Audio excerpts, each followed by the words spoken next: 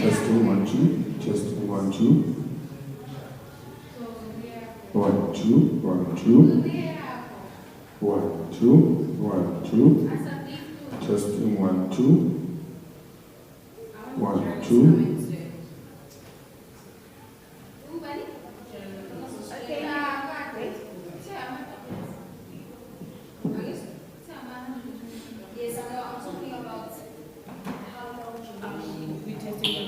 Testing 1 2 1 2.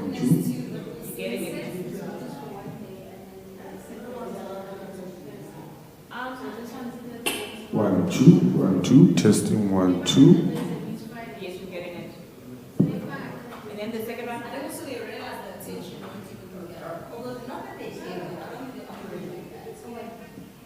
Testing 1 2 1 2.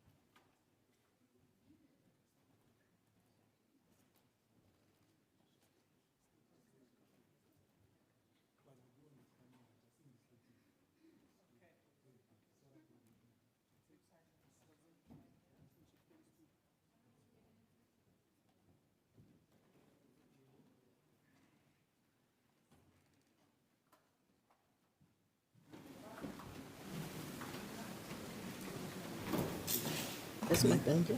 Yes. 2, 1, 2, 1, 2.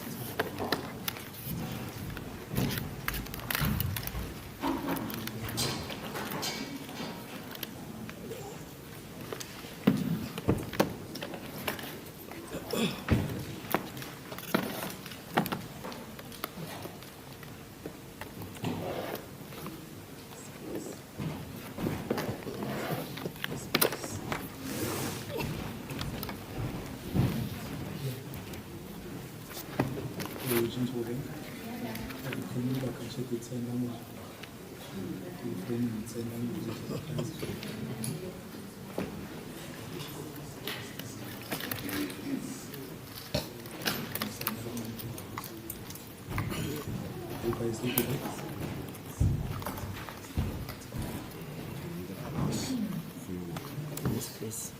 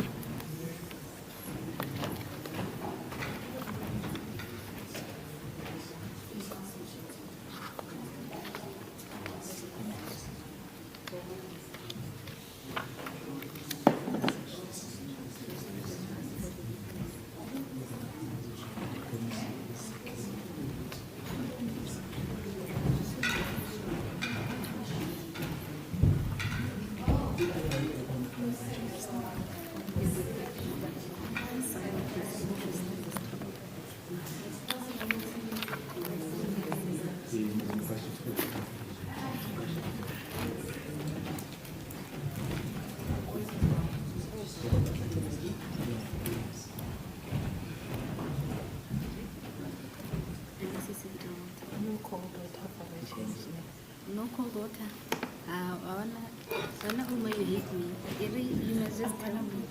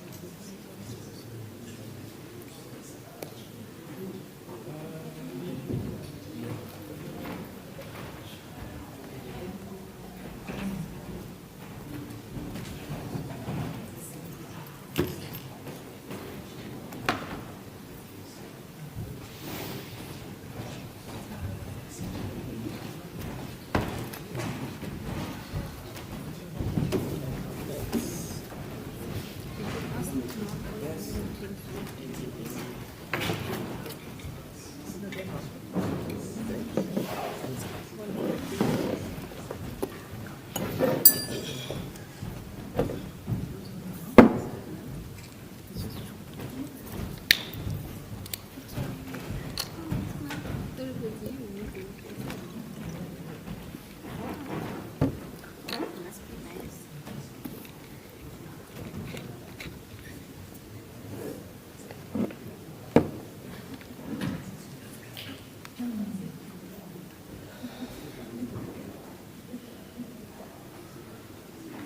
Please don't call today with your phone. I'm worried that you will recognize it.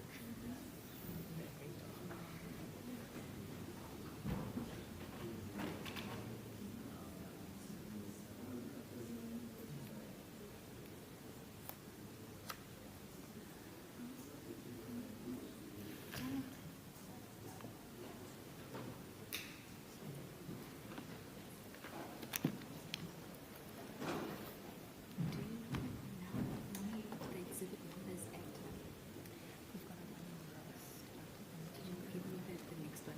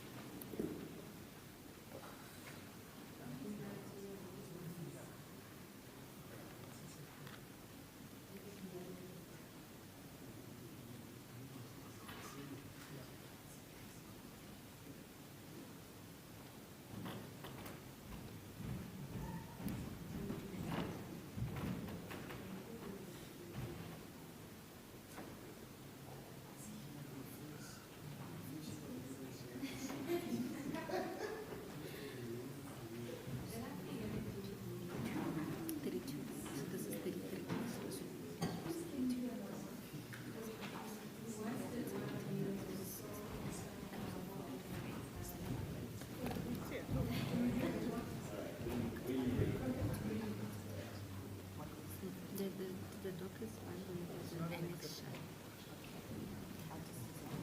No, it's really late.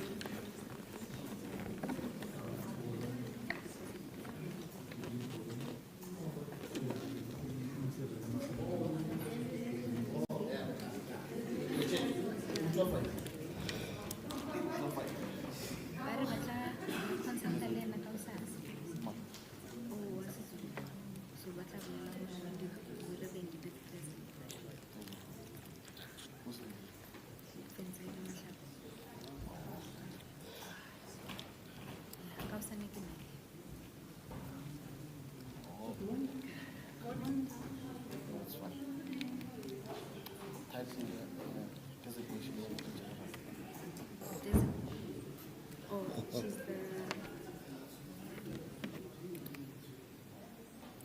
component head of serious and violent crimes.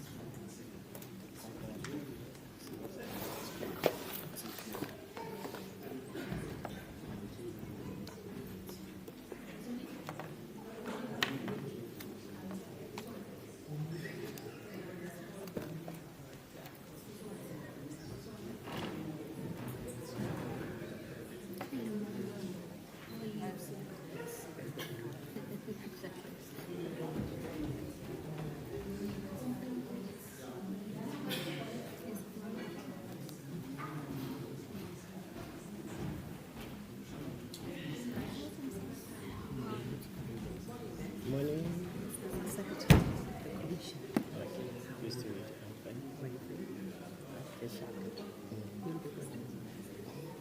Hope so.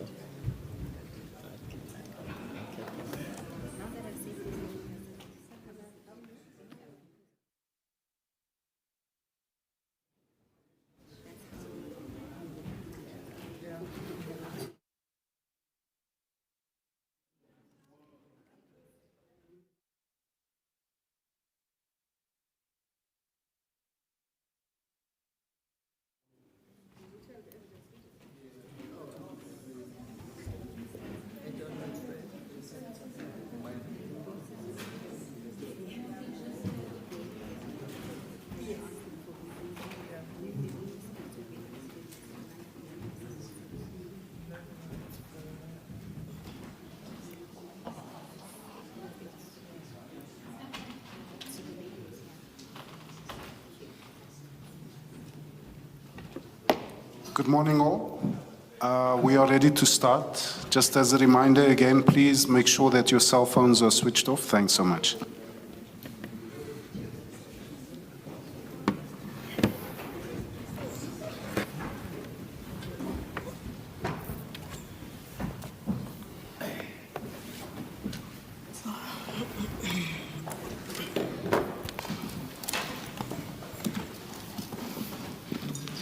Ms. Hassan. Good morning, Chair. Good morning, Commissioners. The topic that we will be dealing with through the evidence today is the question of the handover of the 121 dockets to the head office and the return of the dockets to the PKTT. There'll be two witnesses testifying today. The first witness is Major General Motsepe, and she is available and ready to proceed, and she will be led by Advocate Poe. Good morning, Ms. Poe. Good morning. Good morning, Commissioners. Chair, the witness is ready to be sworn in. She will be taking the oath. Good morning, General Motsepe. Good morning, Commissioner. Please place your full names on record. I'm Mary Kuki Motsepe. Please speak up a bit if you can, General, and maybe use both mics. Okay, no, and thanks. pull both closer to you. Thank you. Thanks, Commissioner. My name is Mary Kuki Motsepe. Do you swear that the evidence you're going to give is the truth, the whole truth, nothing but the truth? If so, please raise your right hand and say, "So help me God." So help me God. Thank you, General. Thanks. Thank you, Chair. General, in front of you there should be two files. The first file labeled statements and annexures. The second file labeled 121 dockets. And General, if you move to the first tab of the file that has statements, the first statement is your statement, and it ends at paragraph 20. Can you see that? At page 20. Yes, I can see that. Thanks. And at page 20, you have signed the statement. Can you confirm that that is indeed your signature?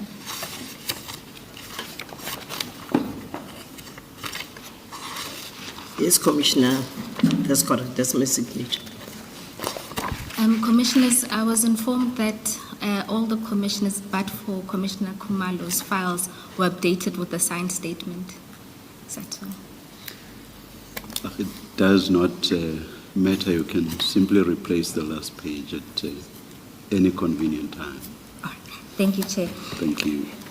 In general, that you confirm that this is the statement you have prepared for purposes of giving your testimony before the Commission. Yes, Commissioners, that's the statement. Thank you, General. General, if you could start by describing the position you currently hold within the SAPS and your reporting lines. Okay, thanks, Commissioner.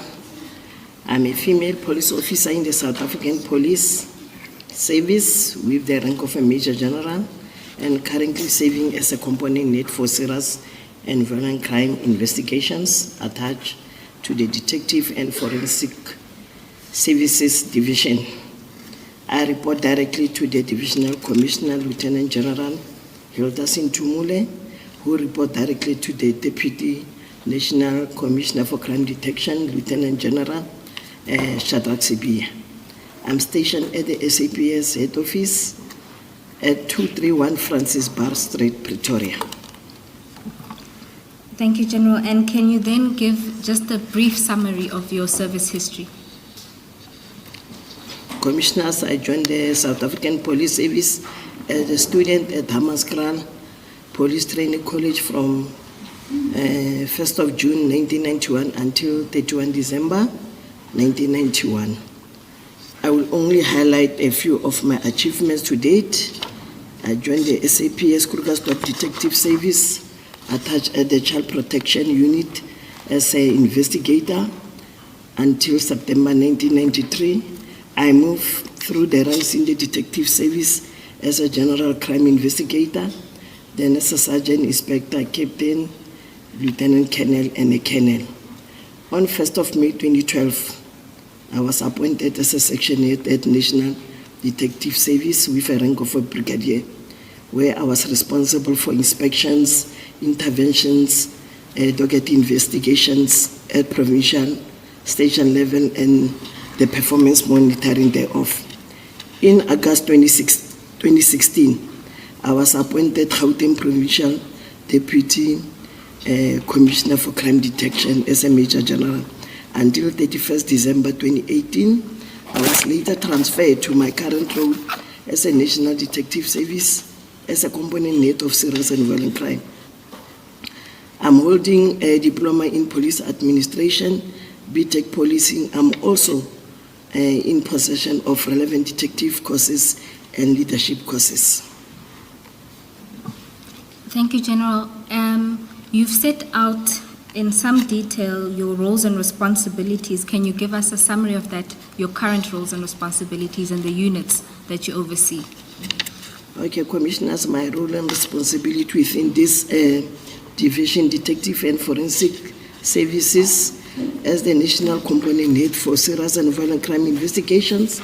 I'm responsible for the effective and efficient investigation of serious and violent crimes. I'm responsible nationally for investigation, monitoring, and evaluation of the performance of the following units: murder and robbery, national investigation unit, stock theft and endangered species, taxi violence, and also the monitoring of the tracking teams in all provinces. According to the mandate of the Serious and Violent Crime Investigations, political killings fall within murder and robbery unit, which is within my component. In fact, there are dockets that were given to political tax team that were originally dockets within my components. There are also officers and members from my component who were deployed by the PKTT to join as investigators, but most of them returned to the national and provincial office. Thank you, General. We'll then move into your involvement in handling the 121 dockets. You say that you first found out about the dockets coming to head office in early March 2025. Can you tell the Commission how you found out and what would be your involvement? Okay, commissioners, I think it was sometime in March, myself and General Sintumuli, we were from General Sibia's office. It was an informal meeting. When we were about to go out in the entrance, it's an entrance, sort of is a security entrance. That's when General Sintumule asked me if whether I've heard that the PKTT is disbanded. Then I said, I'm not aware. Then he said, all those dockets, they are coming to you. Then I said, it's fine because political killing falls within my mandate. And then she said that they are still busy with the discussion thereof. I will be informed later. And when were you officially then informed of the dockets coming to your office? I was never informed officially. After we have this engagement, myself and General Sintumul, I received a call on the 27th of March.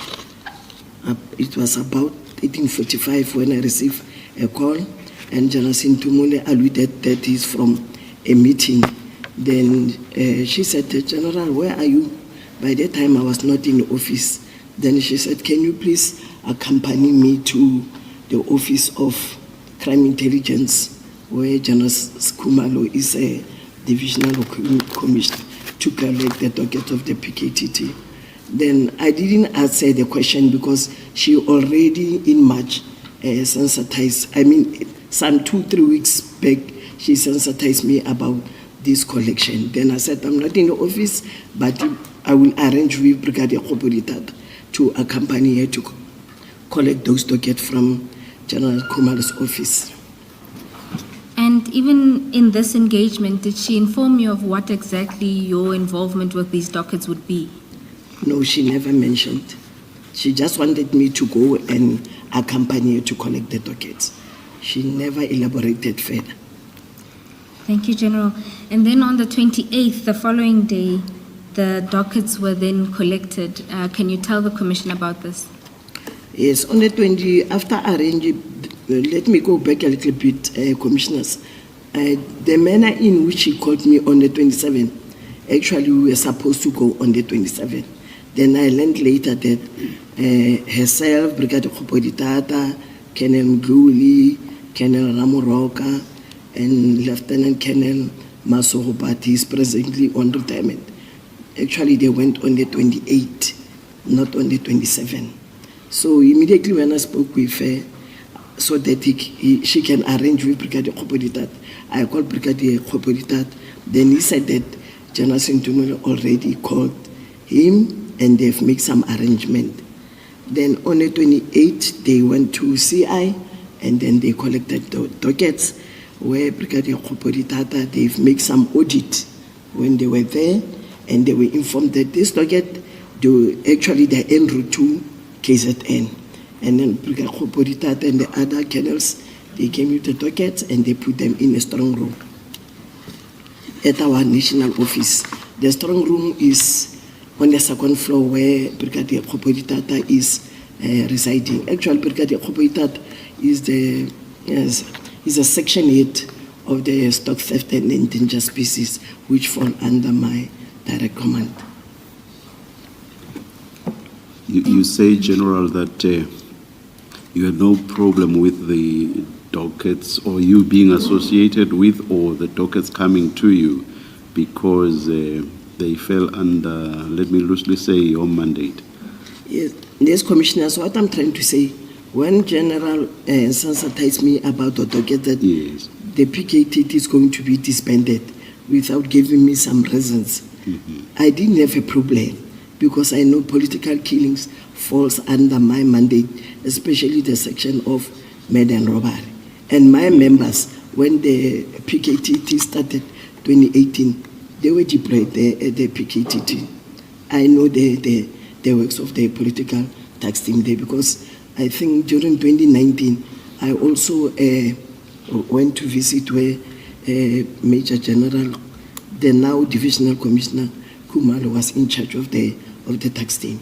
Yes, so I understand the point about the dockets falling under your mandate, but what I would like to get clarification on is why the dockets had to come to head office. Did you ever get to understand that? No. From the onset, I didn't know why they were coming to you. I will elaborate when we go through the reasons why they were brought here. But from the commissioners, what I'm trying to say, from the onset, there were no proper explanation to me why the dockets were taken here. All right. Now I'm saying through my testimony, commissioners will understand much better All right, why thank they you. were brought here. Thank you, thank you. Thank you, General. And you say that even at this point, on the 26th, after the General Brigadier Khopoditata confirmed that the dockets were now in the strong room, there was still not a clear indication of what would be done with the dockets.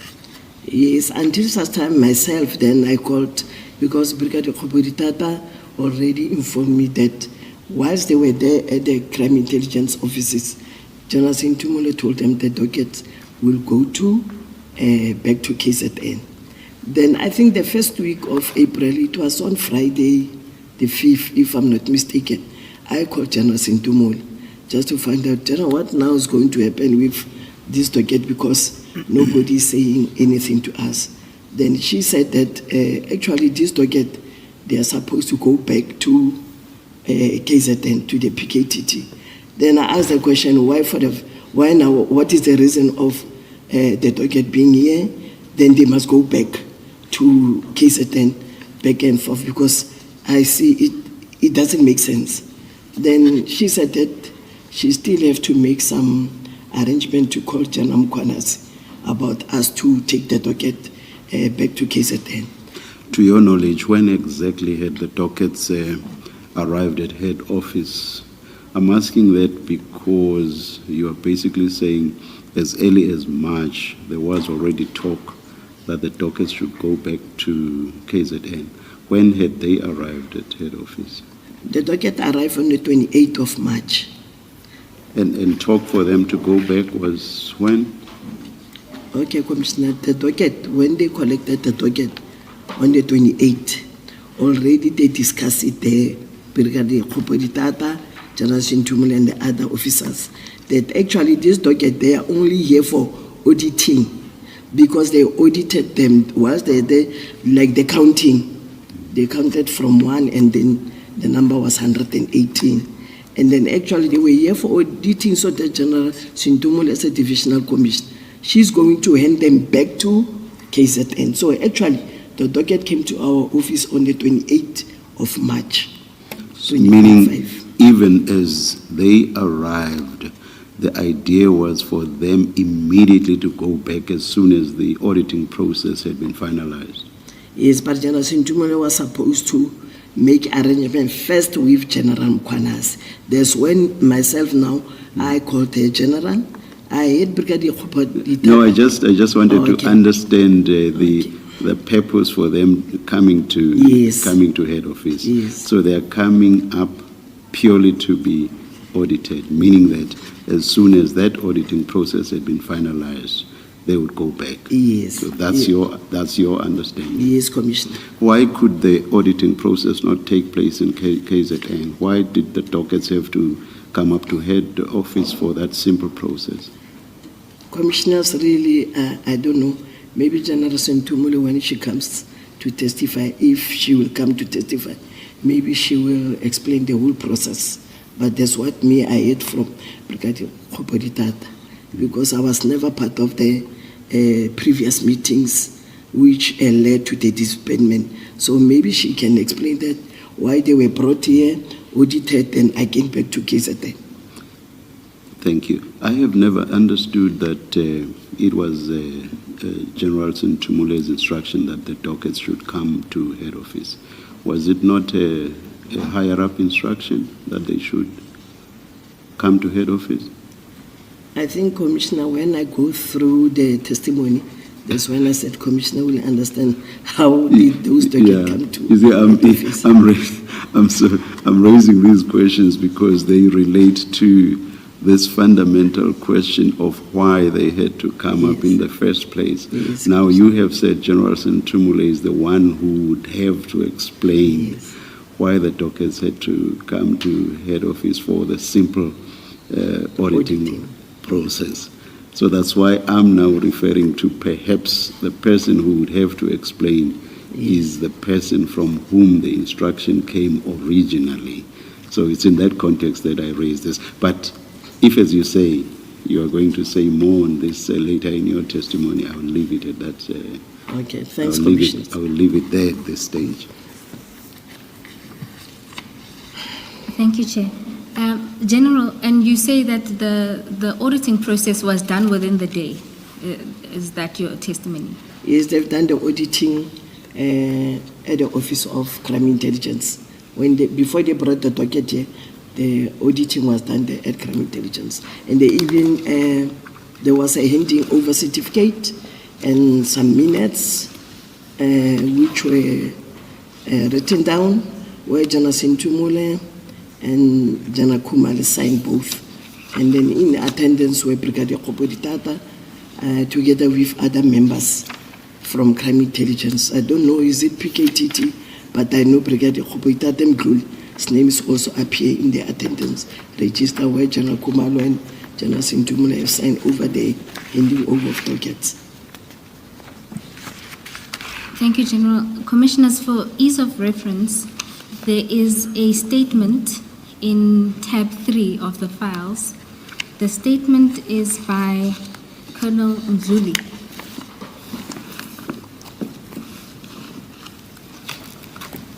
Colonel Mzuli was present for the auditing, and so he is not going to be called, but he has provided a statement.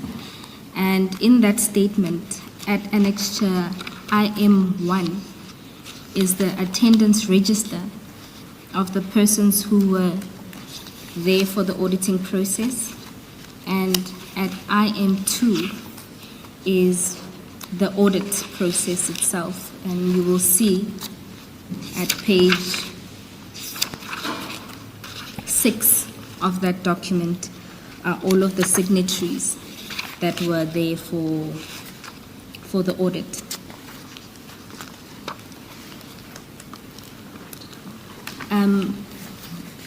We wish to hand up or mark the statement as an exhibit. We are at exhibit 33.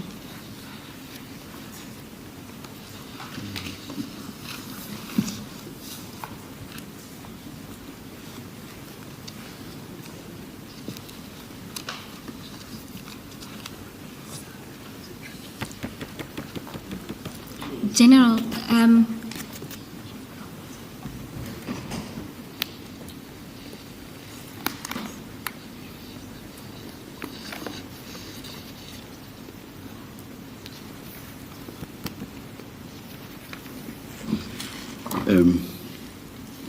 Ms. Bowe, we are saying there's rarely ever reference to the exhibits running on the side. We think it's best to just clearly identify the document according to how it's marked in these bundles, and forget about the exhibit numbers on the side. I've forgotten when last we referred to those. It's been I think it was when Miss Hasim was leading, I forget which witness, but that was quite a while back. We won't get lost, I don't think, as long as we just clearly identify what document it is for purposes of the record and for purposes of us going back to it when we want to. Would that be fine with you? yes, that's fine, Chair. We have a running list, and so we will mark it. I'm sorry. Exhibit 33, witness statement and annexures of Israel Mzuli. Would that suffice? Okay. All right. I just wanted to avoid the reference to we can But subtract. no, let's keep it. Fine, thank you. Thank you, Chair.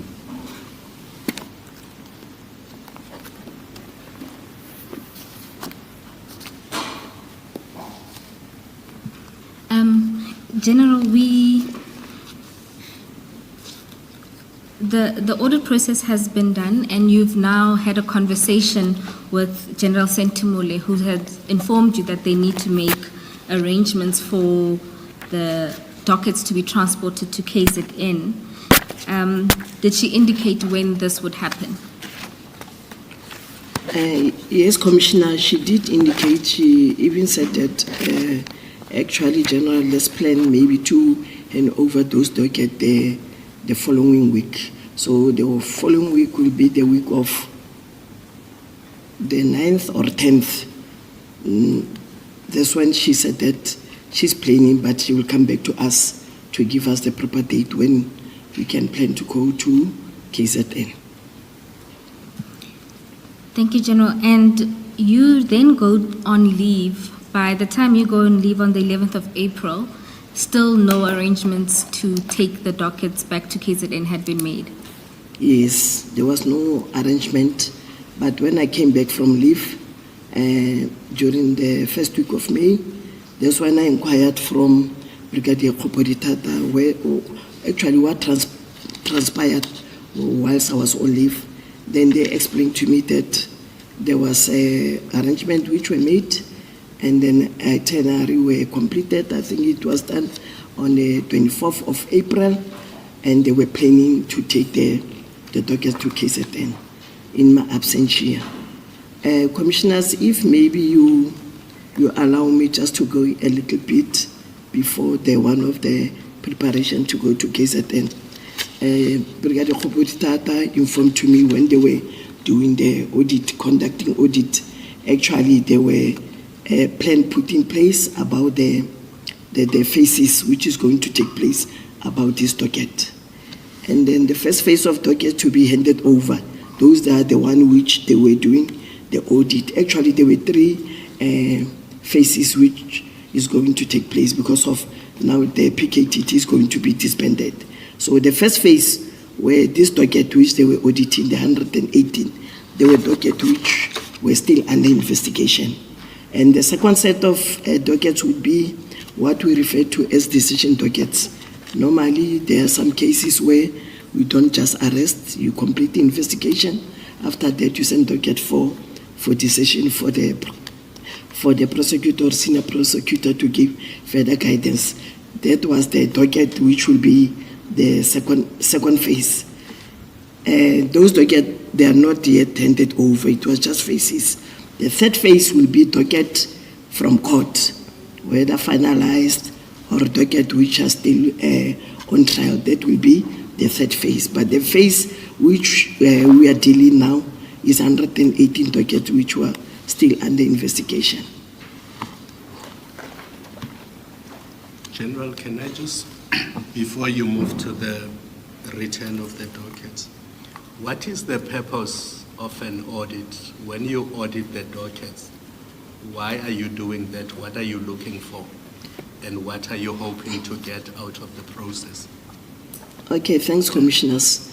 When we do conduct docket auditing, usually we want to check whether the docket, for example, in the printout or checklist, the docket will be 118 with a specific case number, station, and the charge. So when you audit docket, you just want to check whether the very same charge appears on the list which is on the printout, which you get from the case administration system. You check whether the complainant is the same, and then we have to do it through the right way of doing docket audit. You must audit with the system in front of you to check whether the charges relate with the charges which are captured in the system. That's the docket audit. But some other way of doing, the way they've done it, actually is an informal. They were just checking docket from 1 to 118, whether they are still the same as the one which are in the checklist or on the printout. But the right way of auditing, you must even audit the charges, the right case numbers, formulation of charges. That's how you do the docket audit. And docket audit, sometimes you couple it with docket inspections. If you do audit, you also do the docket inspection. But auditing is just to get the gist of the docket, whether this corresponds with the system where they are captured. And then once you have done all of that, what do you do with the results? So you've completed the audit, you have confirmed that what is captured in the docket is consistent with what is in the documents inside. You have your results, then what do you do with those results? With those results, the person who gave instruction to conduct the audit, you must give a certificate to the person, present to her or to him that the audit have been conducted. Actually, we want to, because sometimes you find that the printout will say 118 dockets. Only to find that if the investigator or whoever is presenting is 110, maybe 110, 8 is missing, then they have to account where are these 8 dockets. Some of them, they will find that they are in court. Some of them, maybe they are also sent for decision. Or some of them, maybe they are lost somewhere. Then they have to find out for where are those dockets. But we make sure that dockets are all accounted. If your dockets are 118, they must be like that. And sometimes inside those dockets, you will find that there are other dockets. The main docket, there's another docket inside.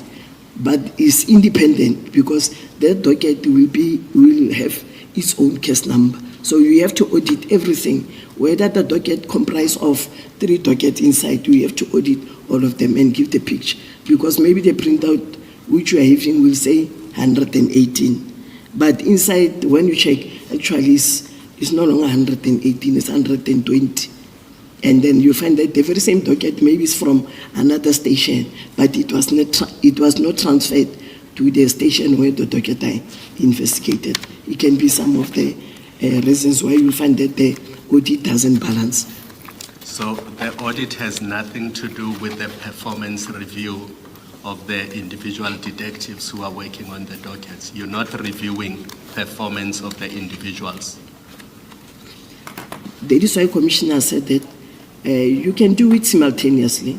You can do docket audit and also do the performance. That's why now you do a proper inspection.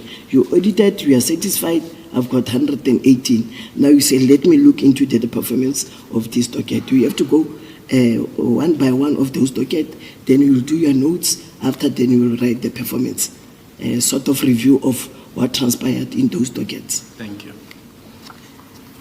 General, if these dockets were meant to be returned to KZN, and you're telling us as early as the 28th of March or the end of March, there seems to have been already a consideration and decision that they would go back to KZN. What would have been the point of National conducting an audit on dockets that are going to be returning where they come from? What would be the purpose?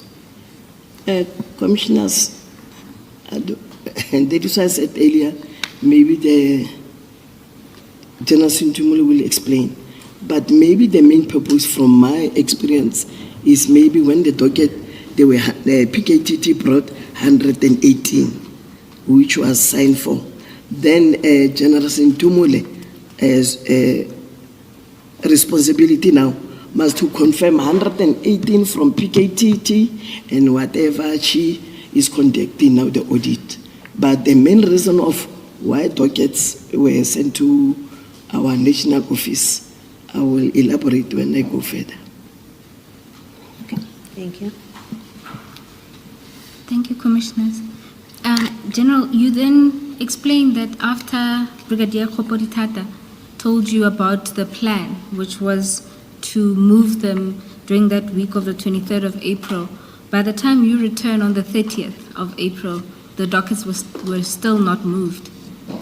Yes, Commissioners, the docket was still not moved, and I just want to articulate further that my role in the handing over of the dockets, I was not involved during the handing over of the docket from crime intelligence to our office.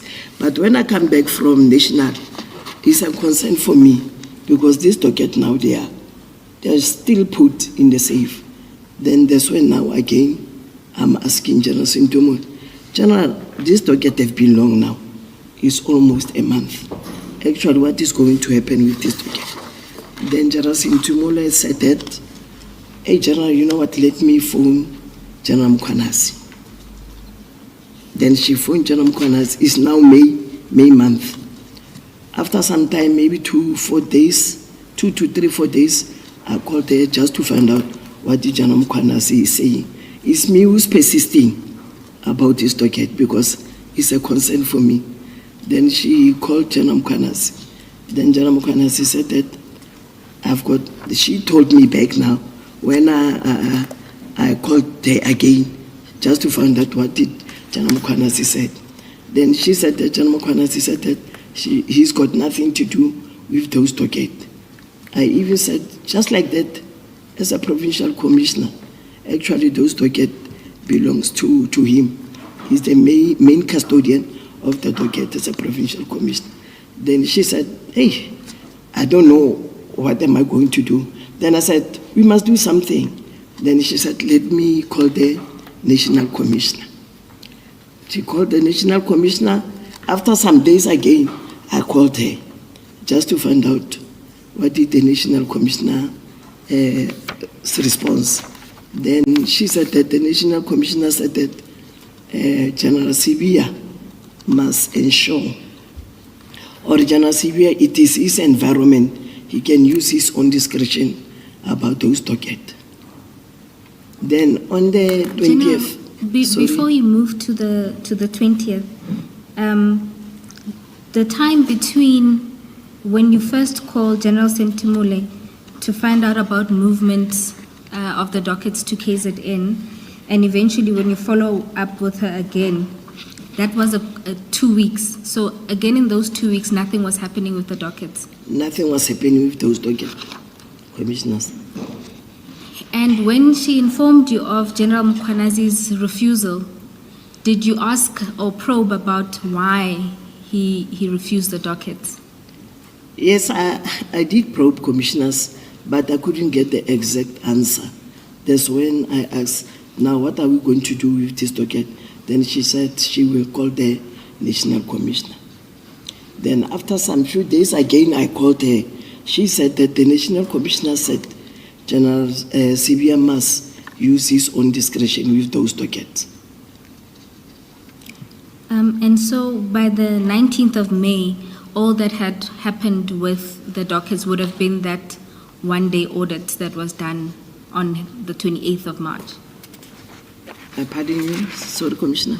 That by the 19th of May, the only thing that was done to the dockets would have been that audit process. Yes, the only thing which was done was the audit process. Nothing was done. The docket was still in the strong room. Okay. And then you say that on the 19th of May, you are then called to a meeting with Generals Sibia and Sentimule. Can you tell the Commission about this meeting? Commissioners, on the 19th of May, I was called by General Sentimule. Then we went to General Sibia's office because myself, General Sentimule and Sibia, we are not sitting in the same office. General Sentimule is sitting here in Arcadia. Myself and General Sibia, we are at the main head office building. Me, I'm on the side of, on the sixth floor. General Sibia is on the other side of the 7th floor. When I arrived there, I found General Sibia and General Sentimule. Then General Sibia said that maybe I've already heard that General Mkhwanazi refuses the docket, and the National Commissioner now says he must use his own discretion in those dockets. Then General Sibia said that because of the political killing falls under your mandate, under your component, now the ball is in your court. You must see to it what you do with those dockets, assemble officers so that you can proceed investigating those dockets. Then immediately there I said, it's fine, General, no problem, we'll proceed. Then I phoned Brigadier Khopoditata just to assemble officers. And then I even mentioned, can you get Colonel Mdluli and Colonel Mashile? And then they must identify some other officers Actually, I said if they can be maybe plus minus 10, 8 to 10 officers. Then immediately I left General Sintumule and General CB. I went to Brigadier Khopoti Tata's boardroom on the second floor. Me, I'm sitting on the 6th floor. Then when I arrived there, I just gave them the background because other officers were not part of collecting docket from crime intelligence. So I have to give them the background of how did this docket come here, the collection part of it. They've been in the safe. I've been called. Now I think we must do something. It's been long for this docket to be here. General, you have told us that the dockets came up to head office for a very simple process, which was to audit them. Let's leave aside the fact that it does not make sense why they would have had to come to head office for that simple exercise. Now, all of a sudden, they are to be investigated. Do you know what informed the change that is now they must be investigated? What informed that? Commissioners, when I was called to General CBS office together with General Sintumule, the explanation was because of General Mkhwanazi said it's got nothing to do with those dockets. And now the National Commissioner is alluding that General CBM has his own discretion. So the very same discretion is now that I must now proceed to ensure that now we proceed with the investigation. I think maybe what informed the change of no longer auditing to investigation is because of General Mkhwanazi refused the docket, which according to my understanding, when they go back to PKTT, they will be investigated.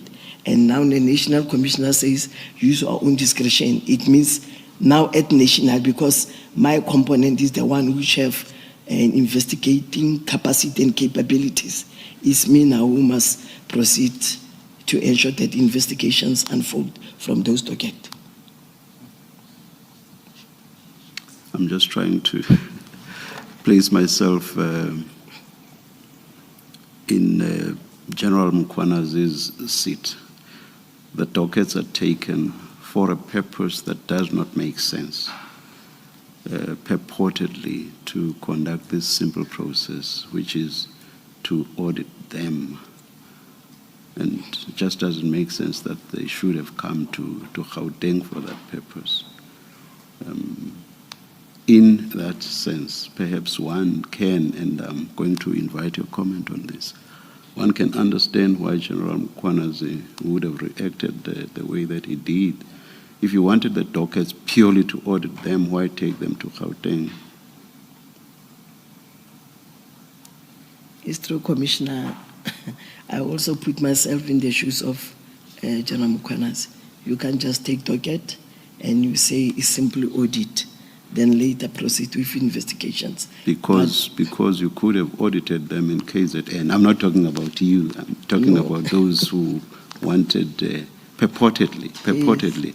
I'm not even saying that I'm accepting that the real purpose for taking them was to audit them. Could have been done in KZN. Simple exercises, you've explained it. Yes, Commissioner. Yes, Ms. Pori.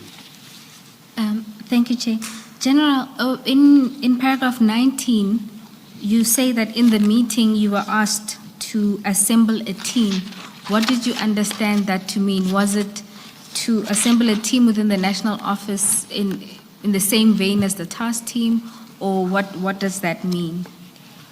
No, it was not on the same vein as the tax team commissioners, because immediately when General Sibia said that assemble a team, then I said, General, let us not be seen as if now we are doing a team because of, according to yourself and General Sintumule, the PKTT is disbanded. Now we are forming another team. I will get the officers from the section. Yes, it can be, we can say a team, but it's not a team. It's not a tax team. Actually, it's not a tax team per se. It's just members from different sections, because I was taking members from stock theft, National Investigation Unit together with the Medan robbery, just to go and, because they're detective, we are all trained, we can also conduct investigation, irrespective of a task team.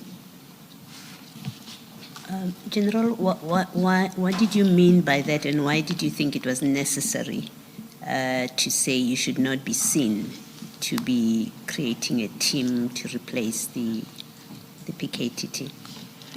Commissioners, why I emphasize of let it not be seen as a team, because the PKTT is a team, which was a tax team, is disbanded. But now we come up with another team. But in a layman's world or way, we can say it's a team. Just to take 2, 3, 4, they become 10 officers. Me, I was preferring to be an investigating team, just to proceed with the investigation. That's how I made it to be understood in that way. Let us not be seen as making another team, because the PKTT is disbanded. I will take members from the different sections, then will be a team which will be, but not a team with all those responsibilities of how the PKTT were conducting their investigation in KZN. It's not a tax team. I didn't want us to name it a tax team. It's not a team. It's an investigating team who's going to conduct investigations, not a tax team. Thank you. General, is it fair to say that you had accepted, you were told that the task team, the PKTT, had been disbanded? That was your understanding, right? Yes, that was my understanding. Is it fair to say that there was no documented plan, a written plan, that was going to deal with the after? What happens after the PKTT is disbanded? Who's going to investigate these KZN political killings? What is going to happen to the dockets? Who's going to be the custodian? Who's going to account to the families in KZN who lost their loved ones? Who's going to account to the courts and the prosecutors in KZN about the cases they were involved with and the dockets they were involved with? Because I struggle to understand the idea that a detective who deals with stock theft in Johannesburg can be given a docket that deals with a political murder that took place in 2016 in KZN, and that person sitting in Johannesburg can then investigate that murder and get to the conclusion of the investigation, whatever that is. I just struggle with that, and I'm hoping, and I know it's not your fault, this was dropped in your lap, but I'm struggling to understand how that was going to work. Can you just enlighten us, please? Okay, thanks, Commissioners. Commissioners, after the meeting with, maybe I must proceed with now to what the Commissioner is asking now. After that engagement with General Sintumule NCB, then I went to Brigadier Koboditat. I've already informed him to get those officers. Then I went to them. I explained what transpired actually, the background, how did this docket came to head office. Then I instructed Brigadier Koboditat to take all those dockets from the strong room. I saw them, they were there in the crate. Then I said, colleagues, because now the ball is in our hand, as detective, let's start first with the inspection. Let's take this docket so that we can familiarize ourselves. To answer that question, Commissioner, which you said that stock theft from Johannesburg to go to KZN. Before you embark, you familiarize yourself with the dockets. But within that composition of the officers, mostly were from National Investigation Unit and the Medan robbery. The stock theft were only for the collection, because I know their strength, I know their expertise. So stock theft in head office, they don't investigate. But Medan robbery and National Investigation Unit and taxi violence, we do have dockets, we do investigate. And we also investigate dockets from KZN. It doesn't need that you must be in KZN, then you can investigate. We investigate all over the country. We get docket from national, I go to Western Cape, all the provinces. We are a detective, you have to swim through. So those dockets, when we went through the inspections, we already saw the hanging fruits, the low-hanging fruits, where we can start with the inspection. So we have conducted the inspections, then we saw where we can start. And it's my fault that I said too many things. What I started with was, is it fair to say that there was no documented plan about what was going to happen with the dockets? At our disposal, there was no a plan. I was never given a plan. The ball was in my hand. I have to devise a plan, and I devised a plan. Thank you. Okay, thanks, Commissioner. Thanks, Commissioner Khumalo. General, in paragraph 20, before we go into the inspection, at paragraph 20, you talk about the reasons that General Sibia gave you for the disbandment. Can you talk to the commissioners about that interaction with General Sibia? Okay, commissioners, I just want to mention that after I've engaged with Brigadier Khopoditat, then I think after a day, I went to General, because now the docket is with me, they are no longer going to KZN. I just want to find the jigs of why this docket were taken to us. I have to ensure that now investigation unfolds. If commissioner maybe allow me so that I can read this paragraph verbatim. Okay. Paragraph 20, or let me start with paragraph 19. Okay, no, commissioners, let me go straight to paragraph 20. I instructed my team to conduct an analysis of the dockets and to prepare a detailed report on their findings. This exercise commenced on the 19th May 2025 until 30th May 2025. I recall that when I was told that my team would be conducting the investigations, I asked General Sibia for the real reasons for the disbandment of the PKTT.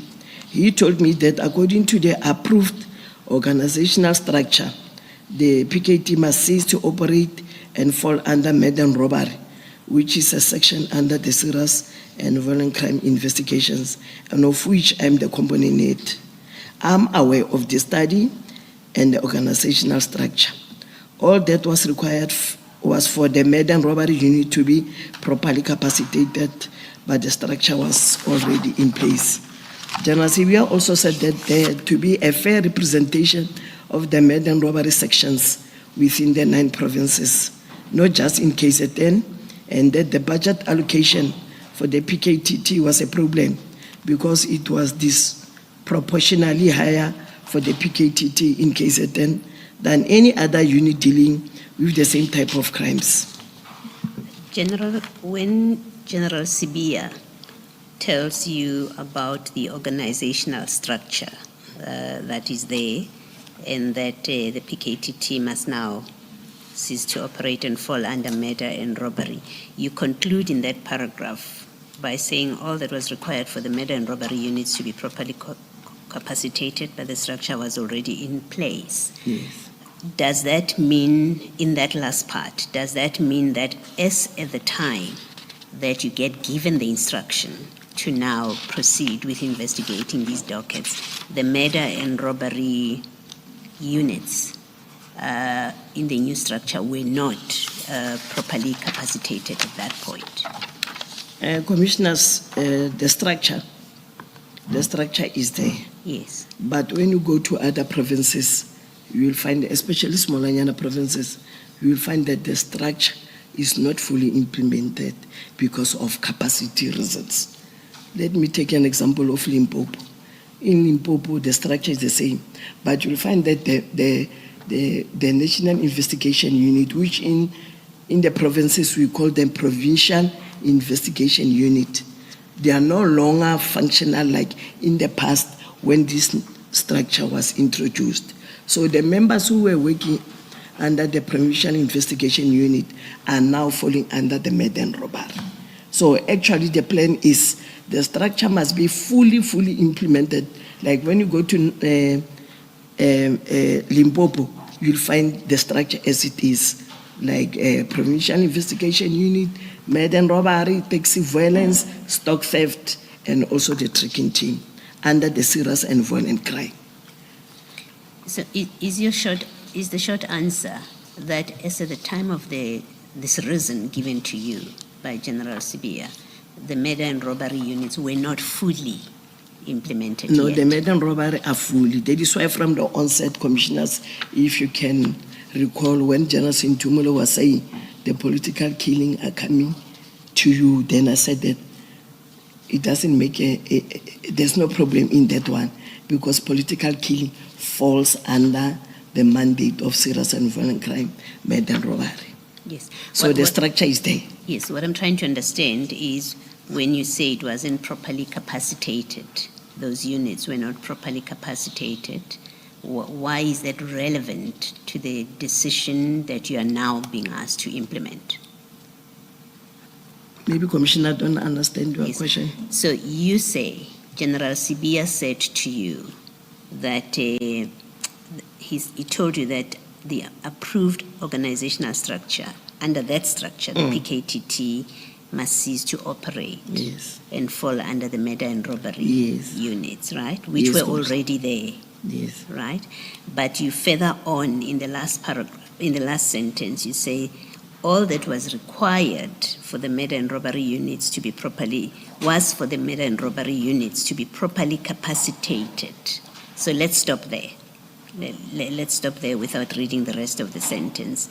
What I would like to do to understand is what does it mean when you say all that was required now, all that was left was for those units to be properly capacitated, and how, the second part of my question is how that would affect this decision that you are now being asked to implement, if at all.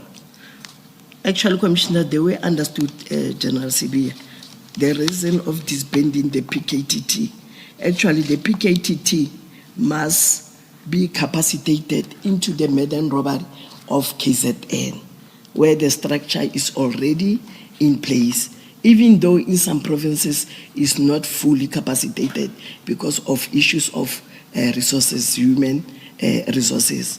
But in KZN, there's a murder and robbery under serious and violent crime at the province. So now when you disband this PKTT, some of the members of PKTT actually, they are not all from KZN, they are from other provinces.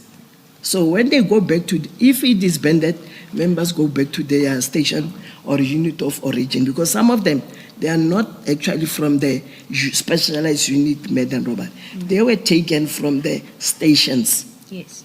And then now they are at the PKTT. So when this PKTT is going to be disbanded, some of the members will go back to murder and robbery of, if they are members from KZN, they will go to the murder and robbery of KZN, and the others will go to their respective.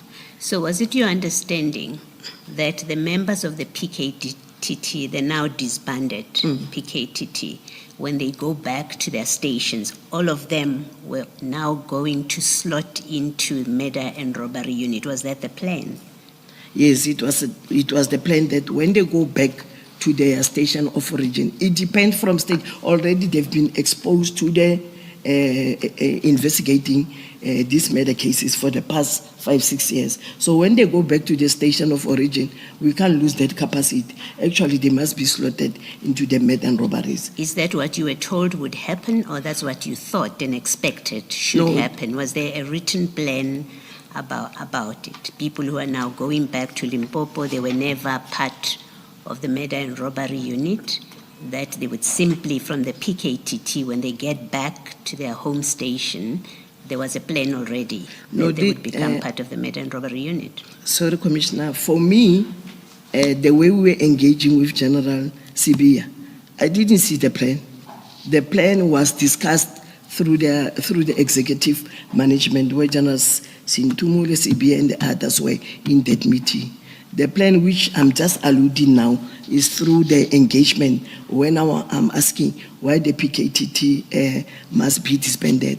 That is why I say I'm aware of this study, because I'm also the signatory to that study of this establishment of the murder, robberies and other sections. And the reasons for that study to be conducted for this organizational structure is because of we used to have a lot of tax teams which were consuming a lot of money. So when the study was conducted was how it will be best if maybe the old murder and robberies, the old SANAPs, narcotics, they can come back and then can be capacitated.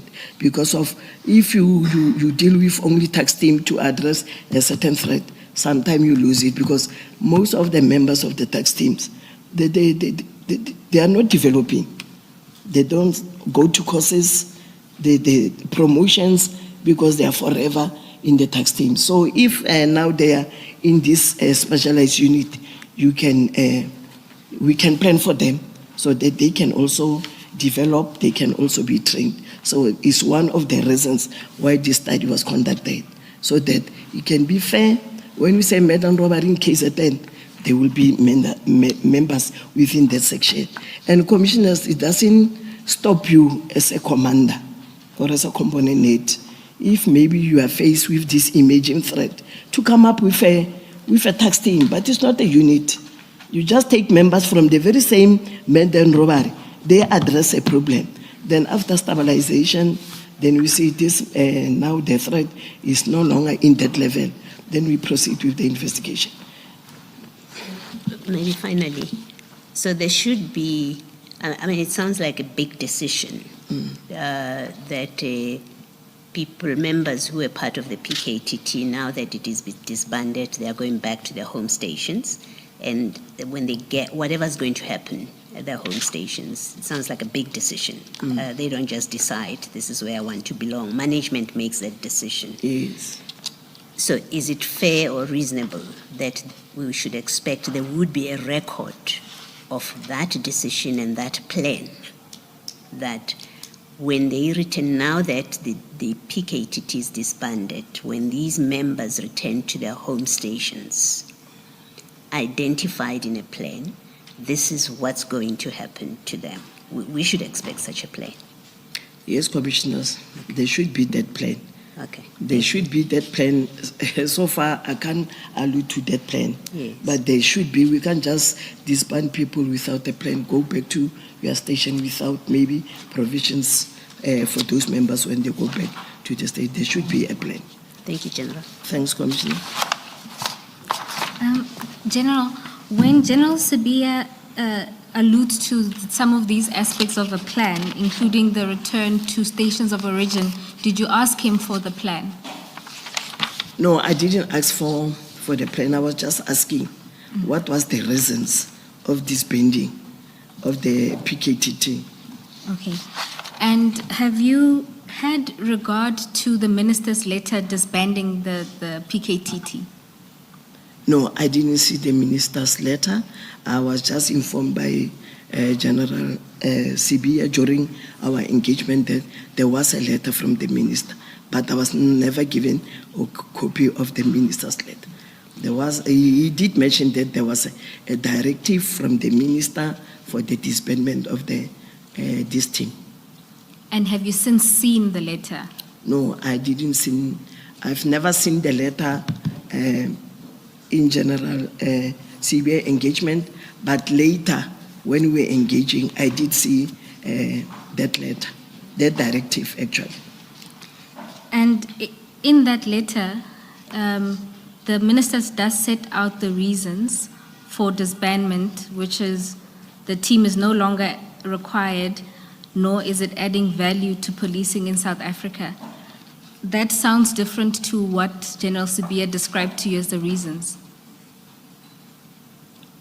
Commissioners, I think that one of the minister can answer. I don't know what was behind his mind or what was he thinking when he said that PKTT no longer serve value to sub-service, because of even though they are disbanded, They are still police officials. They will serve purpose somewhere. They will definitely. I don't know what was the reason behind that. They will never serve any purpose, or they no longer serve any purpose. They will still serve because they are still carrying court dockets, those members. So they do serve. They do serve something in the communities and also in the police service. Thank you, General. Do you agree with the proposition that the minister's reasons as articulated in their letter and those provided to you by General Sibiya were different? I can't hear, pardon me, please. Do you agree with the proposition that the reasons articulated by the minister in his letter and the reasons that were given to you by General Sibiya are different? Yes, they are different because now General Sibiya was expanding. Only in the letter of the minister is very minimal. I don't know, maybe when he was with them engaging, maybe he also gave these reasons which General Sibiya now is articulating to me. Thank you, General.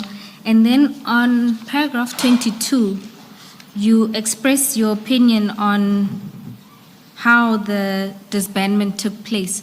Can you explain to the commissioners what your take is on the disbandment process? Okay, thanks, commissioners. Can I be allowed also to read the paragraph? Commissioners, I also wish to mention that although I was not involved in the disbandment process, I agree with the view that the PKTT should not have been disbanded without proper consultation. I do not know if the minister has the authority to disband the PKTT. However, even if the minister had the authority to disband the PKTT, he had to first consult with all the relevant stakeholders, which would have included me as the component head responsible for serious and violent crimes. I also do not agree that the PKTT should have been disbanded before the upcoming elections. It is a well-known fact that KZN has the highest incidence of political killings, and there's usually a spike in politically motivated killings before elections. It would not make sense to disband the PKTT immediately, unless the stakeholders had advised the minister that immediate disbandment would be appropriate. Having said that, I do not necessarily agree that the PKTT was more successful than any other team investigating the same types of crimes. Why do you not agree? Commissioner? Why do you not agree, General?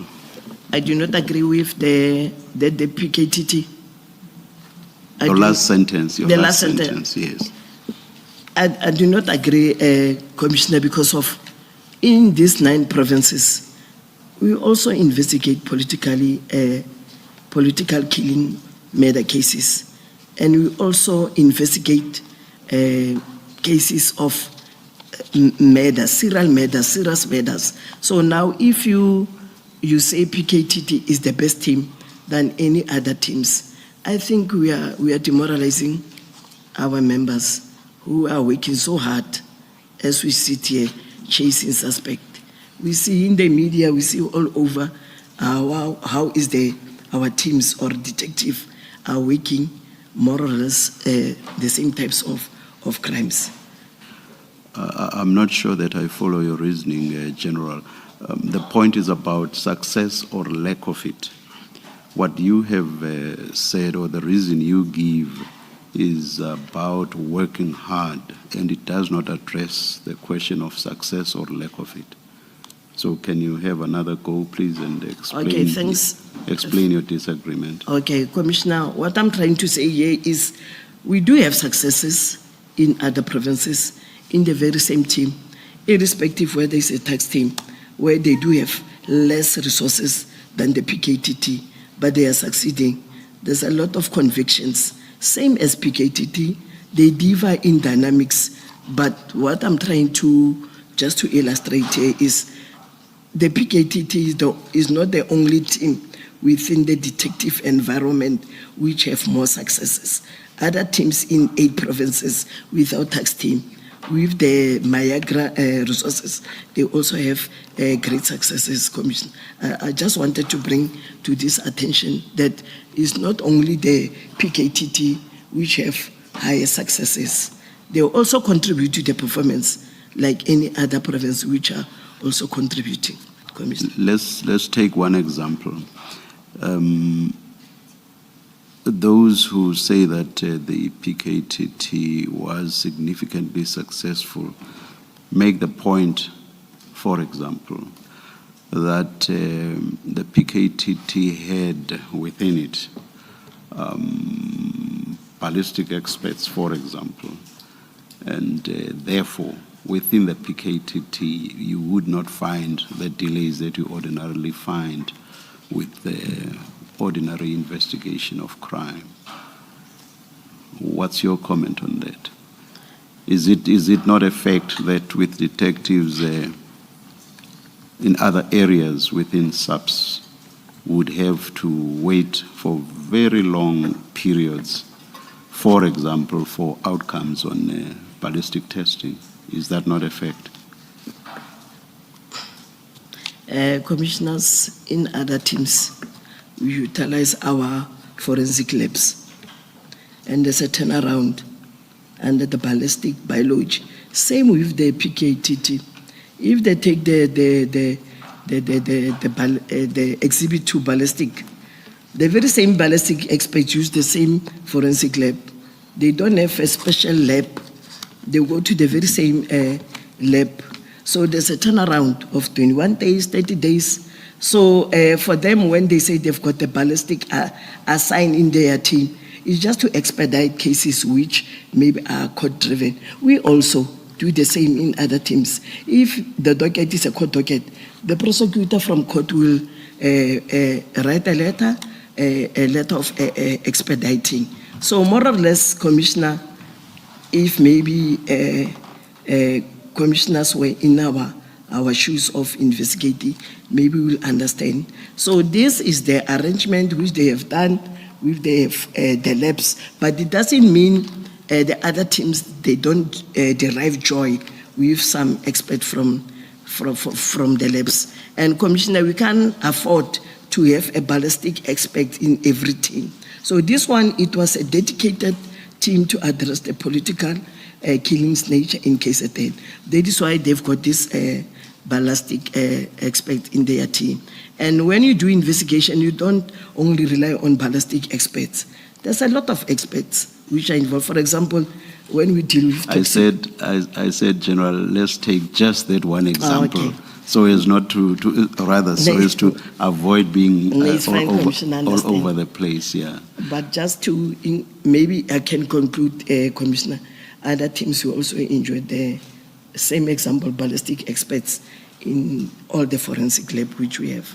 But as I understood the evidence with the PKTT, they would expedite this testing in all their matters. That's how I understood the evidence. But as I understand you now with regard to other areas of investigation with other SAPs, it's in the odd case that requests for expediting will be made. Do I understand you correctly? Yes, yes, Commissioner. When I go through commissioners, you will also see that during the inspection, some of the dockets, they were never expedited for ballistic reports. They're still waiting now. It's 2-3 years.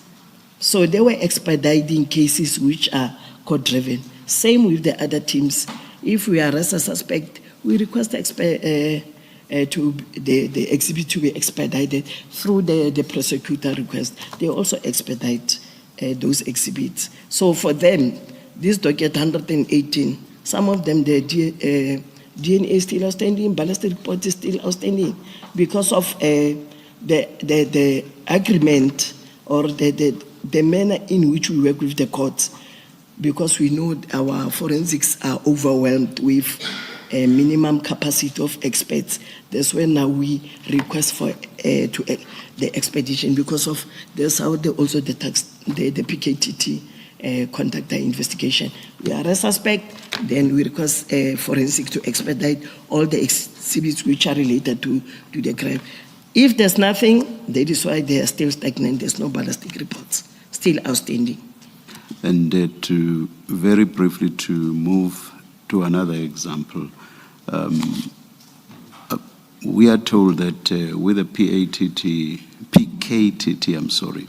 investigations were prosecutor directed, as opposed to the police virtually from start to end, investigating in a manner that may not necessarily cover all the elements of the offense, or indeed even the necessary evidence, in a manner that a prosecutor would require. What's your comment on that? Commissioner, in my entire 32 years in the detective, you can just investigate, especially serious cases like the murders of this nature, without engaging. We do a PGI, prosecutorial guided investigation. In most serious cases, it's not only PKT, we do with the NPA. Presently, as we speak, we do have a program to enhance that, so that at the end of the day, the outcome, you can see the convictions. But the PGI, we do mostly, all the detective, we go first, pre-trial, there's a PGI where we engage with the prosecutors. You don't just take a docket to court, then you come back. You sit down first with the prosecutor, and then we discuss these cases, and then the guidance will be given. Most of the time we do.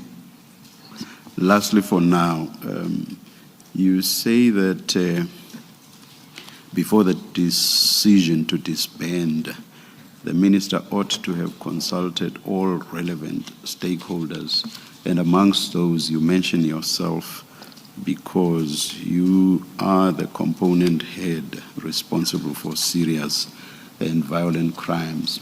Was it the norm for ministers to consult with you on matters involving your area of function?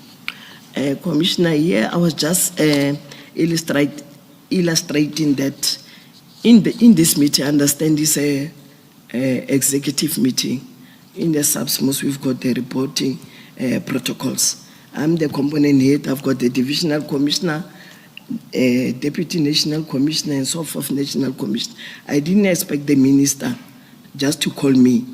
I expected maybe from General Sibia and General Sintumori to make me part of the decision which was taken to disband this PKTT, not literally with the minister, but myself also to be part of the discussion behind the disbandment. Maybe during that period, I should have come maybe with some better input, not just to disband immediately, to look into other areas of investigations or impact if the PKTT is going just to be disbanded immediately. That's how me now, I see it later when I'm discussing with General Sibia.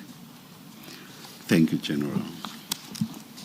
General, we now know that the instruction or the directive of the minister was that the PKTT must disband immediately, and it seems General Sibia must have understood it to be, it must be given effect to immediately. That's why the requests about the dockets, as we've now heard from other evidence. If you had been consulted, I'm not saying necessarily by the minister, your superiors, if they had in advance of the decision, before the minister made the decision, they had said to you, there's a plan to disband the PKTT by a certain date. What are the factors or the things that you as component head would have taken into account, or would have suggested and proposed and advised, in fact, would have advised need to be taken into account before the date is fixed for the disbandment of that decision? Actually, commissioners, the factors or facts which I will depose during that discussion, I I think I will input that maybe we can just disband PKTT immediately the way it is stated. We have to look into other considerations like the one which I've already mentioned, like the issue of the elections, because the municipal elections are next year.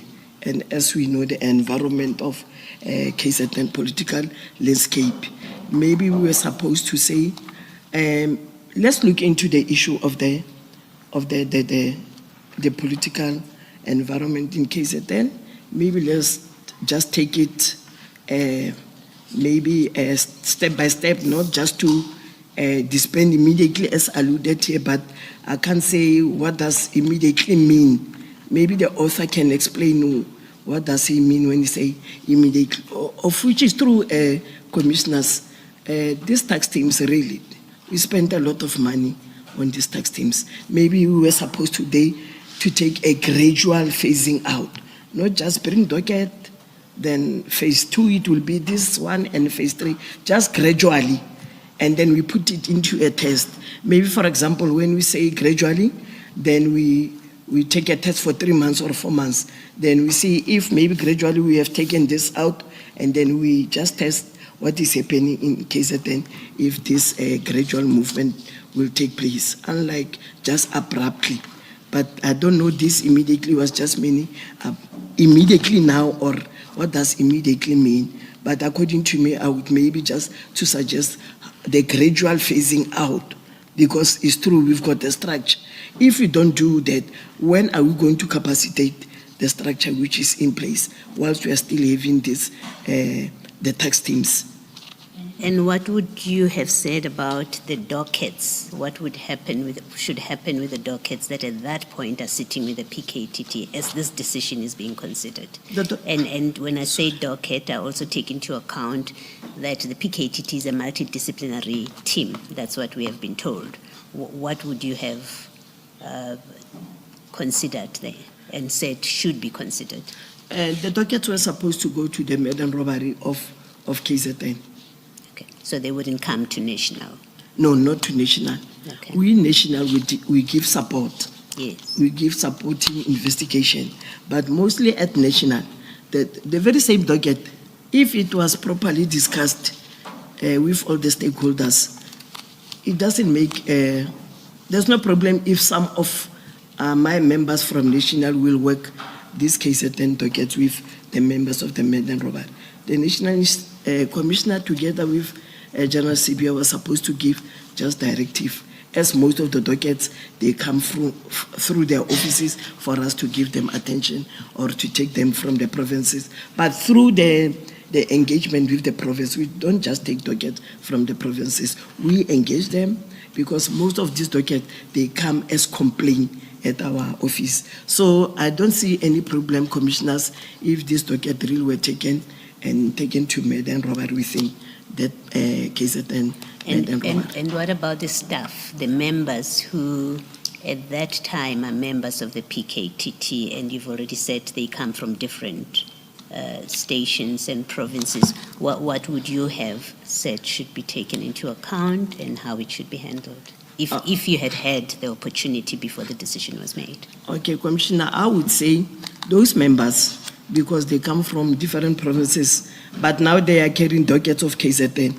They will be within that Maiden Robbery investigating those dockets there. Some of them, they will say because they belong in KZN, we'll maybe encourage them maybe to put some transfers to be permanently maybe posted there in KZN. Some of them, they do that. They work all over the province for some few, for a period. Then some of them, they are already interested there. Then they do make some transfers that they can be permanently advised. There's the advice which I will also maybe input. How about those members, those who are interested to be within the Maiden Robbery in KZN, they can stay there, and then we'll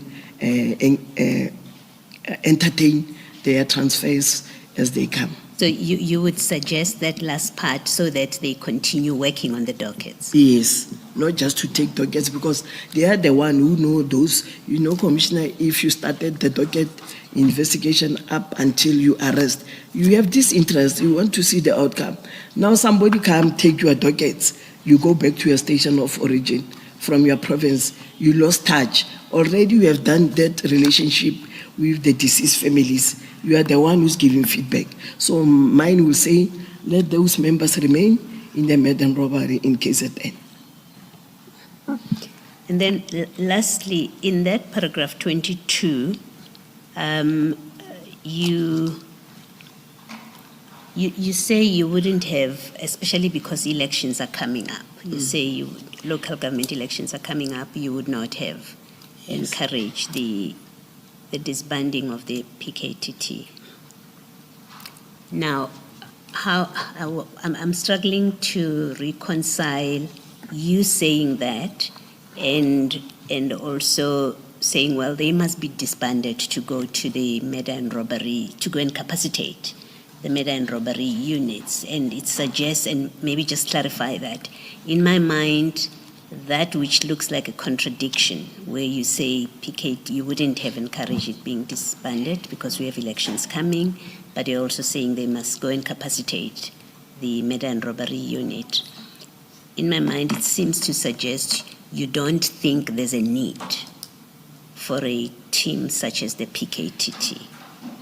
It seems that what seems to be a contradiction to me seems to suggest that your view is it's not necessary to have that kind of team because this is work that murder and robbery units can do exactly the same way and have exactly the same claimed successes. Okay, Commissioners, in this statement, paragraph 22, actually I was just showing that if maybe proper consultations were done to get with all the role players within the serious and violent crime, I would suggest to them that for now, let us wait for the municipal elections, because we all know what is happening in KZN during the elections. It's a well-known fact.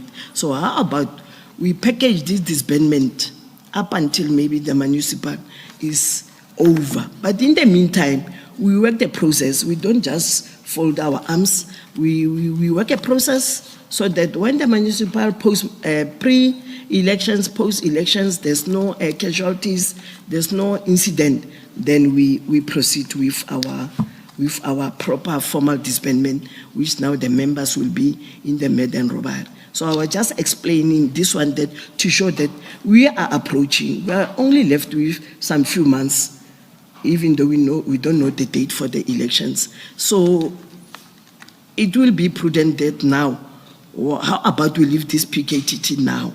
But after that, in the meantime, we work the process of disbanding, so that maybe after the election, we don't start afresh. We've got a plan in place which shows that after the elections, then we start with the disbandment, and the members will be taken at the murder and robbery sections. That's how I'm just explaining.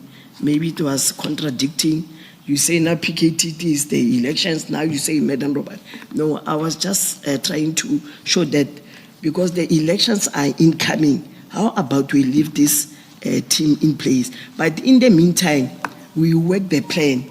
How after the election, then this member, they will be properly placed in their respective, especially in case of then murder and robbery, those who are willing to stay behind.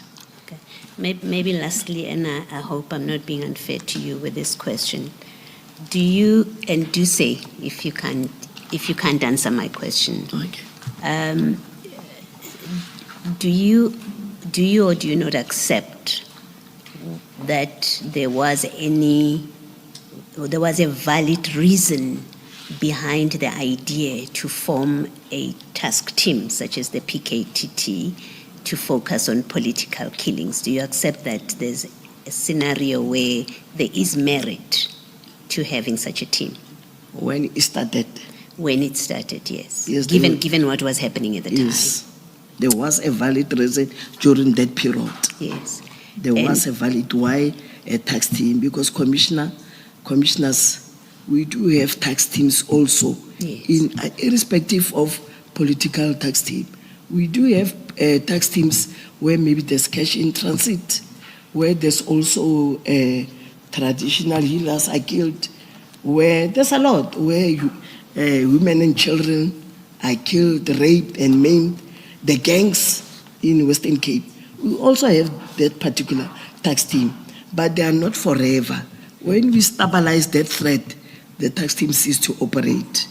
So there was a valid reason why this team was established from the onset. And is your position that as long as we haven't stabilized or you haven't stabilized the situation, if there's no evidence that you have stabilized the situation, or in fact if the situation continued, the problem with political killings, for example, if in the next elections you see a spike, is your position that there would still be an argument to retain the PKTT? Yes, commissioners, maybe when we reach that arena as management of SAPS, together with the other integrated or external stakeholders who are the crime fighters, we have to sit down and consider this position of disbandment. During that period, Yes. then we have to sit down and reconsider.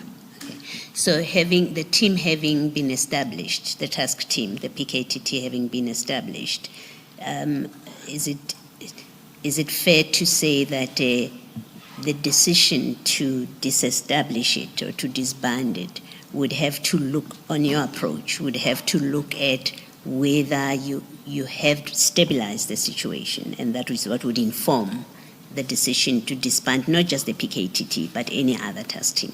Yes. Okay, thank you. Thanks, commissioners.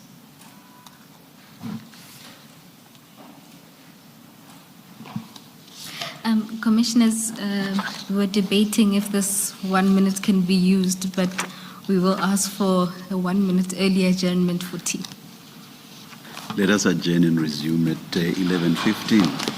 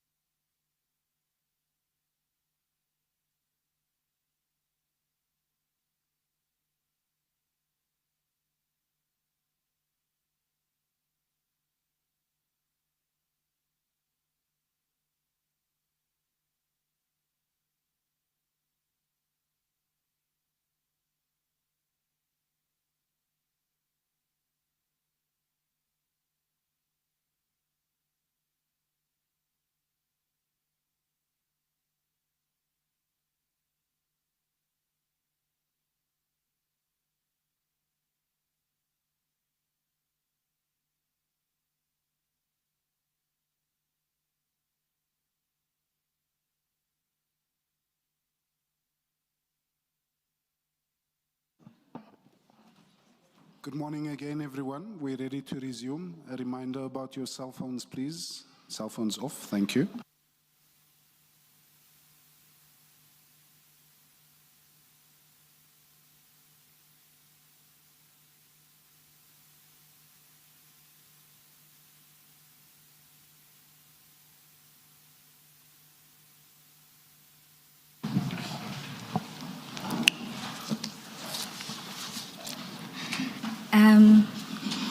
General, where we left off at the break, we're dealing with paragraph 22. In the paragraphs that come afterwards, you deal with the actual audit. Can you confirm that you assembled a team of 9 officers to undertake this audit process? Yes, I can confirm, Commissioners. Commissioners, from that 9, as I go further with my testimony, I will explain why I took 1 from the 9 members. Okay, and that this inspection process took place between the 19th and the 30th of May? Yes, Commissioners, it started from that date. And Commissioners, the actual audit report or inspection report is Annexure IM5 to Mr. Mkhwanazi's affidavit at page 26 of his annexures. Just to note that. General, you were then provided with the audit report on the 6th of June. What did you do with this audit report?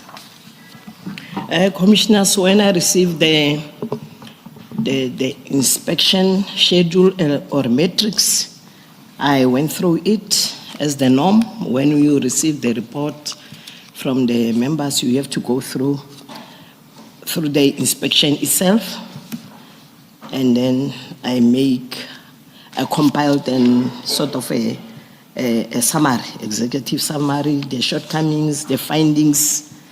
And then from there, I called Colonel Mkhwanazi, the one who was presenting me with this inspection matrix or report. Not report as such, it's me who's going to do now a report. Then I compiled the necessary report for the attention of General Sibiya. Why General Sibiya? During that period when I came back from leave, I just want to bring to the attention of the commissioners that my direct commander actually is General Sintumule, but she was not present during that period, so I was engaging mostly with General Sibiya. So maybe commissioners will see through why I'm saying General Sibiya, not General Sintumule. General Sintumule came back on the 7th of June. So after compiling, then I make that report. Sorry, General, what was the purpose of the report? Okay. Commissioners, when members do inspections, you as their commander, you have to do that summarized report to your immediate, like General Sintumule is a divisional commissioner, so that I'm taking General Sibiya through the whole inspection report, because myself and General Sibiya, especially General Sibiya, was not involved in the inspection. So the main purpose is for him also to get the jigs of the entire inspection of what transpired through the report. But I also gave him the very same matrix or schedule which Colonel Mkhwanazi compiled. I also gave it to him. So it was this matrix and also together with my report, the one which I've made sort of a summary of the findings and shortcomings and recommendations from the bigger report, the inspection report. Thank you, General. If you have regard to paragraph 24 of your statement, you describe a different purpose for the report. Can you have a look at the second sentence? Okay, Commissioners, can I read this? Thereafter, on or about 6 June 2025, I compiled a draft and signed report in the form of an executive summary of the inspection exercise undertaken. The purpose of the draft report was to motivate for the budget allocation for these dockets to be investigated and to get direction from General Sibia and General Sintumule as the report is next year to marked as MCM1. Yes, in this draft report, I went to General Sibia, and then by that time General Sintumule was back. So I was just discussing this inspection with them, what is the findings, because they said that I must ensure that we proceed with investigation. Then that's when now I told them, I don't have a budget in my component because of the PKTT they are budgeted for. So now I must proceed with these 118 dockets. I need some money to go to KZN to conduct the investigations. And General, the need for money, if the PKTT was to be sort of, the members were going to be reintegrated into the murder and robbery unit, which is your component at a provincial level, why was there need for additional money? The money which is allocated to PKTT, the needs was looked into before when the money was allocated to them. So why now I'm needing this money? Because of, I was thinking the management won't go to the money which is allocated budget for PKTT so that they can reallocate or divert the money from the PKTT to 118. So I thought when I request this money, then I will be given some portion, either from the very same money which is given, because of 118 dockets is also budgeted within the PKTT. So by so doing, I thought maybe, for example, they've got 10 million, maybe I will get a portion, maybe 2 or 3 million, so that I can conduct the 118 because it's already budgeted. Actually, there I can say I was just trying, I can put maybe my luck so that maybe I can get something. And that's when now General Sintumule said, okay, General, just put it in writing. The request for funding. In the meantime, I will speak with the Chief Financial Officer, which is General Dimpani. Thank you, General. And would you have been able to proceed with investigations if funding wasn't available? If funding was not? If it wasn't made available? No, I wouldn't proceed with investigations because of commissioners. When you go to KZN, we plan to go there on a fortnight. I even make a breakdown of the hotels, the daily allowances, and so forth, like the PKTT. Then we said we won't go and stay there for 6 months. Maybe we go for a fortnight, we come back, just like that, and go back. Up until maybe this 118, we reduce them to the acceptable level. We even said that maybe 6 months. Actually, we wanted to start from 1st of June until December. Then January, we do our assessment to see from this 118, because already through the inspection, we saw which one we can start with. So 118, maybe we were within that 6 months, maybe 60, 70 dockets. Maybe we were supposed to finalize. Sorry. It depends with the dynamics of KZN when we arrive there. But that one, it was another story. That's how we plan we are going to do. At least 6 months, there must be an impact on these 118 dockets. I know it was not your decision, General, but it just does not make sense to me to bring in a fresh or a new team when there was a team in place already. Once it had been decided by General Sibia that investigations should go on, I just do not understand why those investigations should not have been conducted by the PKTT. It just doesn't make sense. Yes, commissioners, because now I was finding myself in that dilemma. I also have to swim. I must come up and devise as a manager. How am I going to swim with this 118? That is why I was taking all these actions, or maybe some suggestions. How about we do this so that we can also ensure that these 118 dockets can be investigated? Because, Commissioner, these dockets, they've been there also. not being given attention. And then I know, Commissioner, if dockets are sitting a long time with investigating officers, what feedback are you giving to the deceased family, especially where here we have lost life, irrespective whether it's a housebreaking or a theft of motor vehicle? The people need answers, and they need their satisfying answers. So that is why I was eager. Just give me money, I'll go and work this docket, Commissioner. And also, I mean, with the new investigators coming in cold, there would be delays. Do you accept that? Yes, I accept, Commissioner. I accept that one. Thank you, General. General, your report, the draft report that you compiled, is page 1 of the annexures. Commissioners, that's MCM1, which starts at page 1 of the annexure set of documents.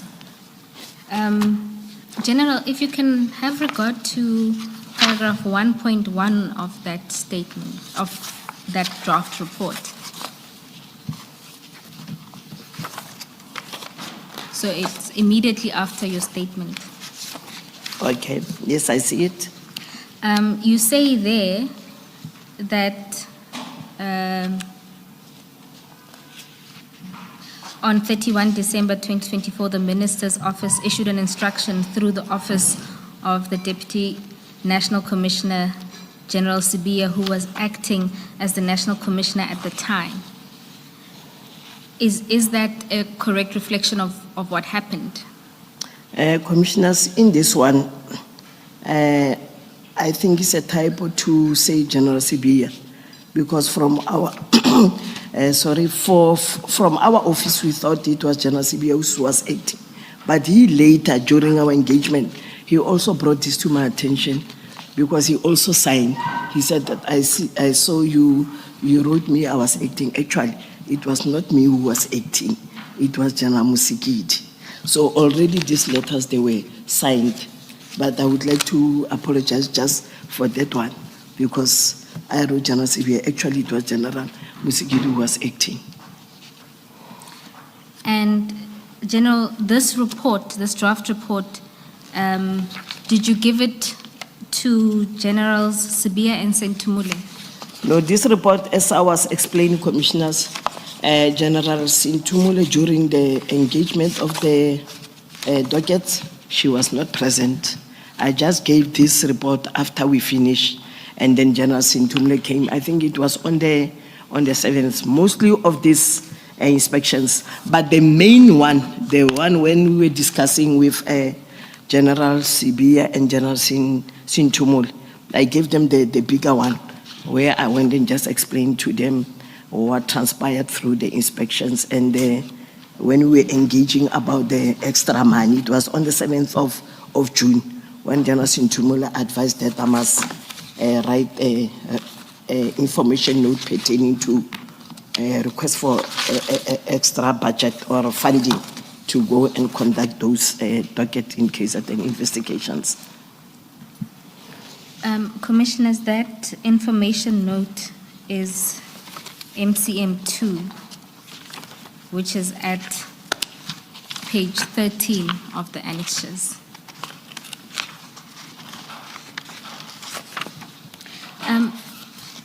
General, you talk about the meeting and that General Sentumule asked that you prepare the information note, but at paragraph 27 you go on to talk about a second information note that was prepared regarding the missing statements. Can you tell the commissioners about this?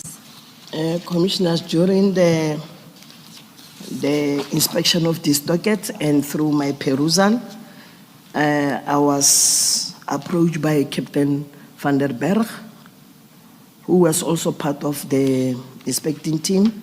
But during that inspection, we took 2 dockets from Eastern Cape, the one of Nhlanhla who passed on. Then because of the sister of the deceased was calling General Sibiya just to get feedback of the cases. There were 2 cases, attempted murder and the murder one. So the docket was initially investigated in my office when it was taken by PKTT during October 2023. So in those dockets, Captain van der Berg brought it to my attention that there were 32 statements which were missing from the docket. Then immediately it raised some concern. I even asked Canon Glul, because he was leading the inspecting team, the inspection.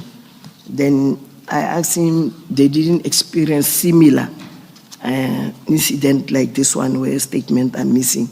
Then Canon Glul informed me, General, actually, we also realized that Mkhwanazi and Greytown, there were also statements missing, 10, 12. He even said that it is mentioned in that inspection matrix. And then from there, I penned down this information note. I brought it to the attention of General Sibia that in this docket of these 3 dockets, the Greytown, Mkhwanazi, and Mthatha, there were statements which were missing.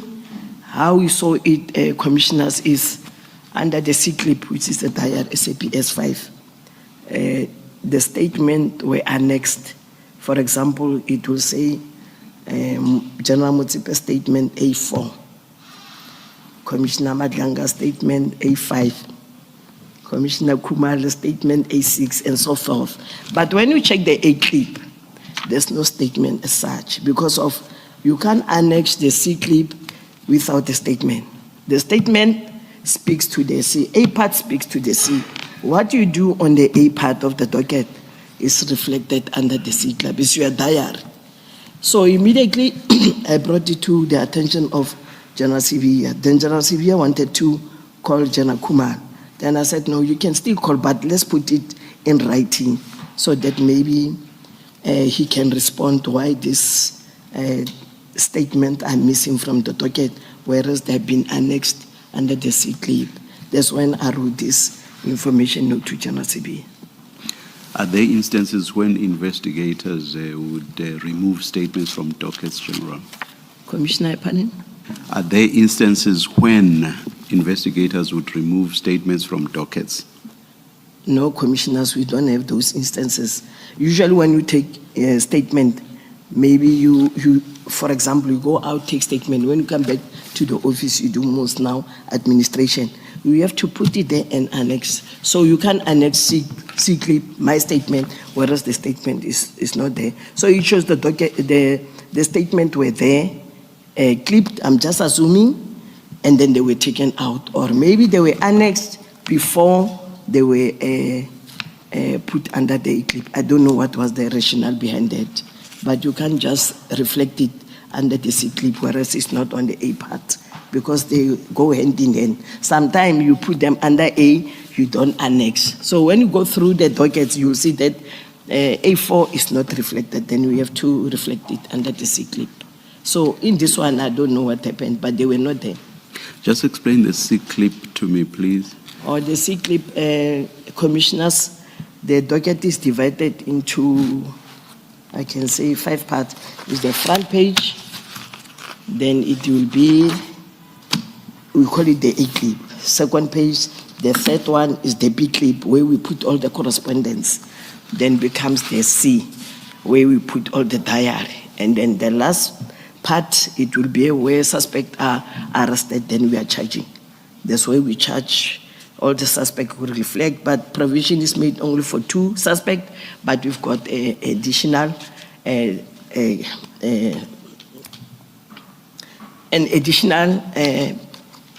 paper, or not a paper as such. It also forms part of the docket where you attach it is sort of an annexure that it will say maybe suspect 1, 2, 3, then the other one will 4. If there are 15 or 20, you can put as much, as long as they will reflect in the docket, and they look the same like the first one where we have charged.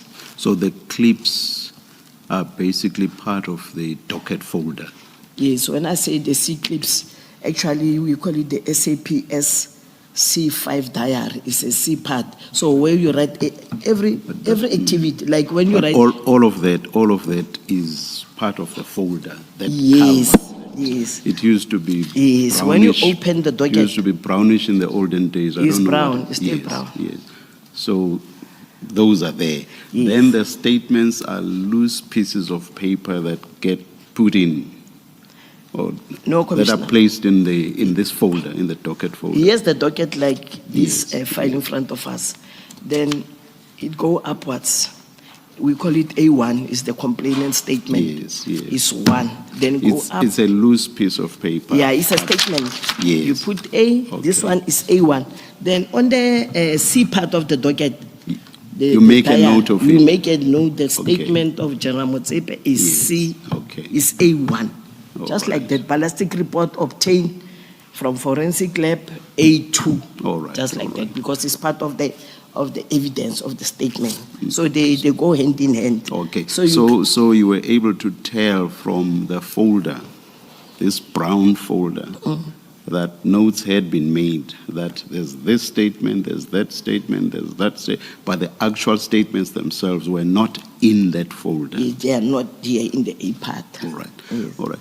Let me, I hope the evidence leaders will not fight with me about this. From a statement that we have read, a point is made that investigators had taken some of the statements out of the dockets. That's how I understand the statement. So you are basically saying that that's not supposed to happen. It's not supposed, commissioners. So if you want a statement for purposes of your investigation, you would have to take the entire docket. Is that what you're suggesting? No, what I'm trying to say, commissioners, is you can write under the C, the diary, and mention annexed statement of General Motsepe. Yes. But the very same statement of General Motsepe, which is A4, whatever number, is not here in the docket. Yeah. No. What I'm saying is, let us suppose that the statement of General Motsepe was actually taken. Yes. And because it was taken, it is noted as A4 Yes. or whatever. So it's not. But when you get to the docket, the physical statement itself is not there. It's not there, Commissioner. So my question is, but it was taken. My question is there anything wrong with investigators removing A4 for purposes of their investigation? Taking it out of the brown folder. Is there anything wrong with that? Commissioner, that one really, because I don't know what happened during the investigation. Maybe they've got reasons. They put A4 there, but they took the A statement for some other reasons of their investigation. But when you are an inspecting officer, you expect the docket. That's where the audit comes, an inspection. When I take the docket like this, I expect to see the A4 attached under the docket. If maybe they took it for purposes of maybe for inspections or for bails or whatever during the nature or during the nature of the investigation, maybe something which maybe they will explain. Maybe they took it for something. So in your experience, if as part of my investigation, I want to go around, but I want to have this statement readily available for purposes of my investigation, what would I have to do? Would I have to take the entire folder with all the statements in it, even if all that I want is General Motsepe's A4? Would I have to take the entire docket? Commissioner, if you take the statement for the purpose of investigation, you Yes. can make a copy and certify it. You can make a copy, leave the docket actually must be intact because this brown follows an evidence which in future we intend to produce it before court. But if you take, just imagine 32 statements are not in the docket for purposes of investigation. What type of investigation? Why don't in the diary you mention somewhere, or maybe in the pocket books? Maybe in their pocket books they mention, because pocket books and the diary actually they go hand in hand. If maybe in their pocket books they have mentioned that I took this docket for purposes of another docket investigation, but usually we make copies. If maybe this one is an original, of the statement of that particular case, you must make a copy and use it for purpose of investigation. But in that scenario, I don't know why those statements were taken from the docket. Thank you, General. General, I think either in your statement or in one of the other statements that we have, we are told that some of these dockets were inherited. I think the dockets go as back as 2006. I think that's the earliest.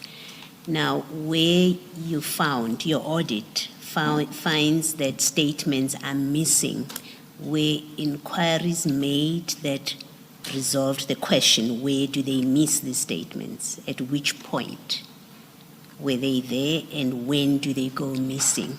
And I ask the question because from your evidence, and I don't know if that is the intention of what you're conveying, from your evidence, it seems you're saying the PKTT members removed statements from the dockets.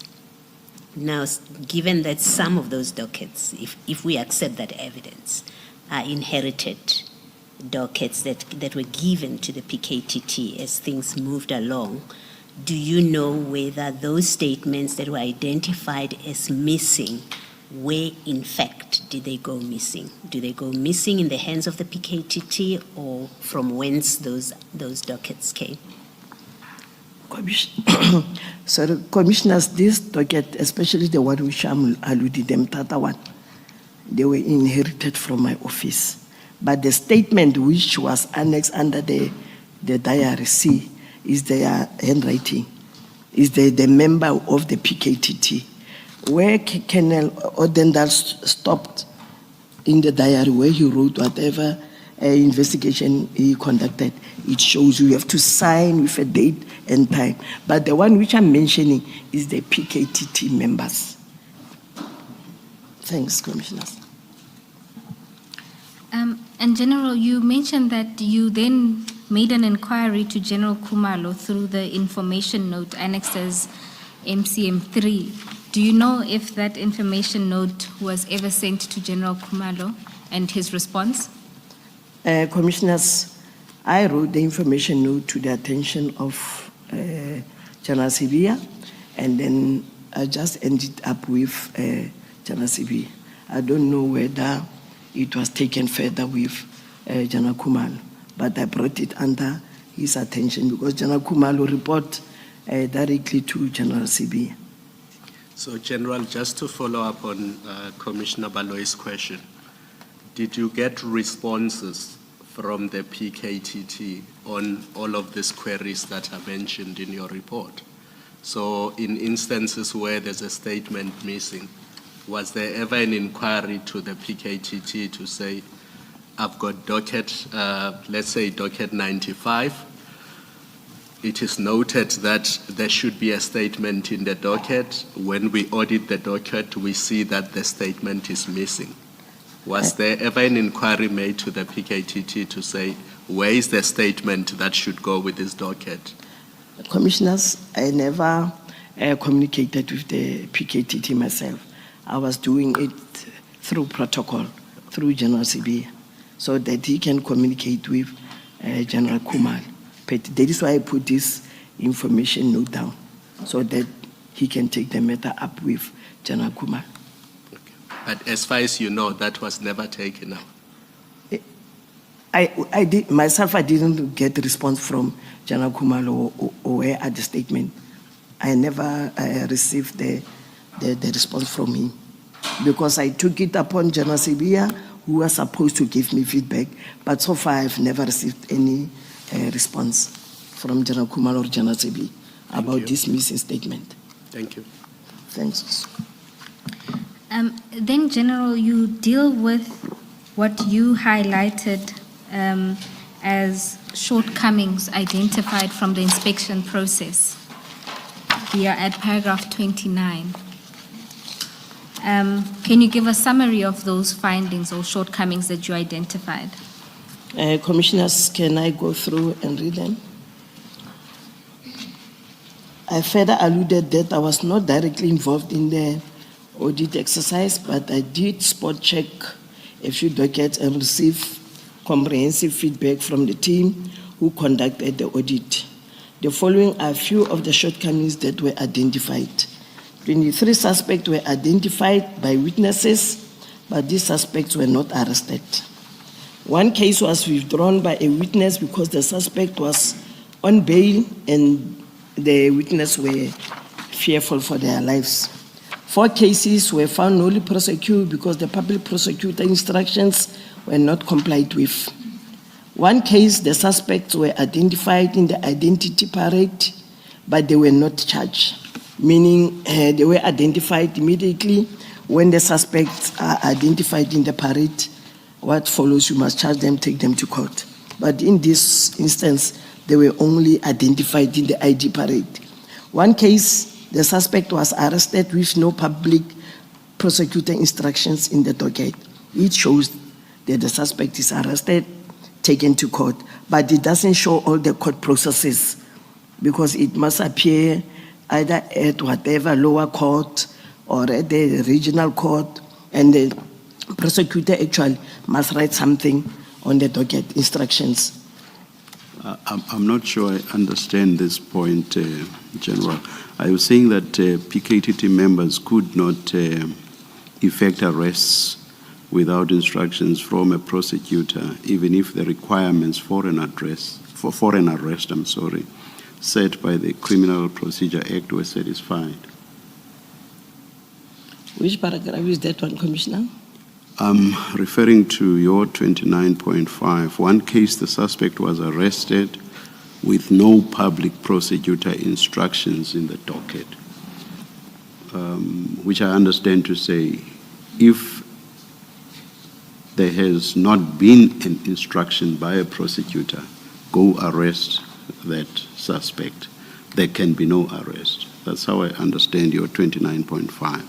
Now my question is, are you saying that PKTT members could not effect arrests without instructions from a prosecutor, even if the requirements for an arrest set by the Criminal Procedure Act were satisfied? Commissioners, in this particular docket, a suspect was arrested. So when the suspect is arrested and charged, they must go through the processes at court.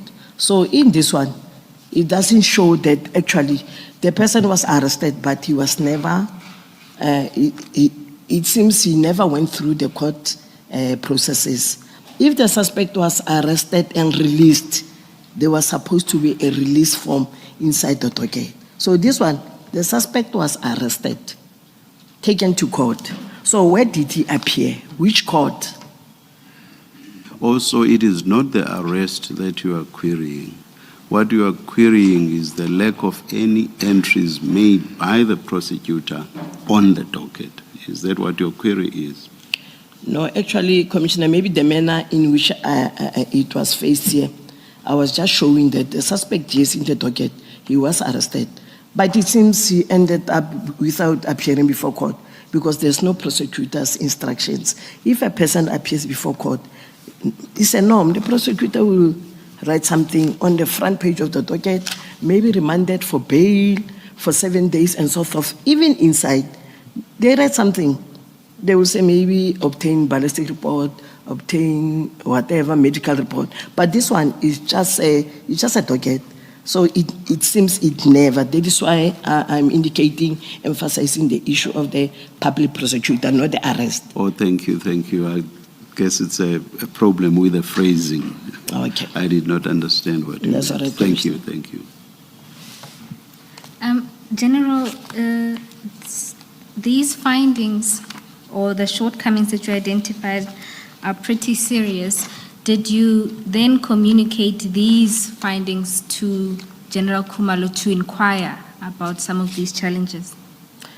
Commissioners, everything in this inspection report was never communicated to General Khumalo. It was communicated to General Sibiya. That is why I say the reporting template or the protocol. You speak with General Sibiya. By that time, General Sibiya was supposed to call General Khumalo just to bring this to his attention. myself and the team were just doing the inspection. Now we are giving the outcome of the inspection to General Sibiya to take it further with General Kumar. And then, General, at paragraph 30, can you confirm those are the 3 cases wherein there were missing statements that you referred to earlier? Yes, Commissioners, Mkhwanazi case 479 of 4/2016, 10 statement missing. I just mentioned here the victim was an ANC member. And then a Greytown case 2 of 11/2018, which is murder, 32 statements. Actually here, I think, Commissioner, it was a typo from ourselves. Let me apologize. It's not 10 statements, it's 12. 32 statement is the one of Mthatha, the one of the murder. So for Greytown, it must read as 12 statement, not 32. Thank you, General. Can you please explain the Mthatha case? My recollection, which may not necessarily be accurate, is that in the Eastern Cape, the cases investigated by the PKTT were Fort Hare cases. I seem to recall that there was also mention of an East London case, but probably it was connected with the Fort Hare cases, I'm not sure. I don't remember mention being made of a Mthatha case. Commissioners, at the initial stages, we spoke about 118 dockets. Actually, we were supposed to say 121. Let me apologize for not taking you through. So PKTT, through the testimony of General Khumalo and the National Commission, they did mention the cases from Eastern Cape. So when the docket were taken back, after 3 weeks. My issue is not with the 118, 121, because my understanding was still that to make up the total of 121, yes. 3 cases were added from the Fort Hare cases. So what I'm saying is, I don't remember a Mthatha case ever being mentioned. I don't quite see why the Mthatha case would have been part of the Fort Hare cases.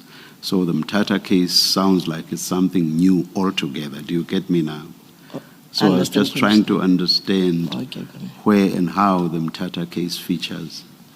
Commissioners, 121 dockets actually is this docket. Is 2 dockets from Tata and 1 from Alice, which was part of Fort Hare. But when the docket were brought, later, the 3 docket, it was Alice and 2 Mthatha. So the 2 Mthatha is this one. Thank you, thank you. Okay, thanks, Commissioner. All right, thank you. Chair, if I may be of assistance, in General Masimola's testimony, he indicated that there was a trip to Fort Hare when there was a directive for them to include it as part of the PKTT's mandate, said there was uproar about a particular murder, which was the Nhlanhla case, and he then requested head office to give that case over to the PKTT. So it wasn't related to Fort Hare, but was added because of a public outcry at the time they were there to address the Fort Hare issues. Thank you, thank you. General, you then deal with the stalling of investigations that you noted at paragraph 31. Can you explain what you mean by stalled investigations? Commissioners, by stalling investigations, I just want to illustrate that the 121 dockets, they were stalled for some period. The oldest docket is from 2016, where suspects were identified through Section 205 Sapuna, but the suspects were not arrested. And then in the big inspection report or inspection matrix or schedule, the last entry on this docket, I think it was, investigation was done on 2023. In this report, commissioners, I was just highlighting to General Sibiya the outcome from, I didn't take all the 121 dockets to put them here. I was just highlighting, like 2016, We are now at 2025, but the last entry in the docket, it was 2023. And then the next one was this one. This 2016 is Harding case, if I'm not mistaken, from the inspection report. And the other one was no evidence of investigations conducted in some dockets from 2016 until 2024. Senior public prosecutor and director of public prosecution's instructions were ignored, not complied with. Forensic ballistic reports are outstanding for a lengthy period of time. Section 205 subpoena reports are not analyzed. They are there in the docket. When you receive a Section 205, you have to analyze so that you can make the linkages of the suspect together with the crime committed. So it doesn't serve a purpose. You receive a Section 205 from the service provider, you put it in the docket. So you have to go through and analyze it so that you can come up with the linkages. Cases are not enrolled because of insufficient evidence. So in these instances, you'll find that suspects are arrested prematurely. You take suspect to court, but there's no evidence to link. That is why they are not enrolled. General, what you've done from paragraph 29 and the same in paragraph 30, you are very specific about the number of dockets that are affected by what you've identified as shortcomings. And in paragraph 31, you've so far identified 31.1, and I think you say it's a Harding case. So it's clear there that you're talking about one case, one docket, let me say. The balance of that, 31.2 up to 31.6, you don't say, and maybe you should be specific if you can, because right now the impression is it's a general picture. You are dealing with 121 dockets, and one doesn't have a sense of where you say investigations were not conducted from 2016 until 2024. How many dockets are we talking about? Is this a widespread problem? Is it an exceptional problem that you picked up? And so on up to 0.6. Commissioners, in this one, I was just giving a synopsis. Actually, from 121 docket, it is a widespread where most of the investigations were not conducted. I was just highlighting the few. So some of these, there are commonalities. If I take the 31.3, senior public prosecutor and director of public prosecution, instructions were ignored. Maybe from 121, you will find 10 or 15. So here I was just highlighting the shortcomings of what is happening in the 121. But the whole document, this one, the matrix, it is indicating, there's a column which shows Harding case and then comments by the inspection team from my office. And then actually, it doesn't mean the officers in the PKTT never gave instructions. They did also give instructions. Some of the shortcomings which we have identified or the team identified comes from the very same officers who gave instructions. For example, analyze Section 205, analyze Section 205. Nothing was done also there. So other inspections or outcome come from this new inspection team. They saw other things which the same officers never came across, but this day it contained in the docket. So I was just showing to a large extent what is happening in the docket by then. Because of commissioners, when you do inspection, by then you'll get, I will go to Western Cape, more or less I will get the same. Not when we do this inspection, we were criticizing or trying to point a finger to the PKTT. When we are inspecting, you will come up with similar findings in some other dockets. I just want to bring this to the attention of the commissioners. Commissioner Baloyi, we can, with the general, prepare a supplementary to deal with exactly which cases. We do have the complete schedule. Is that correct, General? It's correct, Commissioner. We do have the matrix here. Then General, at paragraph 32, you deal with the Nhlanhla case and a directive to immediately start investigating. Can you explain what happened there?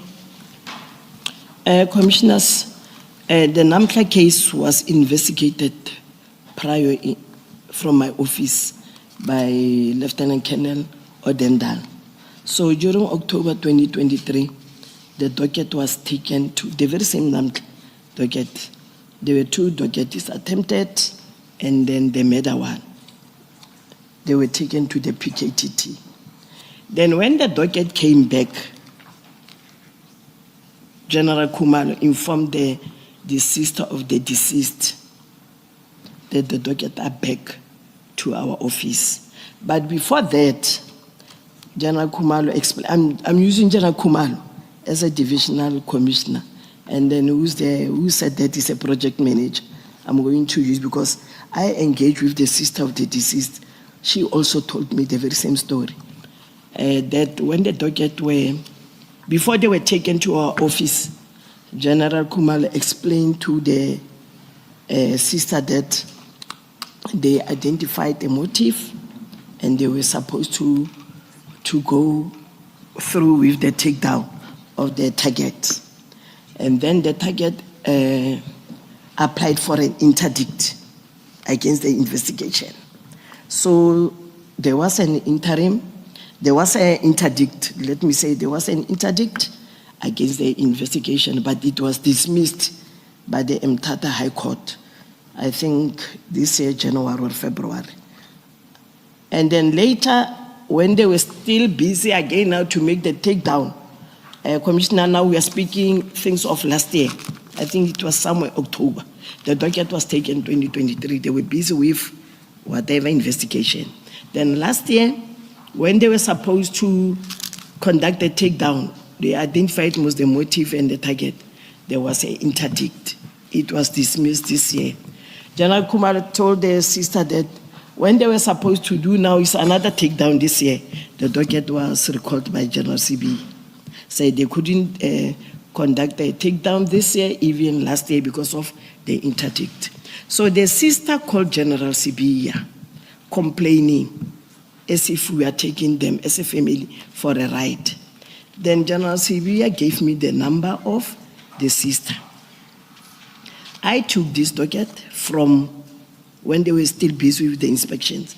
I took this docket, gave it to Captain van der Berg, because he was familiar with this docket. He used to work it with Colonel Odenda. And then I took it from him, but he was attending a lot of High Court matters. Then by that time, I had 2 members whom I deployed in Quebec. They were investigating the insurance matters, which is very prevalent in Eastern Cape, especially in Quebec.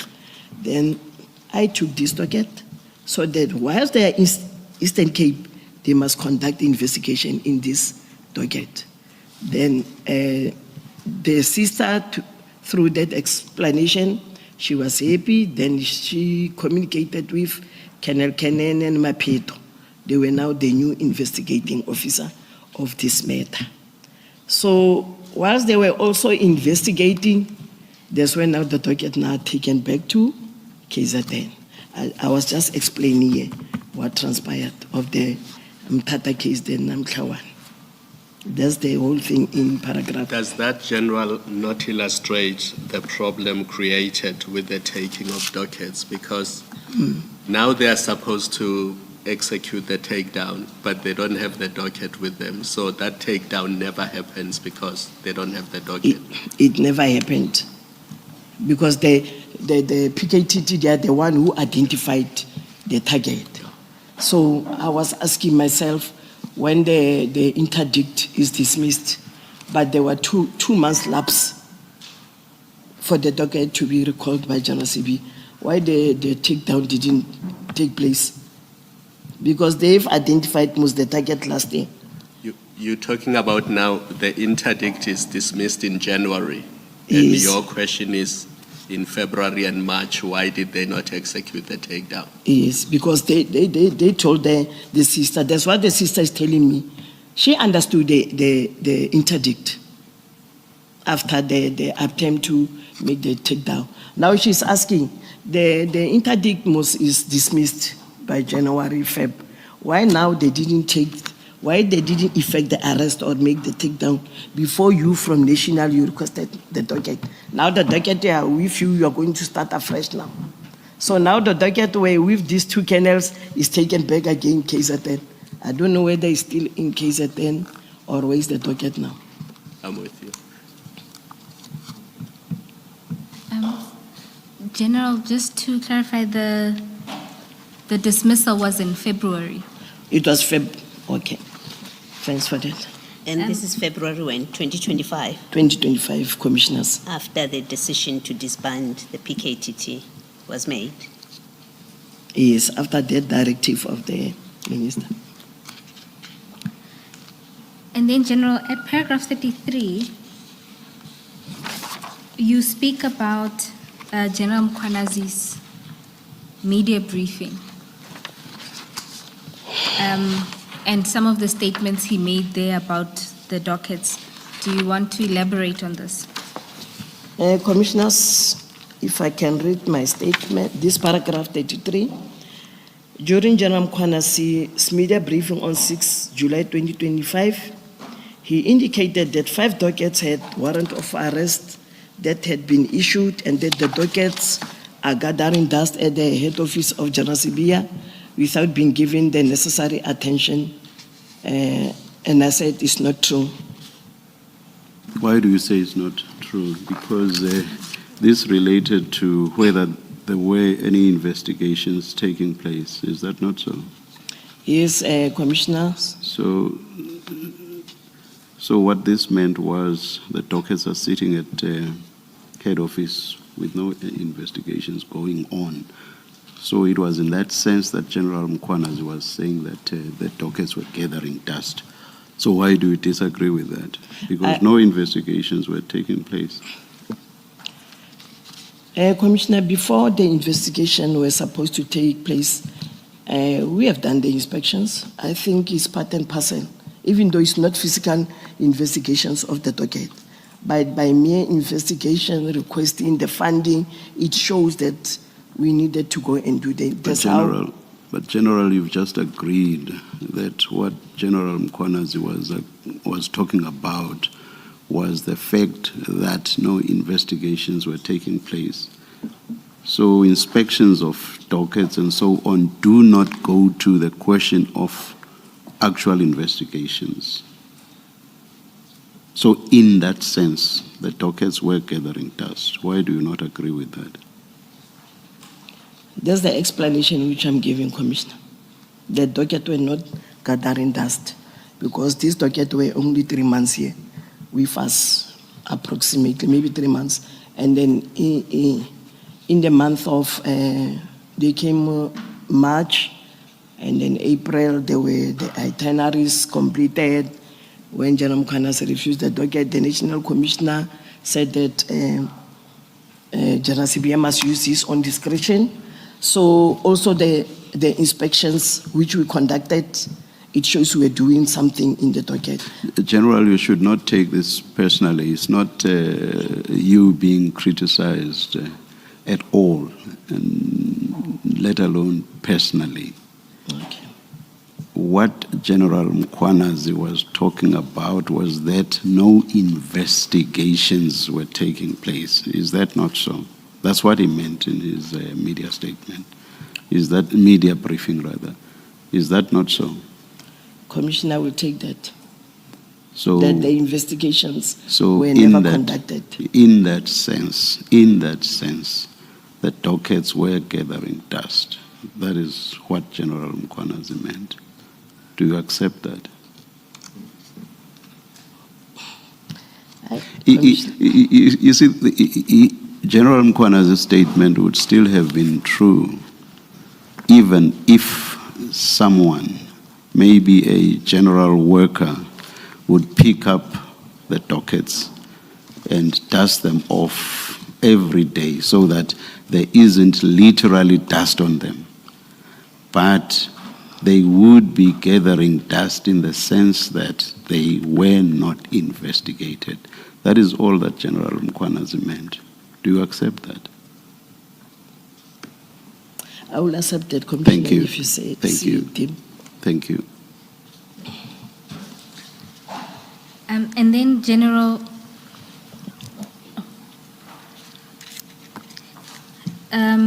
your reference is made at paragraph 34 to the criticism that there were 5 warrants of arrest issued in the docket, but you there talk about what your audit found. Can you explain what you mean there? When the team conducted the audit, commissioners, they found 2 warrants of arrest agreed to by the prosecutor and magistrate on 2nd October 2024. It was in Ndwendwe case 127 of 10/2023. These warrants of arrest were never executed. They were there in Ndwendwe dockets, but they were never executed. And the commander wrote that the suspect must be circulated. The procedure, as I know, it is when the investigating officer received a signed warrant of arrest, actually it's not supposed to be in there. You don't put it there in the docket. You receive a warrant, you have to go and execute. He must proceed to execute the warrant by first tracking and tracing the suspect or suspect. If there are no leads regarding the suspect whereabouts, the investigating officer would then complete an SAP 55 for purposes of circulation and send this to the Criminal Record Center for further circulation in the database of wanted circulated persons. Can you please explain the concept of circulating a suspect? What does that mean? Commissioners, in this Ndwendwe, there is a warrant of arrest in the docket. So the commander, instead of egging the investigating officer to trace the suspect, then when we went through the diary, it never indicates where the suspect were traced. The main purpose of signing a warrant of arrest is to execute. Execute meaning you must go and trace the suspect. So this one, it came, is attached under Ndwendwe case, and the commander just say circulate. How can you circulate a suspect who was never traced? It's exactly that circulating that I'm interested in.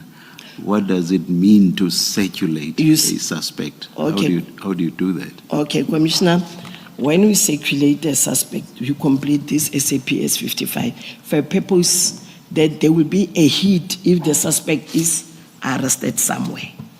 Then in the system, because now it's captured in the system, it will be a hit. Then the investigating officer in that particular, he will inform this one that your suspect is arrested here. Come in.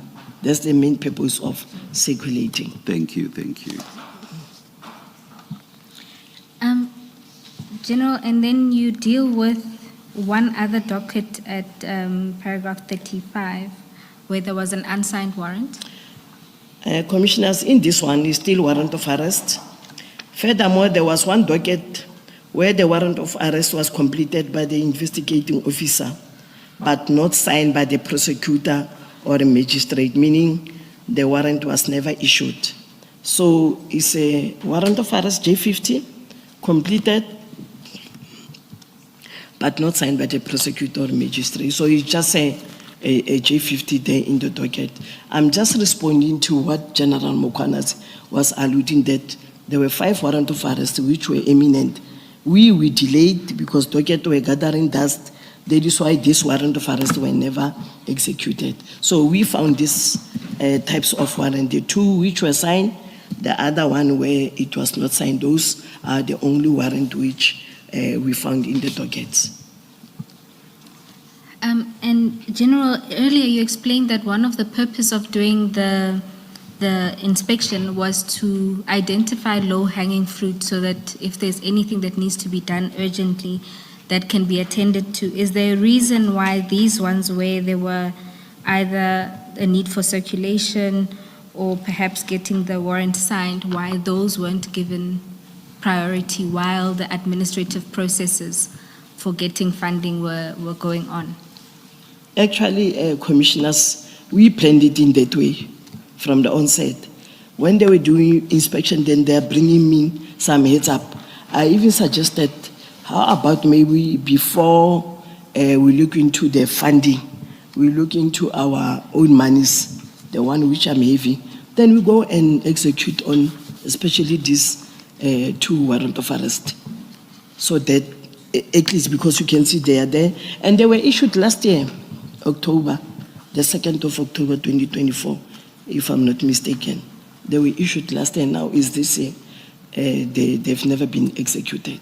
We thought it in that line that these low-hanging fruits, if we got money, we are going to start first, like the one which I mentioned, where I said 23 suspect were witness identified suspect. Those were the first dockets which we wanted to start with, actually. So, General, the question still remains, why wasn't this done if that could have been done while you were waiting for the big money issue to be settled? Commissioners, when we look into our coffers, especially my budget, we didn't have enough money to embark and conduct this investigation. We wanted to go there, but because of money, because finance office, they are the one which will guide you. Immediately when you write there that this docket come, you have to outlay what is happening. This docket come from the PKTT. They all know that there's money being allocated to PKTT. Then we have to explain. That is why now we took this route of requesting for an extra budget. So, General, these dockets, at least the 2 that you've given dates for, the October one, October 2024, we know there's a period of about 2 months before the PKTT is disbanded. You are saying in that period, in that window period before they were disbanded, these warrants should have been executed in that period. By the PKTT? Yes, I understand that. Yes, you're saying in that 2 months period. Yes, before, yes. Then the PKTT is disbanded on the 31st, at least that's the directive. So for all intents and purposes, as far as the minister is concerned, it seems that from the 31st of December or from the 1st of January, there's no PKTT to speak of. I guess that's why General Sibia instructs that the files must come back, the dockets must come to Johannesburg, to Pretoria rather.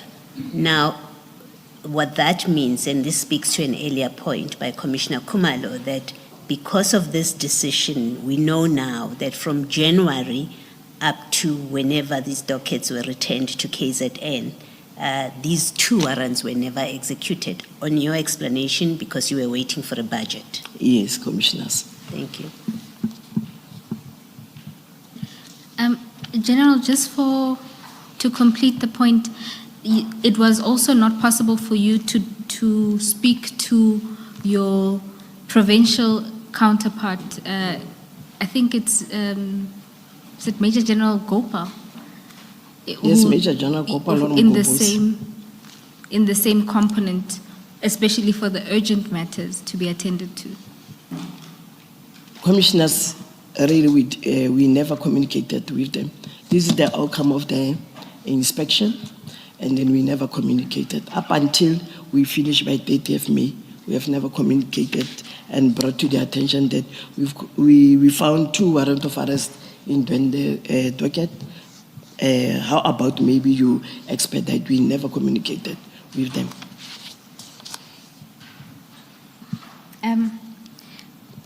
General, we're going to move to the next topic, being the allegations of defeating the ends of justice. And there you speak about a visit.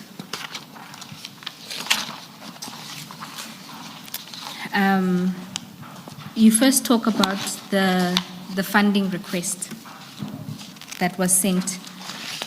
Do you want to explain what happened with that funding request? That was sent to the National Commissioner to request funding for these investigations. Commissioners. Maybe, General, before you answer that, just keep the question in mind, but what I'm going to ask you is related in a way.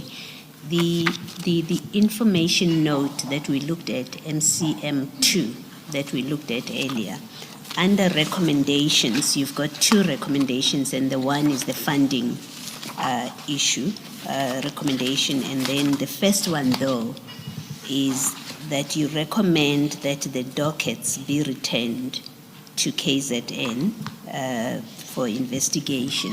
And then that's the first recommendation, and then the next recommendation you make is for funding, that a dedicated budget be given to the national team.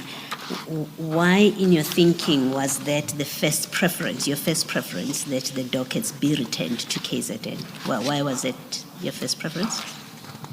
Commissioners, in this one, I was recommending that if maybe we are not going to get the budget, let the docket go back to their where they belong, because the PKTT already got funding, or they are budgeted, inclusive of this 121 docket which are under investigation. And then the next recommendation is the one of the funding from the National Commissioner. How did you think about it? I mean, at this point, this is a memo in June, or an information note in June, so we know that the PKTT rather is disbanded by this point, at least according to the Minister and General Sibia. It is disbanded, and yet you are saying the dockets must go back to KZN. Can you just explain how you thought it would play out? And I do understand you're saying because the PKTT were already familiar with the dockets, but it is now disbanded. Commissioners, when I wrote this, the PKTT is not disbanded. According to me, it was never disbanded. Okay. It was partially, because it was the first phase of investigation where the dockets were brought. But they are still operating, and they were still operating whilst I was in there, when there was no formal directive for us to say that now the PKTT is no more.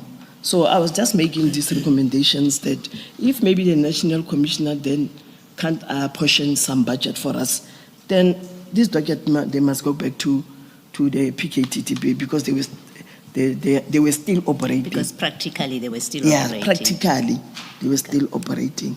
Thank you.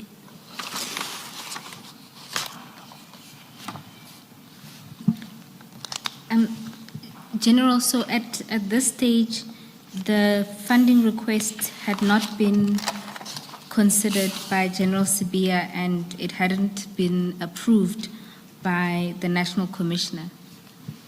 That's what you say at the top of the page on page 14. And you then further say that you could not investigate until you receive the additional funding.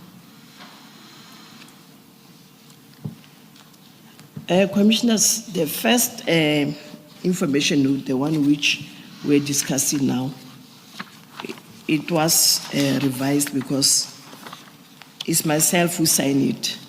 Then later it was sent back for ratification.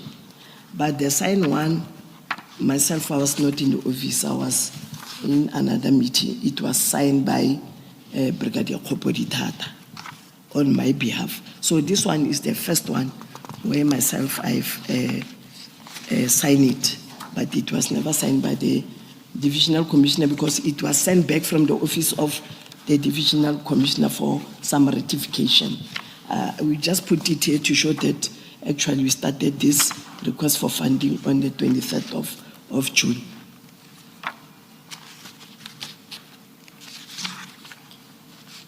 And then, General, you earlier in your testimony, if you look at the information note MCM 3 at page 17, which would have been the initial one, and the corrected one is at page 19, MCM 4. You'll recall I asked you about paragraph 2.1 in a different document. That would have been the summary of the audit findings that you provided, about the background section where you say that Lieutenant General Sibia was the acting commissioner. This is found again at this information note, which you prepared in June 23, and then again in the revised one, which was signed by Brigadier Kgopo Ditata on the 1st of July. Yes, Commissioner. And is it that at that point your team was operating under the impression that General Sibiya was the acting National Commissioner at the time? Commissioners, I explained earlier that in all the correspondence, we wrote General Sibiya as acting. He also brought to my attention, that actually it was not himself that he was acting. Actually, it was General Musikiti.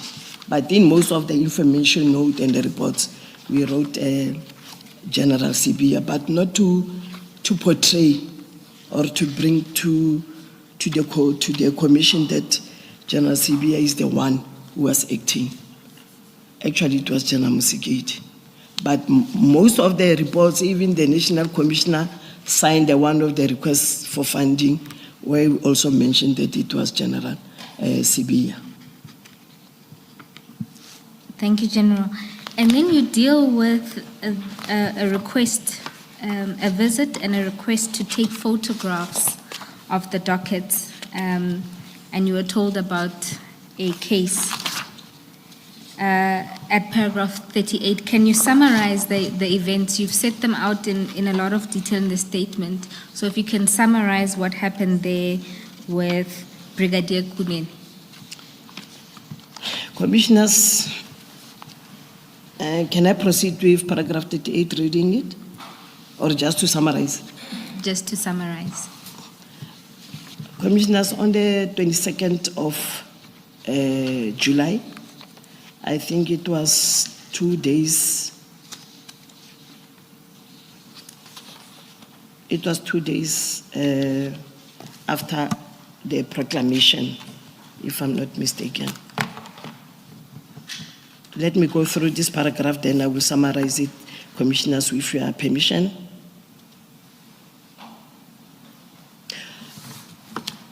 On the 15th of July, I received a call from General Mangali. He is the component head of Criminal Record and Crime Scene Management, National Office.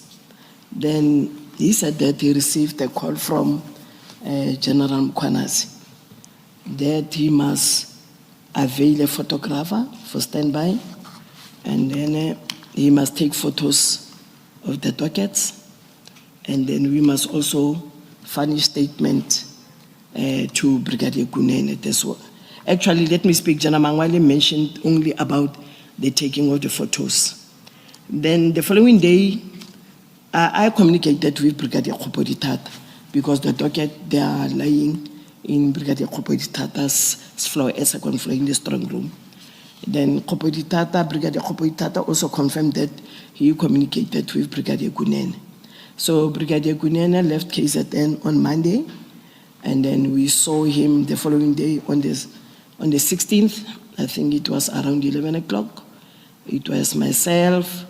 Before Brigadier Kunene came, I was with Brigadier Kgopo Ditata and Colonel Mkhwanazi, but Colonel Mkhwanazi got some commitment work, related commitment. Brigadier Kunene came, and then he explained the purpose of his visit.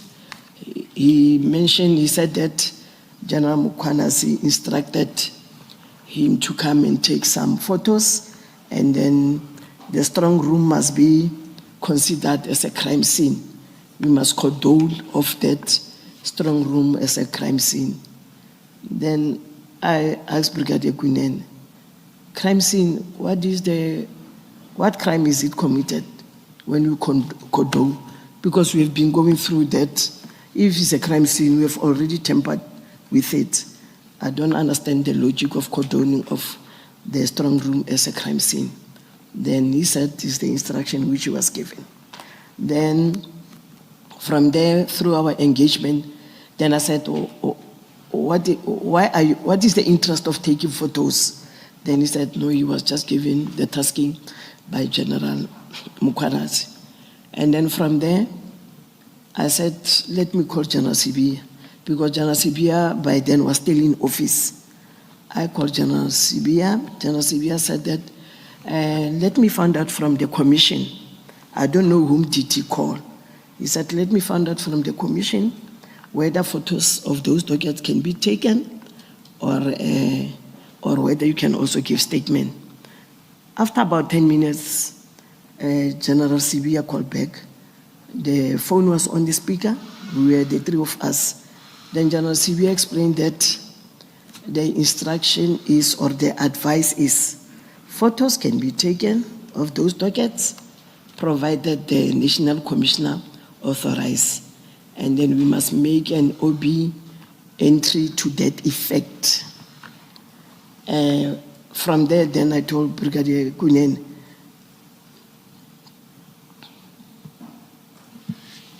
and General, when you say that General Sibia inquired from the commission, you mean the Madlanga Commission? Yes, from Madlanga Commission. Okay, thank you. And then thereafter, you... Do we know who was contacted within the commission? General... Were you told, General?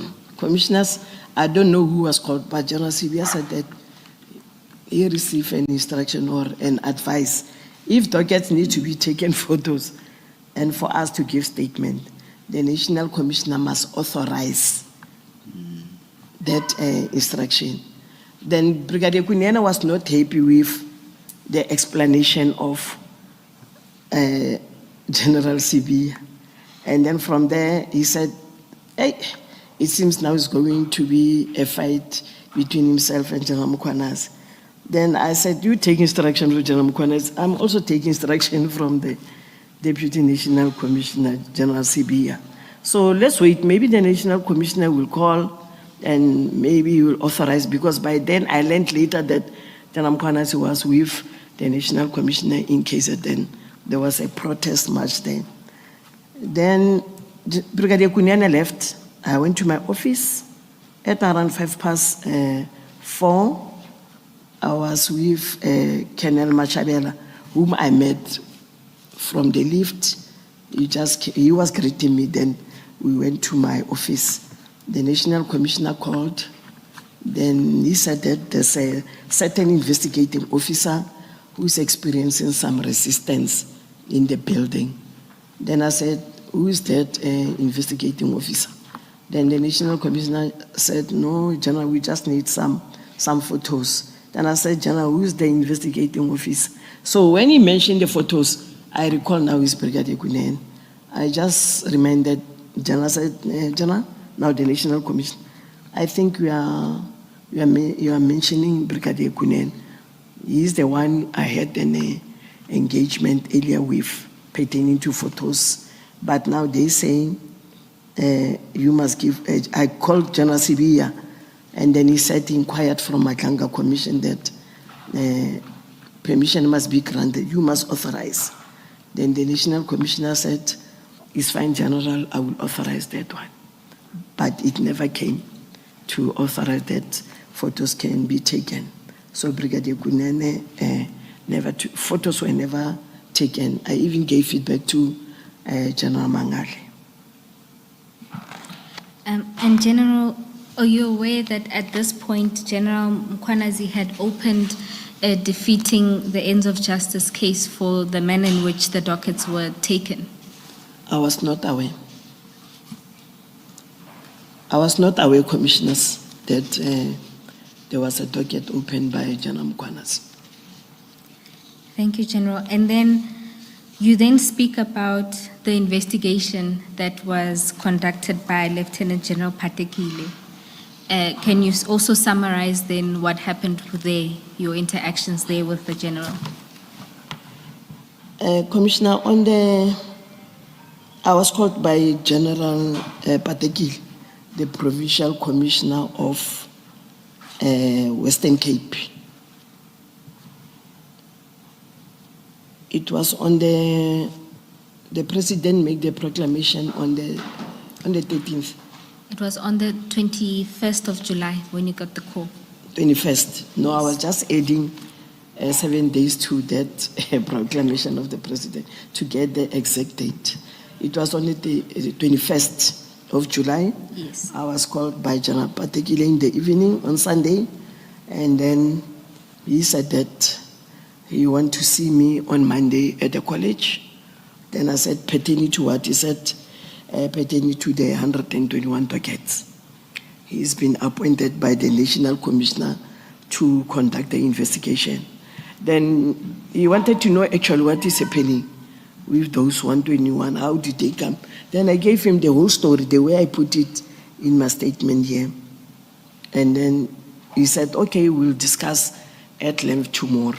Then I said, I will come. Then he told me that he's coming with a team of 5. Then I also told him I will come with my team, meaning Brigadier Khoboitata, Colonel Mkhwanazi, and Colonel Mashili. And we went to the college. We waited for them. Then he came around 1 o'clock. He was with the Deputy Provincial Commissioner, his deputy, Crime Detection, General Nhlanhla, together with Brigadier Truta. I think you pronounced it correctly, but the writing there is wrong. The X should be a Q.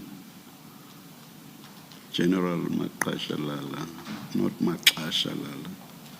Or not The X. The X should be a Q. Commissioner will rectify. But you pronounced it correctly. Thanks, Commissioner. And then they came with Brigadier Truta, the Provincial Head Legal Service. And then General Patekile explained the purpose to all of us, the 4 of us.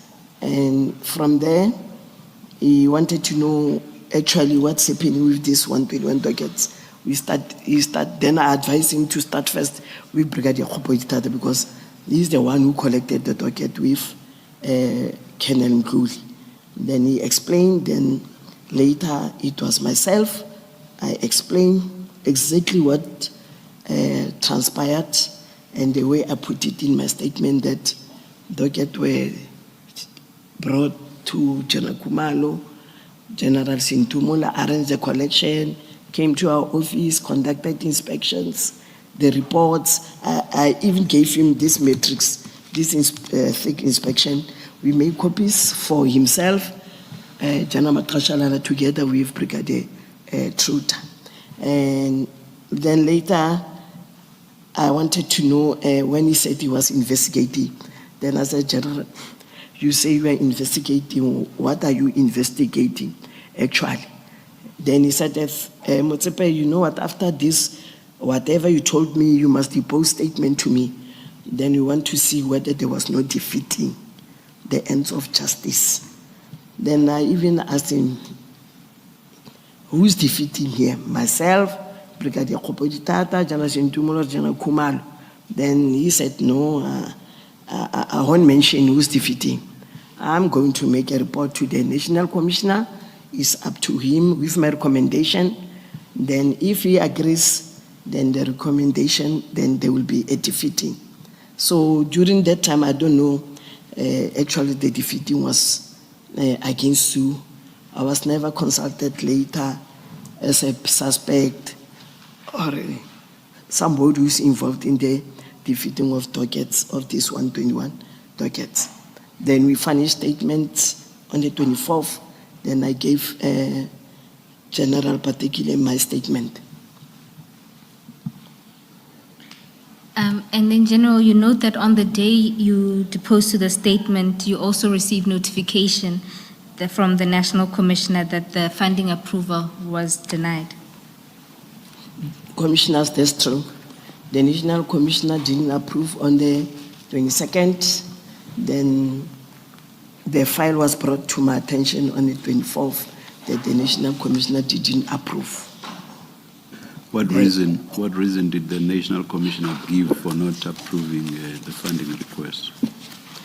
The National Commissioner, if I can just say without reading it, he mentioned that the PKTT is already budgeted.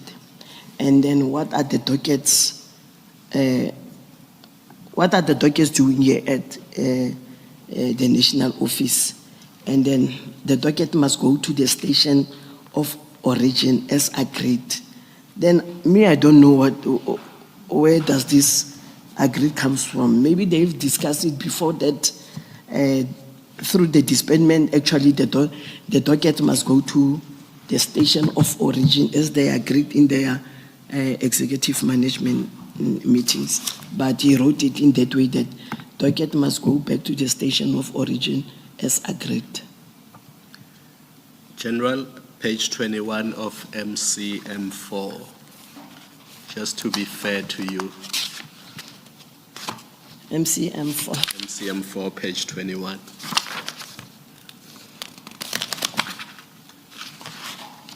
Your recollection was spot on, but just to be fair to you, you were referring to what is written there by the National Commission. Yes, commissioners, I was referring. Must I read it? Okay, commissioners.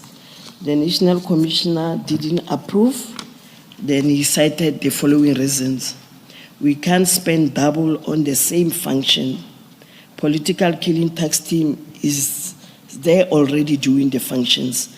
Why are dockets at HQ?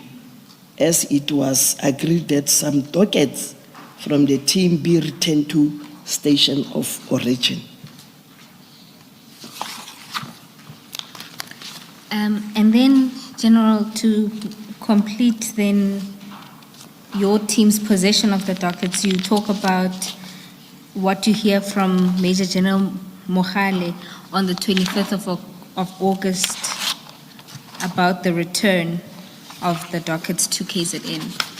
Can you briefly address that? Okay, thanks, Advocate. Commissioners, on the 25th of August, we were preparing ourselves to attend an Interpol conference in Cape Town. I was approached by Major General Mohale. He's one of the component head with myself at the division. He's responsible for crime investigations, the so-called general crime. Then he's presently the acting divisional commissioner because General Sintumula is acting deputy national commissioner for General Sibiya. Then he informed me that there was a virtual meeting between himself and General Mkhwanazi.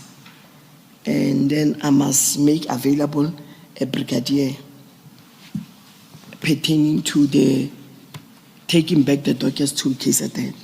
Then I said, I don't have a brigadier. Khopotata was on leave because Brigadier Khopotata is the one who started the collection. Then actually he was supposed to be the one who attend when they are taken back to KZN. Then I proposed I will give him 2 colonels, the one who were also involved with the docket. Is Colonel Mkhwanazi and Colonel Mashile.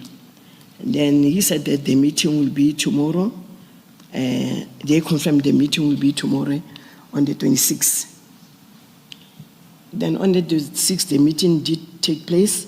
And then when myself I was departing to the airport, he came to my office. Then he said, General, yes, we did attend the meeting. It's confirmed. The docket must go back to KZN. Did you make copies of the dockets? Then I said, no, we didn't, but we were thinking of making copies, but we have never made copies, but it's not a problem. I will arrange before I leave that copies are made. I called Colonel Mkhwanazi and then inform also Colonel Mashile that they must ensure that these docket copies are taken and then to be handed over. The arrangement was they must be arranged.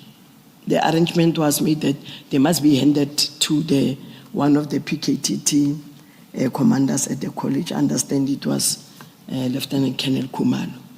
So I left for Cape Town, and then whilst I was there, I keep in touch with them just to check how far are they with making the copies. They completed, and then the dockets were handed over, and then they were taken back to KZN. Intact, the same as they were taken from crime intelligence by the Brigadier Khopotata and General Sintumule, and they were taken back to KZN on the 28th of August. Now, can you just assist the Commission with this? From 28 March 2025 until the 27th of August 2025. Are there entries in any of those dockets that the investigation was progressed further?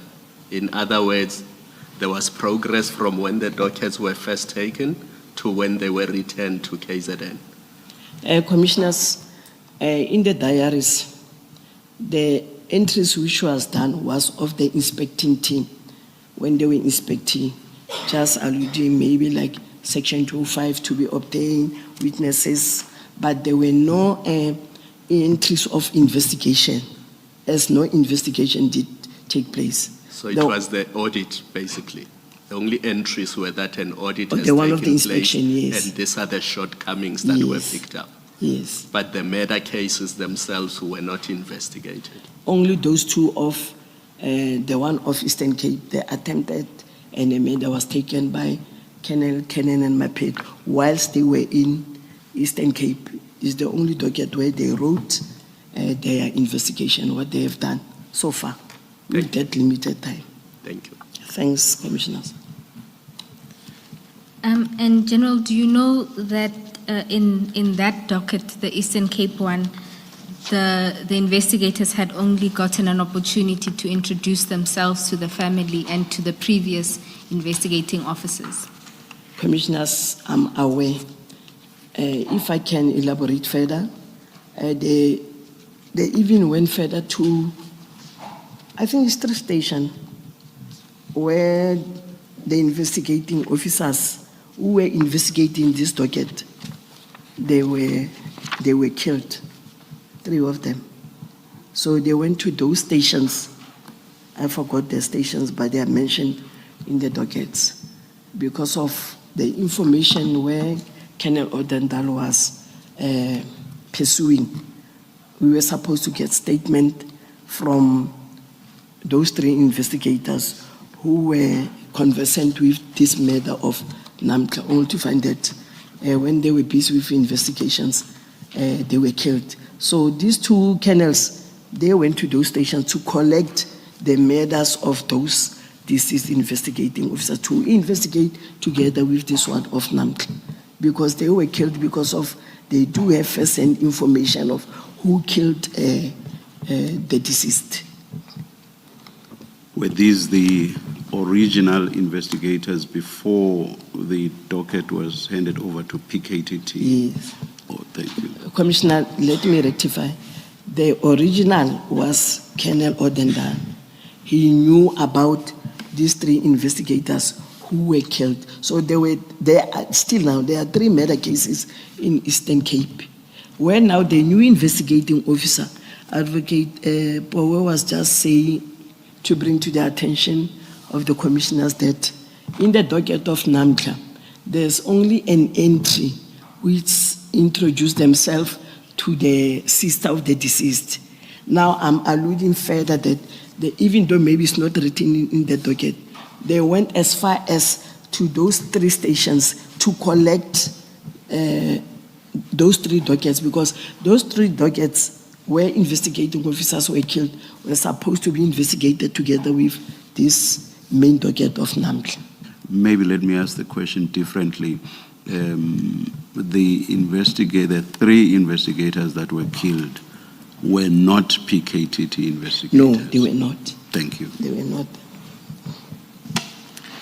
General, and then now we are going to move to the last topic of your statement, and that's the leaked audit report to the Sunday World. So there you start with the call that you received from Brigadier Mate, alerting you to an article that would be published. Can you explain what happened there and your response to Brigadier Mate? Commissioners, actually the call was made on the 16th, not the 17th. Brigadier Mate called me on the 16th. Brigadier Mate is the spokeswoman of our National Commissioner General, Masemola. She called me that a journalist by the name of Situmo from Sunday World, he needs some input pertaining to 121 dockets. Then I said to Brigadier Mate, I don't have any inputs because I don't report to the General Situm. And then I don't see any need to input to him about this 121 dockets. And then he sensitized to me that it seems the following day on the 17th August, which is Sunday, it seems there's a leak report of my report to them, and they're going to publish. That is why they wanted some inputs to me. Then I said that the report from myself, I didn't give the report to any newspaper or media or any journalist. I don't know what's happening. Then Sunday, Brigadier Mate called me. Then he said he even sent the article via the WhatsApp to my phone, WhatsApp. I went through it. Then I asked her, how come, what's happening here? Then he said, hey, General, I don't know. Then she asked me, who did you give this report? I said, the only person whom I gave is General Sibia. I gave him not electronical, it was a printout. Then immediately I phoned General Sibi. I said, General, I gave him the whole story.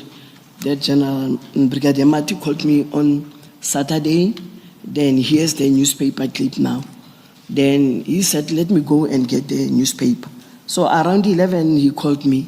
He said, yes, I see the leak, I see the newspaper. Then I said, how come that report appears in the Sunday World? Then he said, he also don't know. Then I said, you are the only person whom I gave. Did you share it with somebody else? Maybe that person is the one who leaked this in the newspaper. Then he was adamant that he never shared this report with anyone. And then it was quiet about this leaked report for a while until you received a call from the National Commission on the 15th of September. That's at paragraph 53 of your statement. What was your interaction there with the National Commissioner? Commissioners, on the 15th of September, I did receive a call from the National Commission Inquiry about the report. I even said, General, you know now about this report, it was most 17 August, didn't Brigadier Mate brought it to your attention? Because initially, when we were engaging with Mate about, I even asked her, didn't you bring this to the attention of the National Commissioner? She said, I did send the National Commissioner, but he never responded because maybe he was busy. That is why he never gave me the response to inquire further from you. And then the National Commissioner asked me about this report. Then I explained to him, I'm aware I was brought to this leak by Brigadier Mate on the 16th of August. It's already a month now. Then the National Commissioner said that, do I have a report with me? Then I said, yes, General, I will check. I think I still have that report. Then on the 16th, I was attending a management meeting which was chaired by General Sintumule when I received the call from the National Commissioner. He was waiting for that report. I explained to the National Commissioner that I've tasked my secretaries just to check in the system so that we can print. But they said that it seems when they were typing, they didn't save it. Then I said, okay, I will excuse myself from this meeting and go and look for that report in my office on the table. Then whilst we were engaging with the National Commissioner, he said that, am I aware that now I'm the star witness that General Sivia leaked the report? Then I said, General, I'm not the star witness of the leakage. I'm the witness that I gave General Sivia this report. He is the only person. I gave him in a print form. I didn't send it electronically.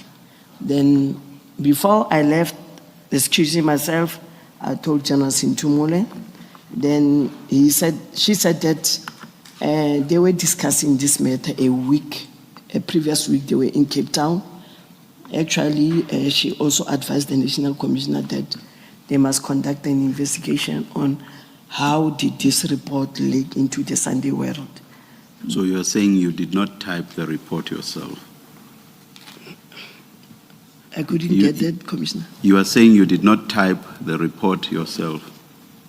No, it was not typed. by Your, myself. your PA typed it? Yes, my secretary. So actually then, it was not just you and General Sibia who had access to the report. It was you, your PA, and General Sibia. Yes, commissioners. Maybe if I can explain my PA.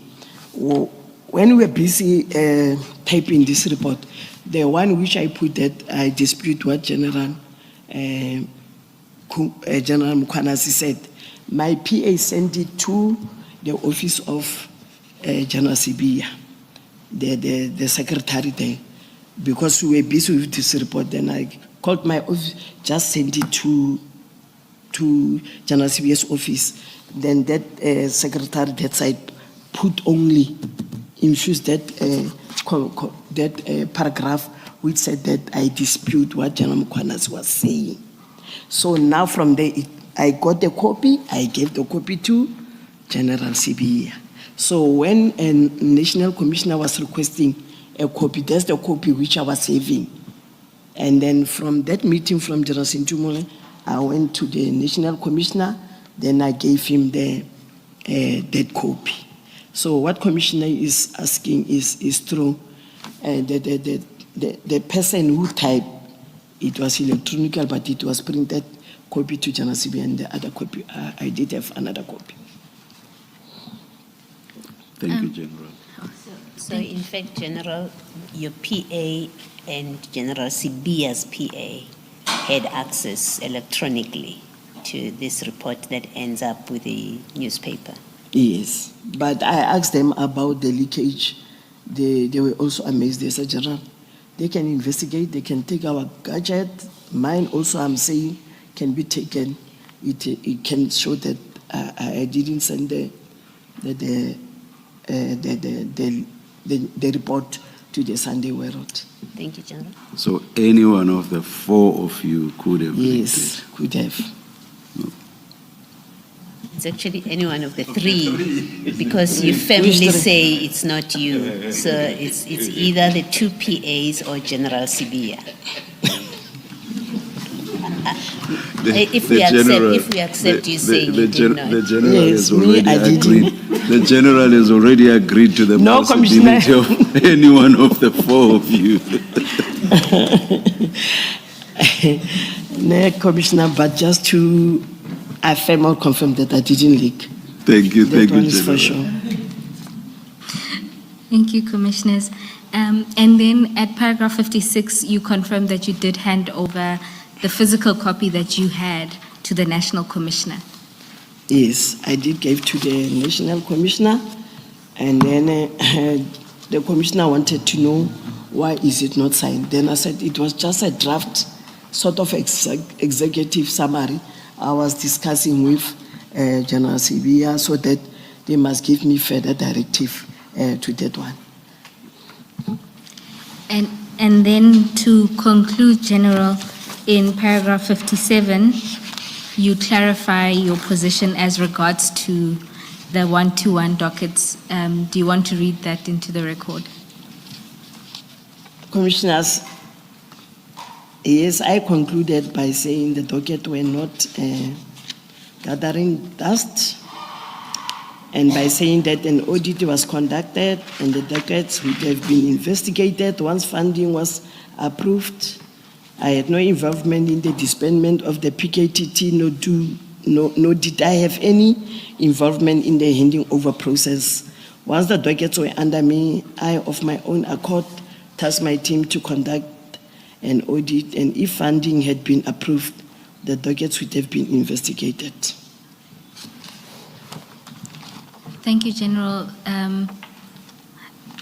Unless there's anything else you'd like to say, that concludes your testimony.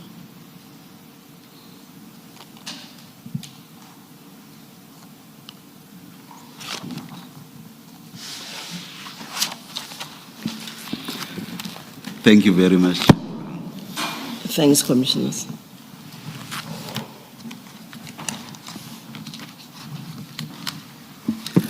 Let us adjourn and resume at 2 p.m. Let's adjourn.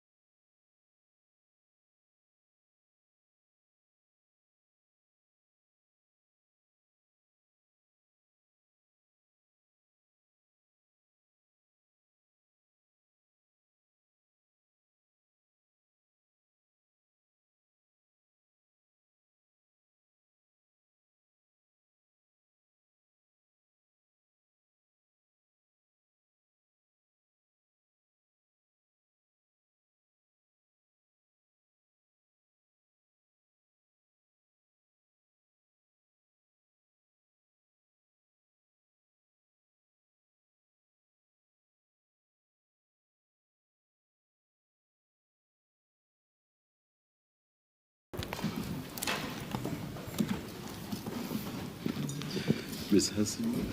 Good morning, Chair. Good morning, Commissioners.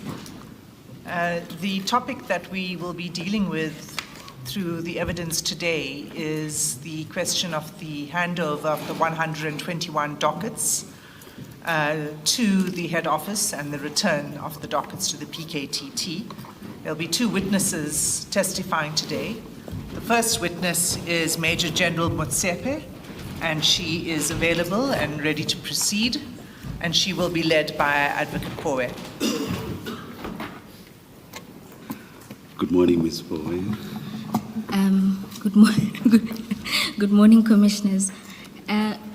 Chair, the witness is ready to be sworn in. She will be taking the oath. Good morning, General Motsepe. Good morning, Commissioner.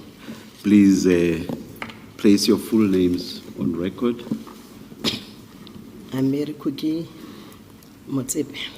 Please speak up a bit if you can, General, and maybe use both mics. Okay, no, and thanks. pull both closer to you. Thank you. Thanks, Commissioner. My name is Mary Kuki Motsepe. Do you swear that the evidence you're going to give is the truth, the whole truth, nothing but the truth? If so, please raise your right hand and say, "So help me God." So help me God. Thank you, General. Thanks. Thank you, Chair. General, in front of you there should be two files. The first file labeled statements and annexures. The second file labeled 121 dockets. And General, if you move to the first tab of the file that has statements, the first statement is your statement, and it ends at paragraph 20. Can you see that? At page 20. Yes, I can see that. Thanks. And at page 20, you have signed the statement. Can you confirm that that is indeed your signature?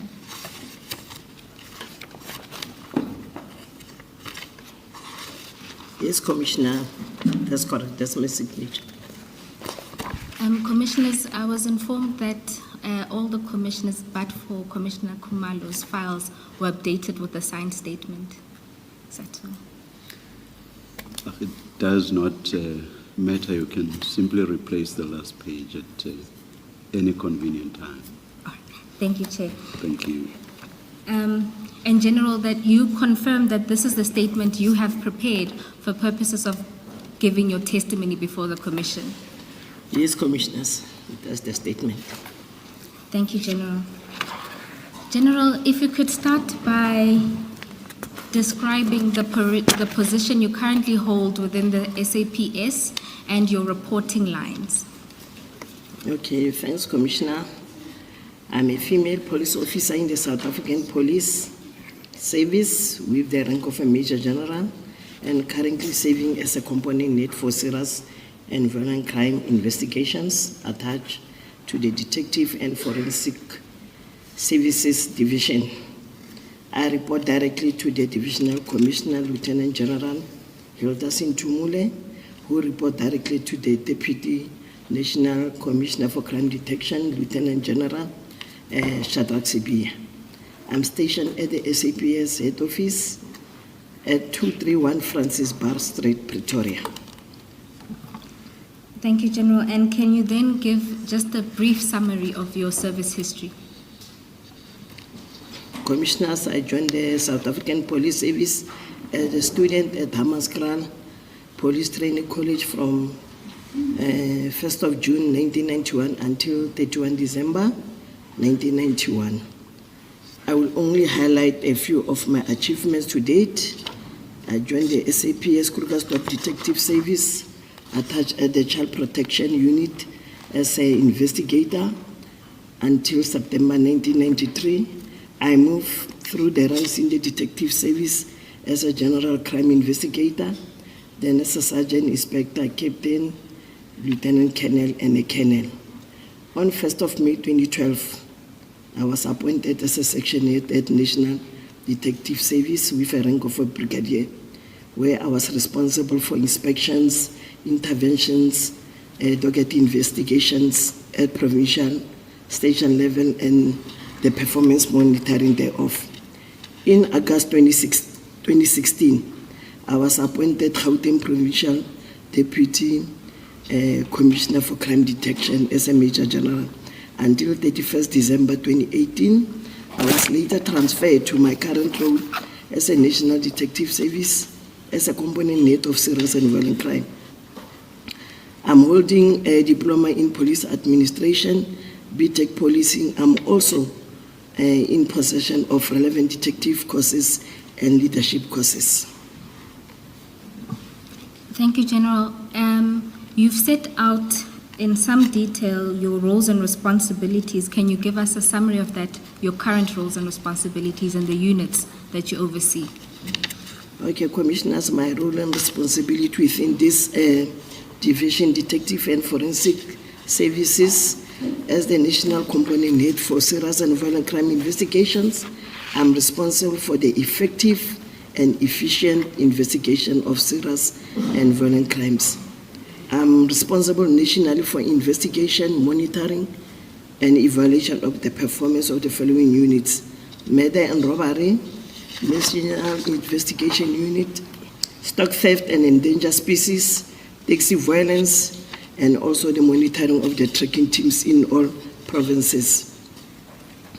According to the mandate of the Serious and Violent Crime Investigations, political killings fall within murder and robbery units, which is within my component. In fact, there are dockets that were given to political tax team that were originally dockets within my components. There are also officers and members from my component who were deployed by the PKTT to join as investigators, but most of them returned to the national and provincial office. Thank you, General. We'll then move into your involvement in handling the 121 dockets. You say that you first found out about the dockets coming to head office in early March 2025. Can you tell the Commission how you found out and what would be your involvement? Okay, Commissioners, I think it was sometime in March. Myself and General Sintumul, we were from General Sibia's office. It was an informal meeting. When we were about to go out in the entrance, it's an entrance, sort of is a security entrance. That's when General Sintumule asked me if whether I've heard that the PKTT is disbanded. Then I said, I'm not aware. Then he said, all those dockets, they are coming to you. Then I said, it's fine because political killing falls within my mandate.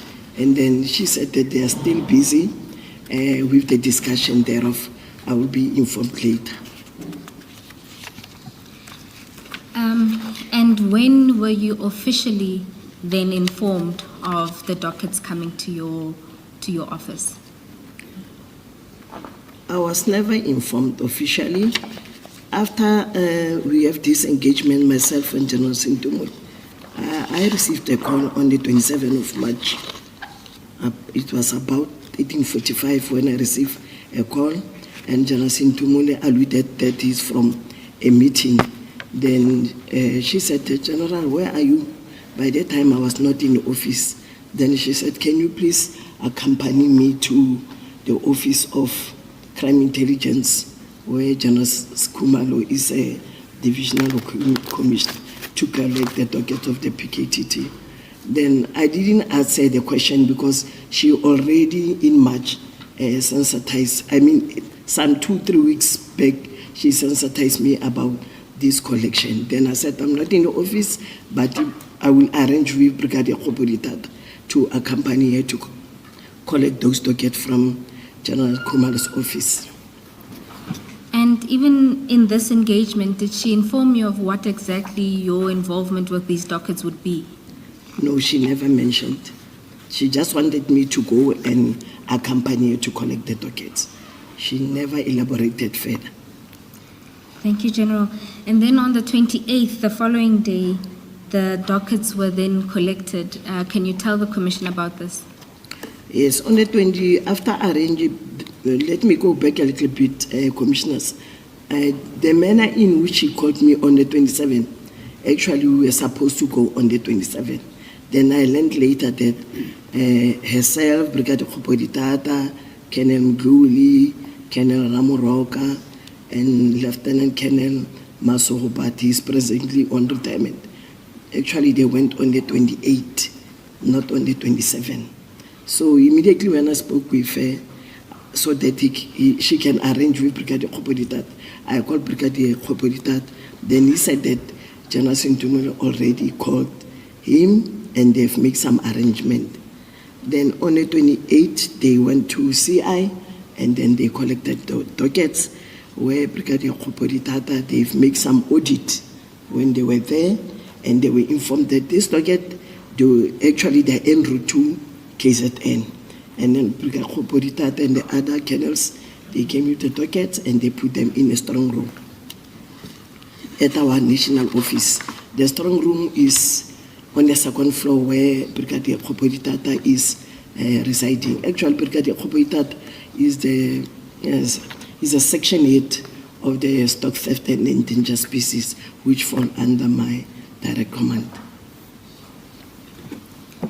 You say, General, that you had no problem with the dockets or you being associated with or the dockets coming to you because they fell under, let me loosely say, your mandate.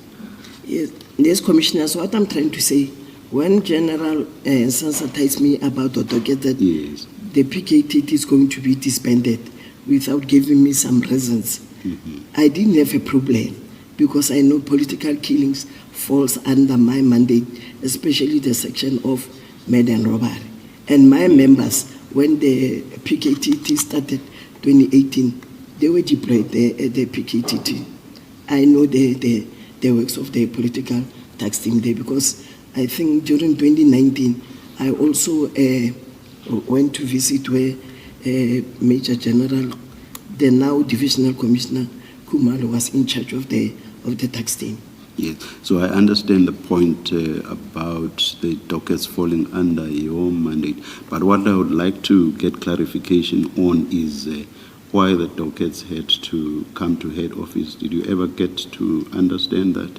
No. From the onset, I didn't know why they were coming to you. I will elaborate when we go through the reasons why they were brought here. But from the Commissioners, what I'm trying to say, from the onset, there were no proper explanation to me why the dockets were taken here. All right. Now I'm saying through my testimony, Commissioners will understand much better All right, why thank they you. were brought here. Thank you, thank you. Thank you, General. And you say that even at this point on the 26th, after the General Brigadier Khopoditata confirmed that the dockets were now in the strong room, there was still not a clear indication of what would be done with the dockets. Yes, until such time myself, then I called, because Brigadier Khopoditata already informed me that whilst they were there at the crime intelligence offices, General Sintumolo told them the dockets will go to back to KZN. Then I think the first week of April, it was on Friday, the 5th, if I'm not mistaken, I called General Sintumolo just to find out, General, what now is going to happen with this docket because nobody is saying anything to us. Then she said that actually this docket, they are supposed to go back to KZN, to the PKTT.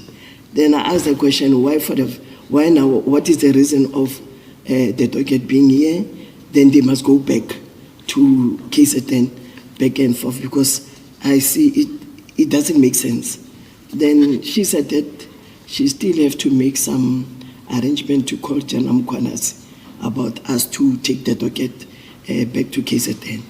To your knowledge, when exactly had the dockets arrived at head office? I'm asking that because you are basically saying as early as March, there was already talk that the dockets should go back to KZN. When had they arrived at head office?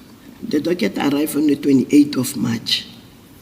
and talk for them to go back was when? Okay, Commissioner, the docket, when they collected the docket on the 28th, already they discussed it there, Brigadier Khopoditata, General Sintumule and the other officers, that actually this docket, they are only here for auditing because they audited them whilst they like the counting. They counted from 1 and then the number was 118.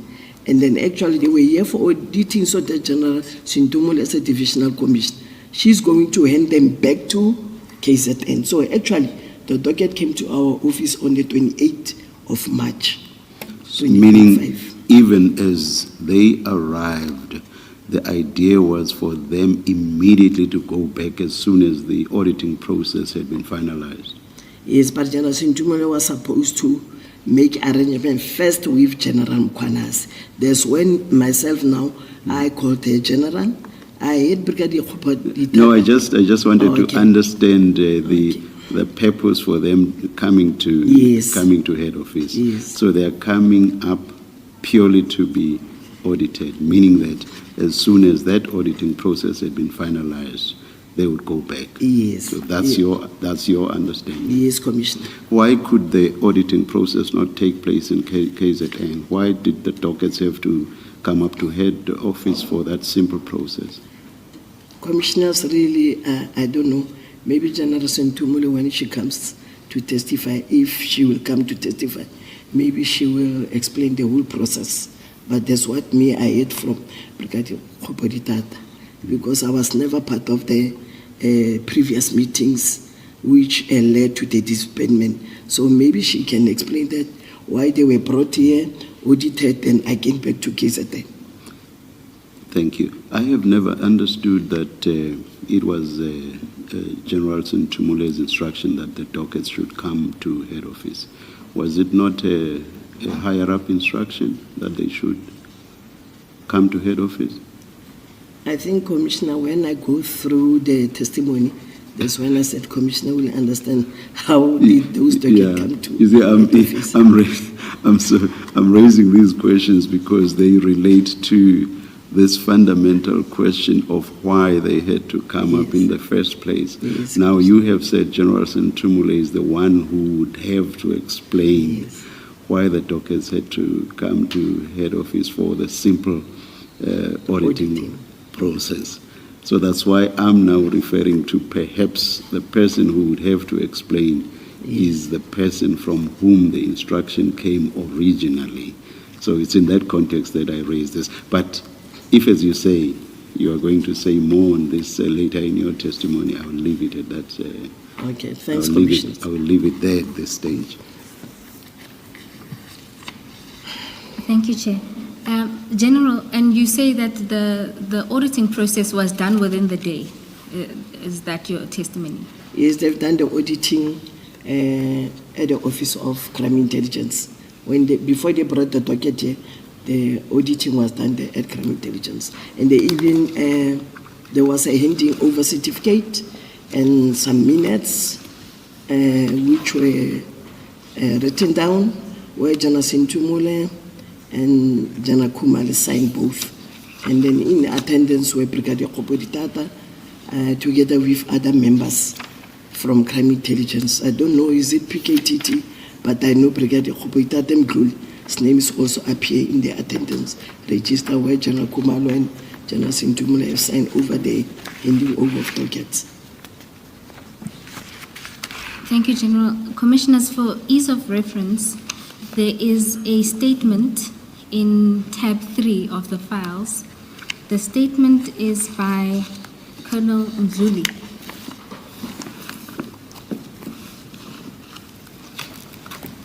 Colonel Mkhwanazi was present for the auditing, and so he is not going to be called, but he has provided a statement. And in that statement, at annexure IM1, is the attendance register of the persons who were there for the auditing process. And at IM2 is the audit process itself. And you will see at page 6 of that document are all of the signatories that were there for the audit.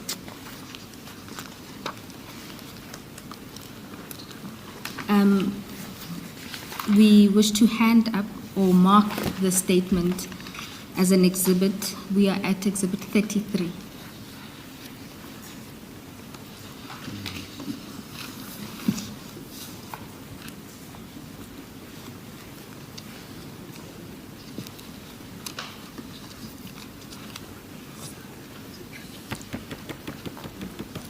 General,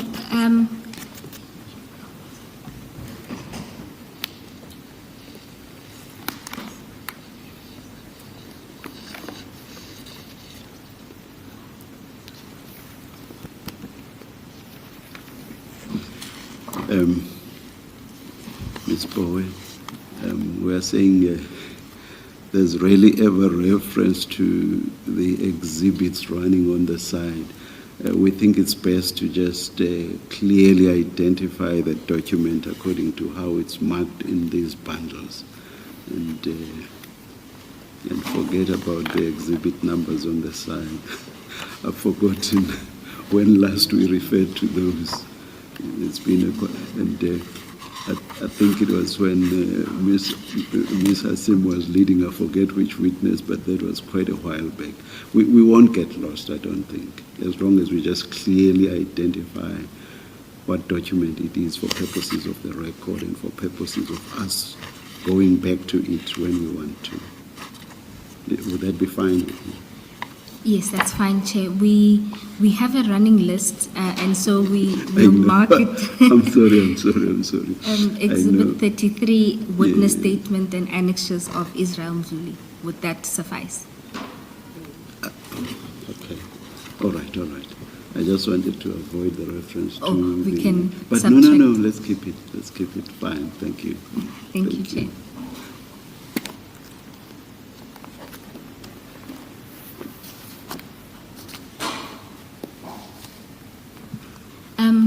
General, the audit process has been done, and you've now had a conversation with General Sentimole, who has informed you that they need to make arrangements for the dockets to be transported to KZN. Did she indicate when this would happen? Yes, Commissioner, she did indicate, she even said that actually, General, let's plan maybe to hand over those dockets the following week. So the following week will be the week of the 9th or 10th. That's when she said that she's planning, but she will come back to us to give us the proper date when we can plan to go to KZN. Thank you, General. And you then go on leave. By the time you go on leave on the 11th of April, still no arrangements to take the dockets back to KZN had been made? Yes, there was no arrangement, but when I came back from leave during the first week of May, that's when I inquired from Brigadier Kopoditata actually what transpired whilst I was on leave. Then they explained to me that there was an arrangement which were made, and then itinerary were completed. I think it was done on the 24th of April, and they were planning to take the dockets to KZN in my absence here. Commissioners, if maybe you allow me just to go a little bit before one of the preparation to go to KZN. Brigadier Kopoditata informed to me when they were doing the audit, conducting audit, actually they were a plan put in place about the phases which is going to take place about this docket. And then the first phase of docket to be handed over, those are the one which they were doing the audit. Actually, there were 3 phases which is going to take place because of now the PKTT is going to be disbanded. So the first phase where this docket which they were auditing, the 118, they were docket which were still under investigation. And the second set of dockets would be what we refer to as decision dockets. Normally, there are some cases where We don't just arrest, you complete the investigation. After that, you send docket for decision for the prosecutor, senior prosecutor to give further guidance. That was the docket which will be the second phase. Those dockets, they are not yet handed over, it was just phases. The third phase will be docket from court, whether finalized or docket which are still on trial. That will be the third phase. But the phase which we are dealing now is 118 dockets which were still under investigation.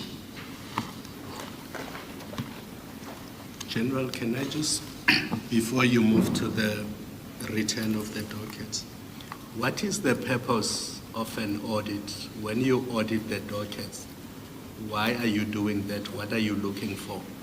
And what are you hoping to get out of the process? Okay, thanks, Commissioners. When we do conduct docket auditing, usually we want to check whether the docket, for example, in the printout or checklist, the docket will be 118 with a specific case number, station, and the charge. So when you audit docket, you just want to check whether the very same charge appears on the list, which is on the printout, which you get from the case administration system. You check whether the complainant is the same, and then we have to do it through the right way of doing docket audit. You must audit with the system in front of you to check whether the charges relate with the charges which are captured in the system. That's the docket audit. But some other way of doing, the way they've done it, actually is an informal. They were just checking docket from 1 to 118, whether they are still the same as the one which are in the checklist or on the printout. But the right way of auditing, you must even audit the charges, the right case numbers, formulation of charges. That's how you do the docket audit. And docket audit, sometimes you couple it with docket inspections. If you do audit, you also do the docket inspection. But auditing is just to get the gist of the docket, whether they correspond with the system where they are captured. And then once you have done all of that, what do you do with the results? So you've completed the audit, you have confirmed that what is captured in the docket is consistent with what is in the documents inside. You have your results, then what do you do with those results? With those results, the person who gave instruction to conduct the audit, you must give a certificate to the person, present to her or to him that the audit have been conducted.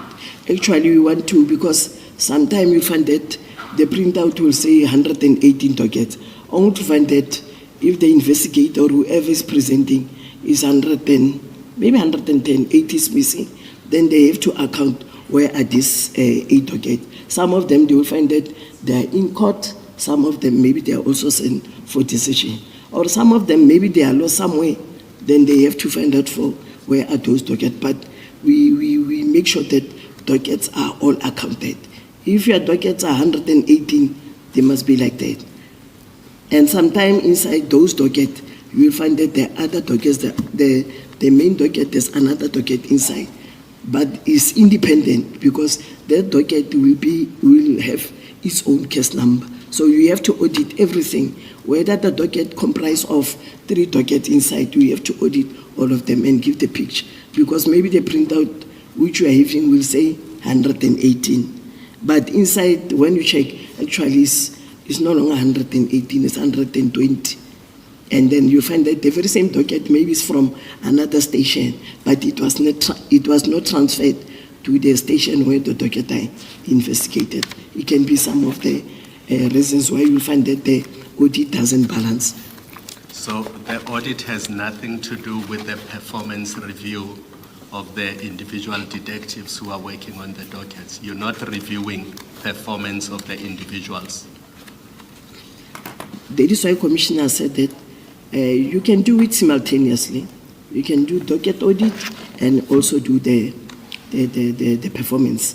That's why now you do a proper inspection. You audit it, you are satisfied, I've got 118. Now you say, let me look into the performance of this docket. You have to go one by one of those dockets. Then you will do your notes. After then you will write the performance, sort of review of what transpired in those dockets. Thank you. General, if these dockets were meant to be returned to KZN, and you're telling us as early as the 28th of March or the end of March, there seemed to have been already a consideration and decision that they would go back to KZN, what would have been the point of National conducting an audit on dockets that are going to be returning where they come from? What would be the purpose? Commissioners, and that is why I said earlier, maybe the General Sintumule will explain. But maybe the main purpose from my experience is maybe when the docket, the PKTT brought 118, which was signed for. Then General Sintumule has responsibility now must to confirm 118 from PKTT and whatever she is conducting now the audit. But the main reason of why dockets were sent to our national office, I will elaborate when I go further.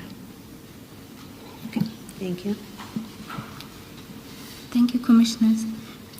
General, you then explained that after Brigadier Kopoditata told you about the plan, which was to move them during that week of the 23rd of April, by the time you return on the 30th of April, the dockets were still not moved.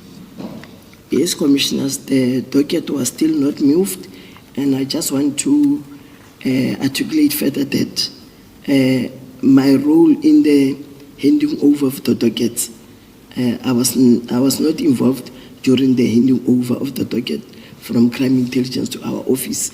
But when I come back from National, it's a concern for me because this docket now they're still put in the safe. Then that's when now again I'm asking General Sintumule, General, this docket have been long now. It's almost a month. Actually, what is going to happen with this docket? Then General Sintumule said that, hey General, you know what, let me phone General Mkhwanazi. Then she phoned General Mkhwanazi. It's now May month. After some time, maybe 2 to 3, 4 days, I called her just to find out what the General Mkhwanazi is saying. It's me who's persisting about this docket because it's a concern for me. Then she called General Mkhwanazi. Then General Mkhwanazi said that she told me back now when I called her again just to find out what did General Mkhwanazi said. Then she said that General Mkhwanazi said that he's got nothing to do with those dockets. I even said, just like that, as a provincial commissioner, actually those dockets belongs to him. He's the main custodian of the docket as a provincial commissioner. Then she said, hey, I don't know, what am I going to do? Then I said, we must do something. Then she said, let me call the national commissioner. She called the national commissioner. After some days again, I called her just to find out what did the national commissioner response. Then she said that the national commissioner said that General Sibia must ensure, or General Sibia, it is his environment, he can use his own discretion about those dockets. Then on the 20th... Before you move to the 20th,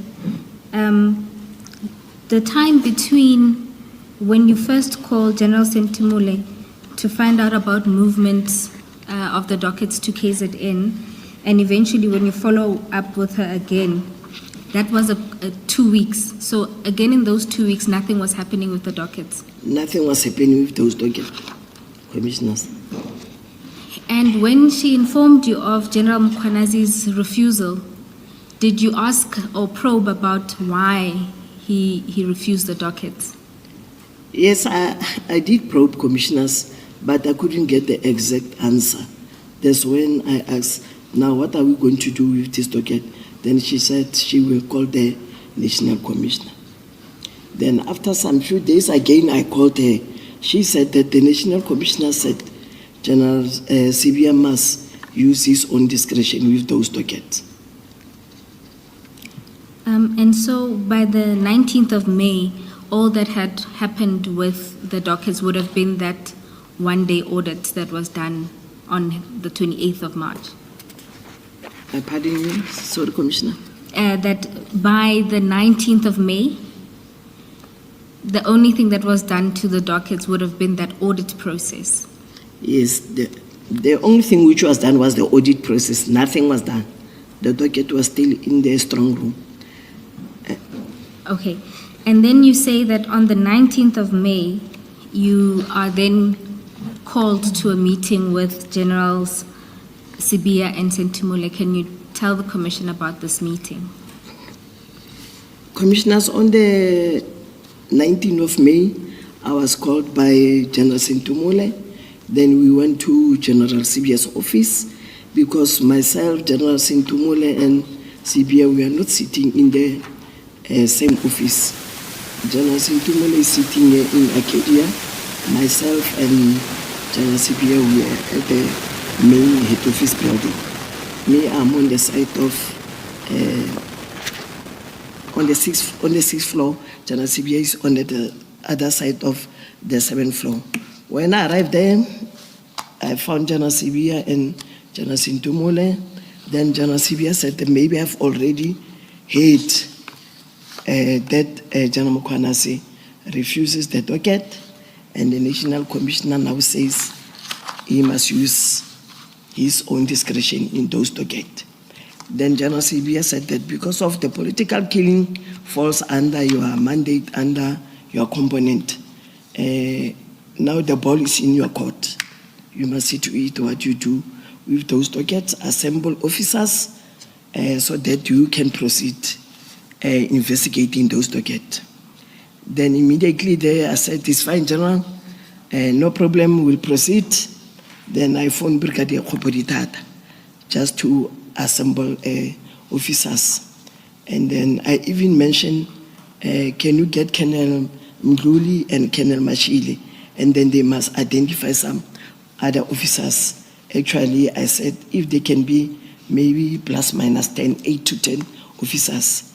Then immediately I left General Sentumule and General CB. I went to Brigadier Khopoditata's boardroom on the 2nd floor.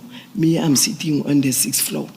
Then when I arrived there, I just gave them the background because other officers were not part of collecting docket from crime intelligence. So I have to give them the background of how did this docket come here, the collection part of it. They've been in the safe. I've been called. Now I think we must do something. It's been long for this docket to be here. General, you have told us that the dockets came up to head office for a very simple process, which was to audit them. Let's leave aside the fact that it does not make sense why they would have had to come to head office for that simple exercise.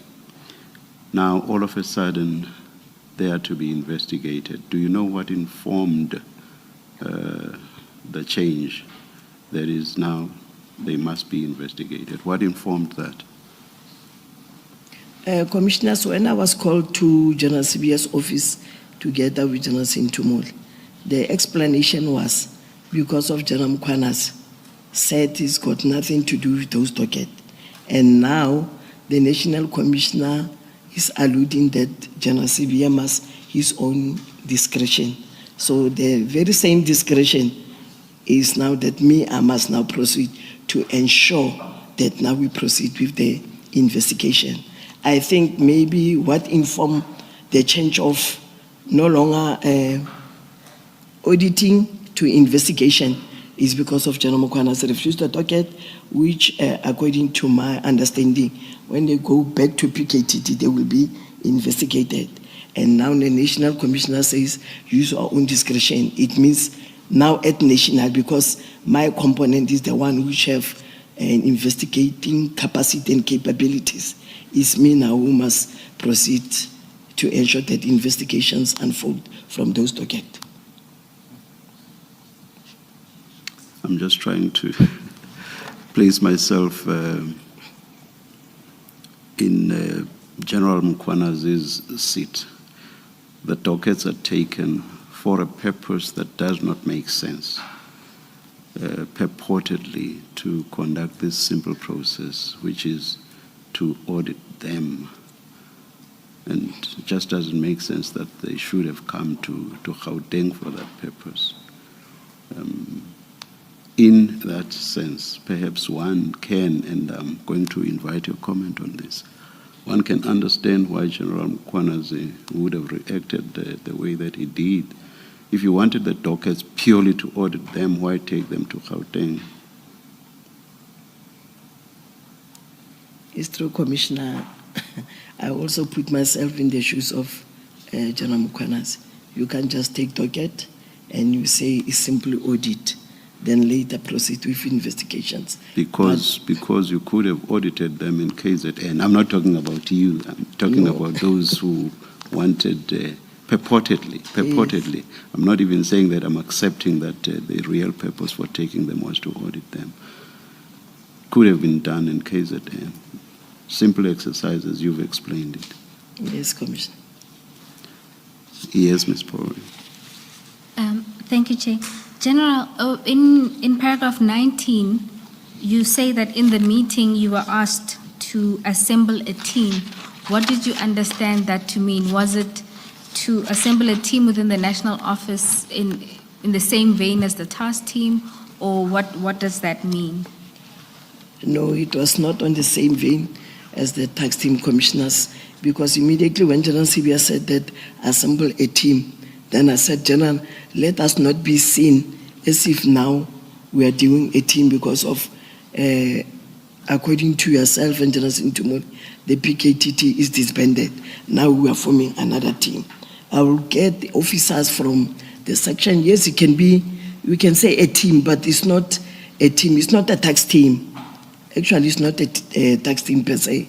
It's just members from different sections, because I was taking members from stock theft, National Investigation Unit, together with the Medan robbery, just to go and, because they're detective, we are all trained, we can also conduct investigation, irrespective of a task team. General, what did you mean by that, and why did you think it was necessary to say you should not be seen to be creating a team to replace the PKTT? Commissioners, why I emphasize of let it not be seen as a team, because the PKTT is a team, which was a tax team, is disbanded.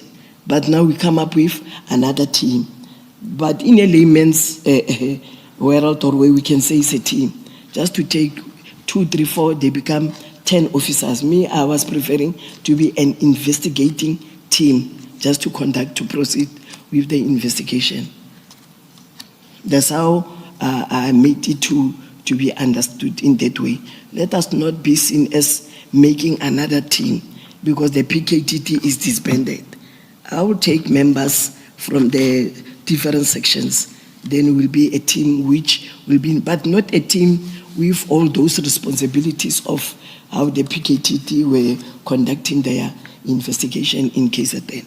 It's not a tax team. I didn't want us to name it a tax team. It's not a team. It's an investigating team who's going to conduct investigations, not a tax team. Thank you. General, is it fair to say that you had accepted, you were told that the task team, the PKTT, had been disbanded? That was your understanding, right? Yes, that was my understanding. Is it fair to say that there was no documented plan, a written plan, that was going to deal with the after? What happens after the PKTT is disbanded? Who's going to investigate these KZN political killings? What is going to happen to the dockets? Who's going to be the custodian? Who's going to account to the families in KZN who lost their loved ones? Who's going to account to the courts and the prosecutors in KZN about the cases they were involved with and the dockets they were involved with? Because I struggle to understand the idea that a detective who deals with stock theft in Johannesburg can be given a docket that deals with a political murder that took place in 2016 in KZN, and that person sitting in Johannesburg can then investigate that murder and get to the conclusion of the investigation, whatever that is. I just struggle with that, and I'm hoping, and I know it's not your fault, this was dropped in your lap, but I'm struggling to understand how that was going to work. Can you just enlighten us, please? Okay, thanks, Commissioners.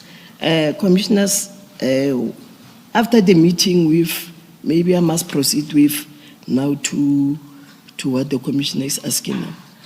After that engagement with General Sintumule NCB, then I went to Brigadier Koboditat.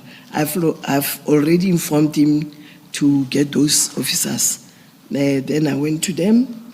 I explained what transpired actually, the background, how did this docket came to head office. Then I instructed Brigadier Koboditat to take all those dockets from the strong room. I saw them, they were there in the crate. Then I said, colleagues, because now the ball is in our hand, as detective, let's start first with the inspection. Let's take this docket so that we can familiarize ourselves. To answer that question, Commissioner, which you said that stock theft from Johannesburg to go to KZN. Before you embark, you familiarize yourself with the dockets. But within that composition of the officers, mostly were from National Investigation Unit and the Madden robbery. The stock theft were only for the collection, because I know their strength, I know their expertise.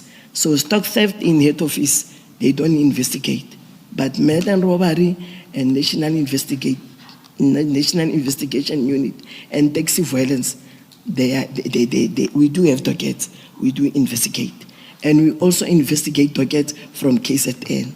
It doesn't need that you must be in KZN, then you can investigate. We investigate all over the country. We get docket from National, I go to Western Cape, all the provinces. You are a detective, you have to swim through.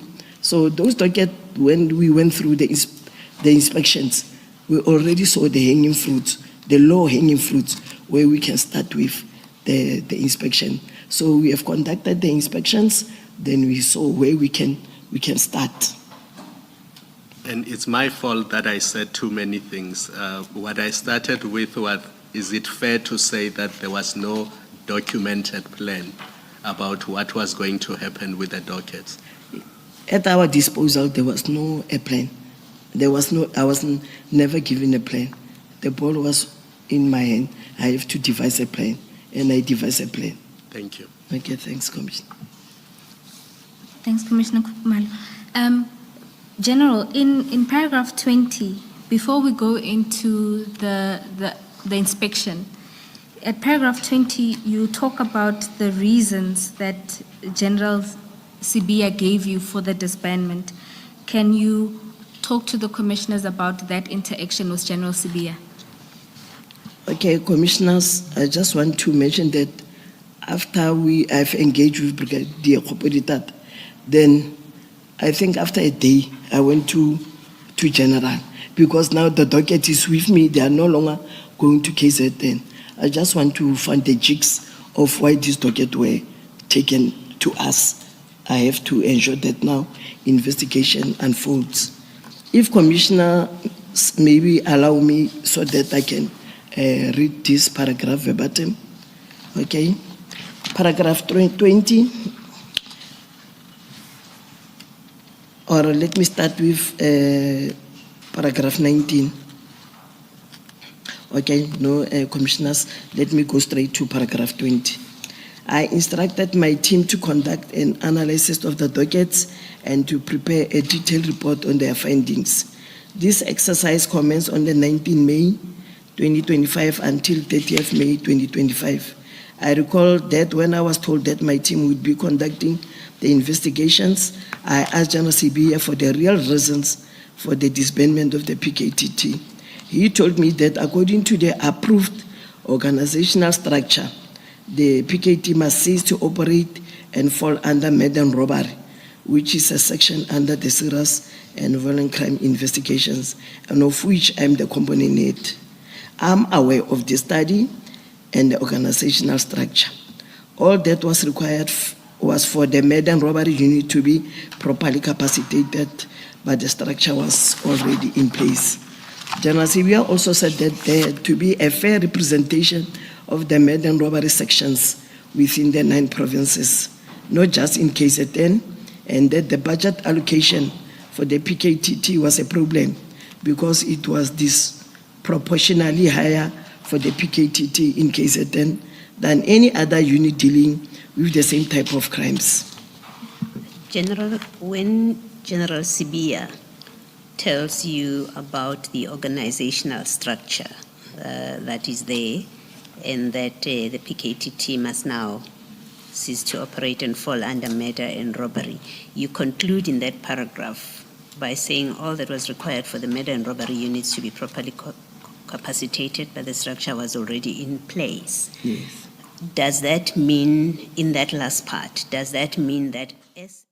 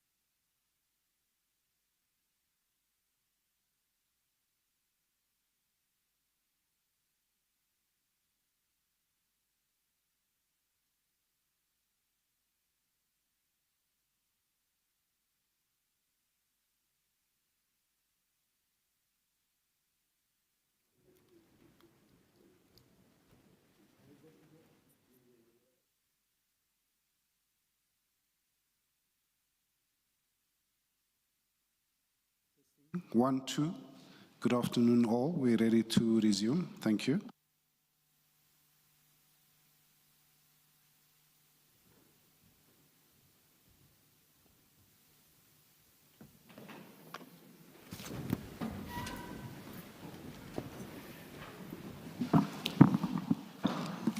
Afternoon, Chair.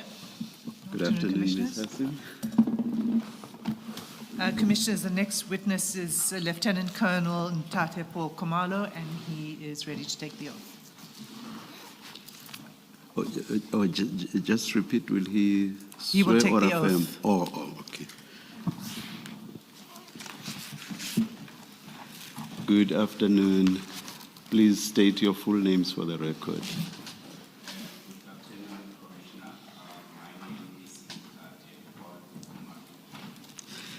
Do you swear that the evidence you are going to give is the truth, the whole truth, nothing but the truth? If so, please raise your right hand and say, "So help me God."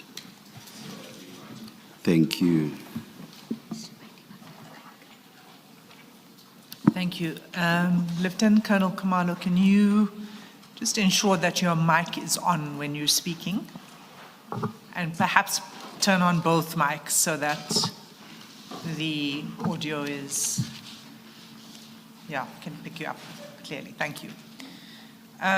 In fact, while I'm here, as I say, Lieutenant Colonel Khumalo, perhaps I should just get this out of the way. Are you related to Lieutenant General Khumalo?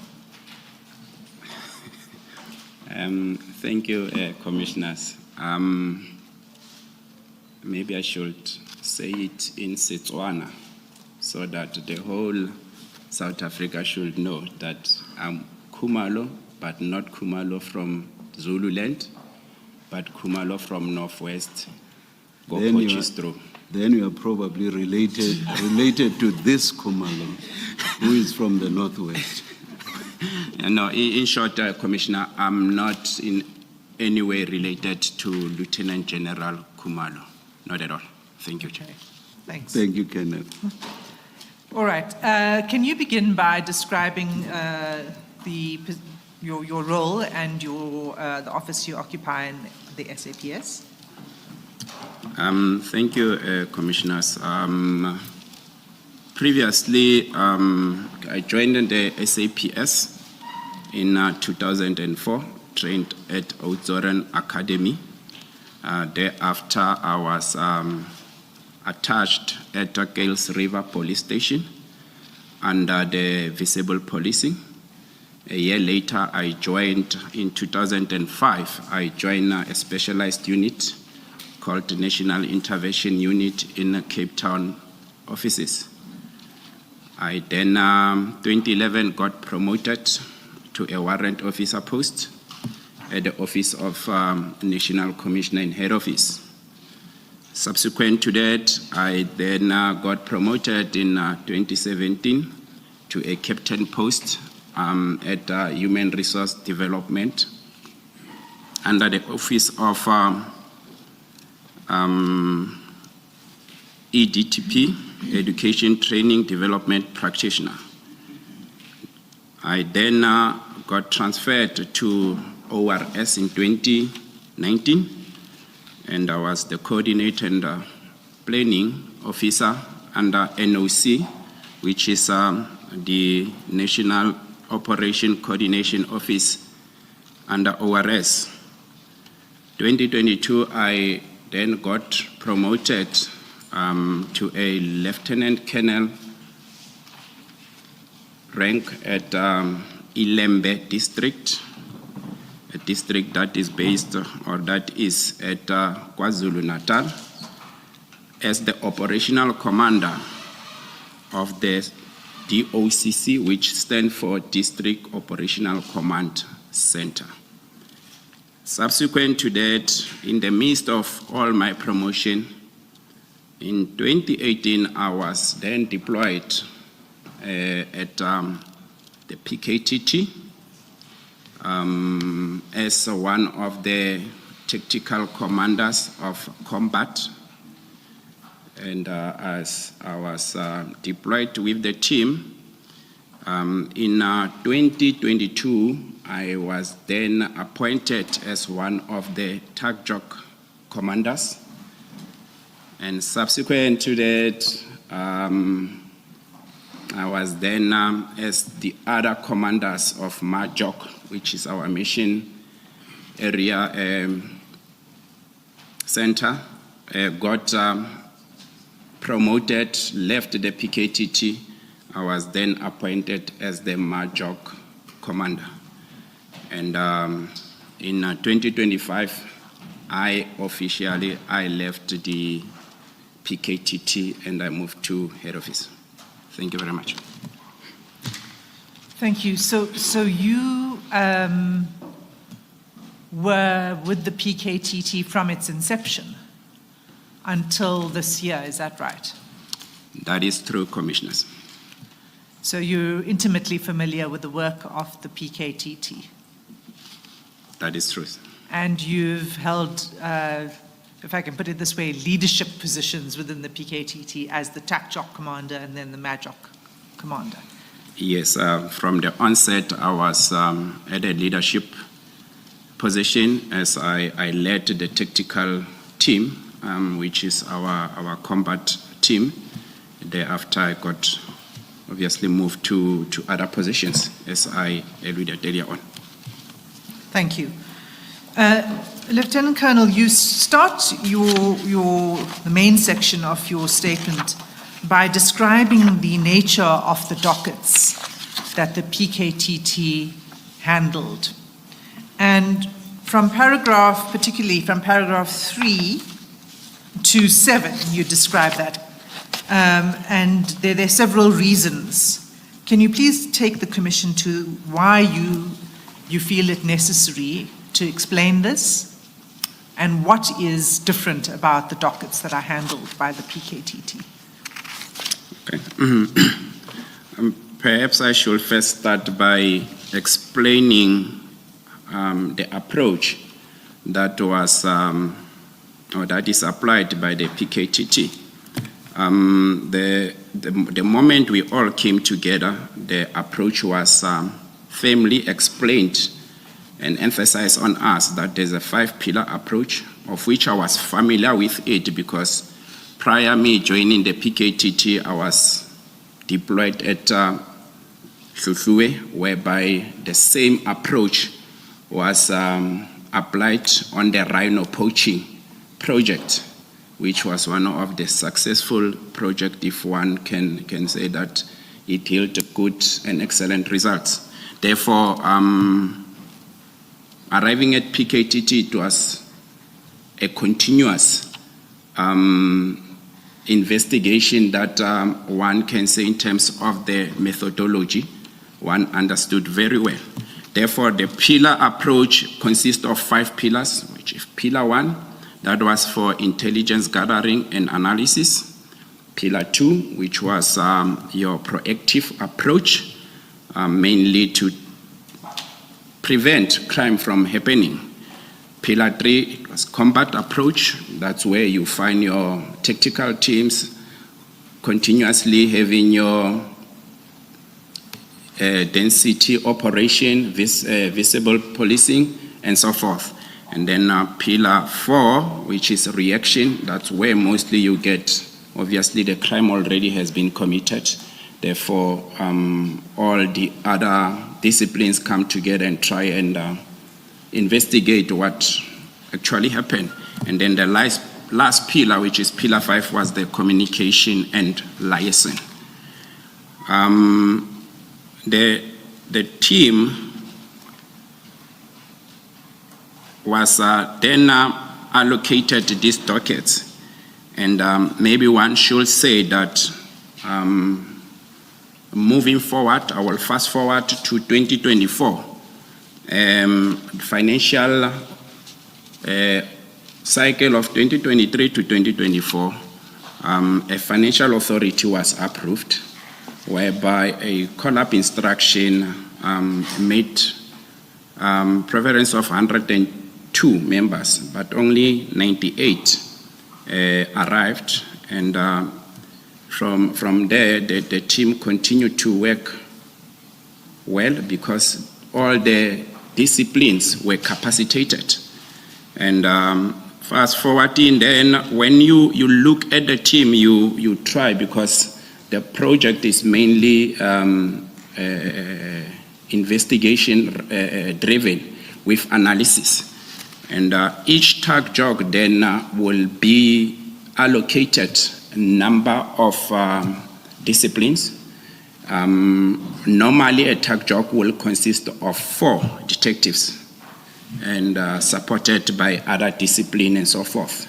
At maximum, it will be 6, but most of the time, 4 members. And then based on...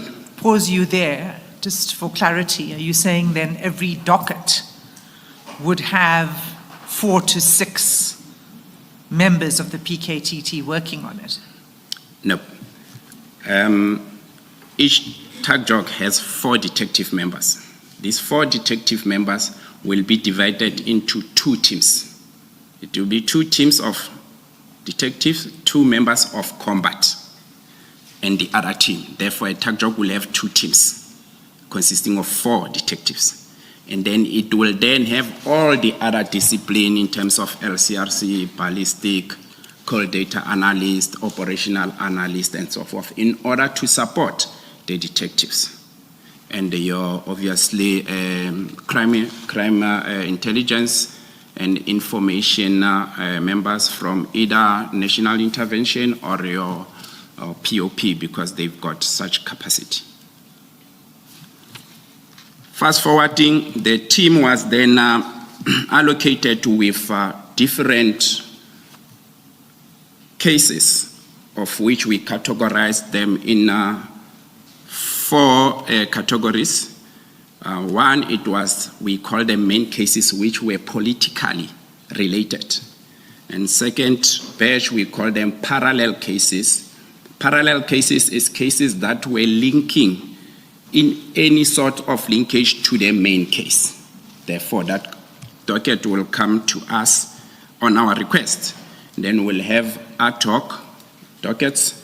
Those were the self-generated cases by the team, whereby whenever the information guys receive information about illegal firearms, or members are driving off the combat and they come across something, they will then search and obviously recover firearm in that case, because firearms are found by us. We've got the capacity of the detectives, then we will take over that particular ad hoc case. One should also stress that because majority of the political related cases, a tool that is commonly used is a firearm. And we did recover a lot of firearms that are linked to the cases, but there is still some of them that are still outstanding. Therefore, doing this ad hoc operation, intelligence-driven operation, it's part and parcel of policing. Therefore, it was relevant for us to seek for such firearms. And then last batch of cases, then it was traditional leaders cases, which were allocated to us last year, April, on an instruction of high authorities. So that was when your mandate was extended as a PKTT, April 2024, to include traditional leader killings.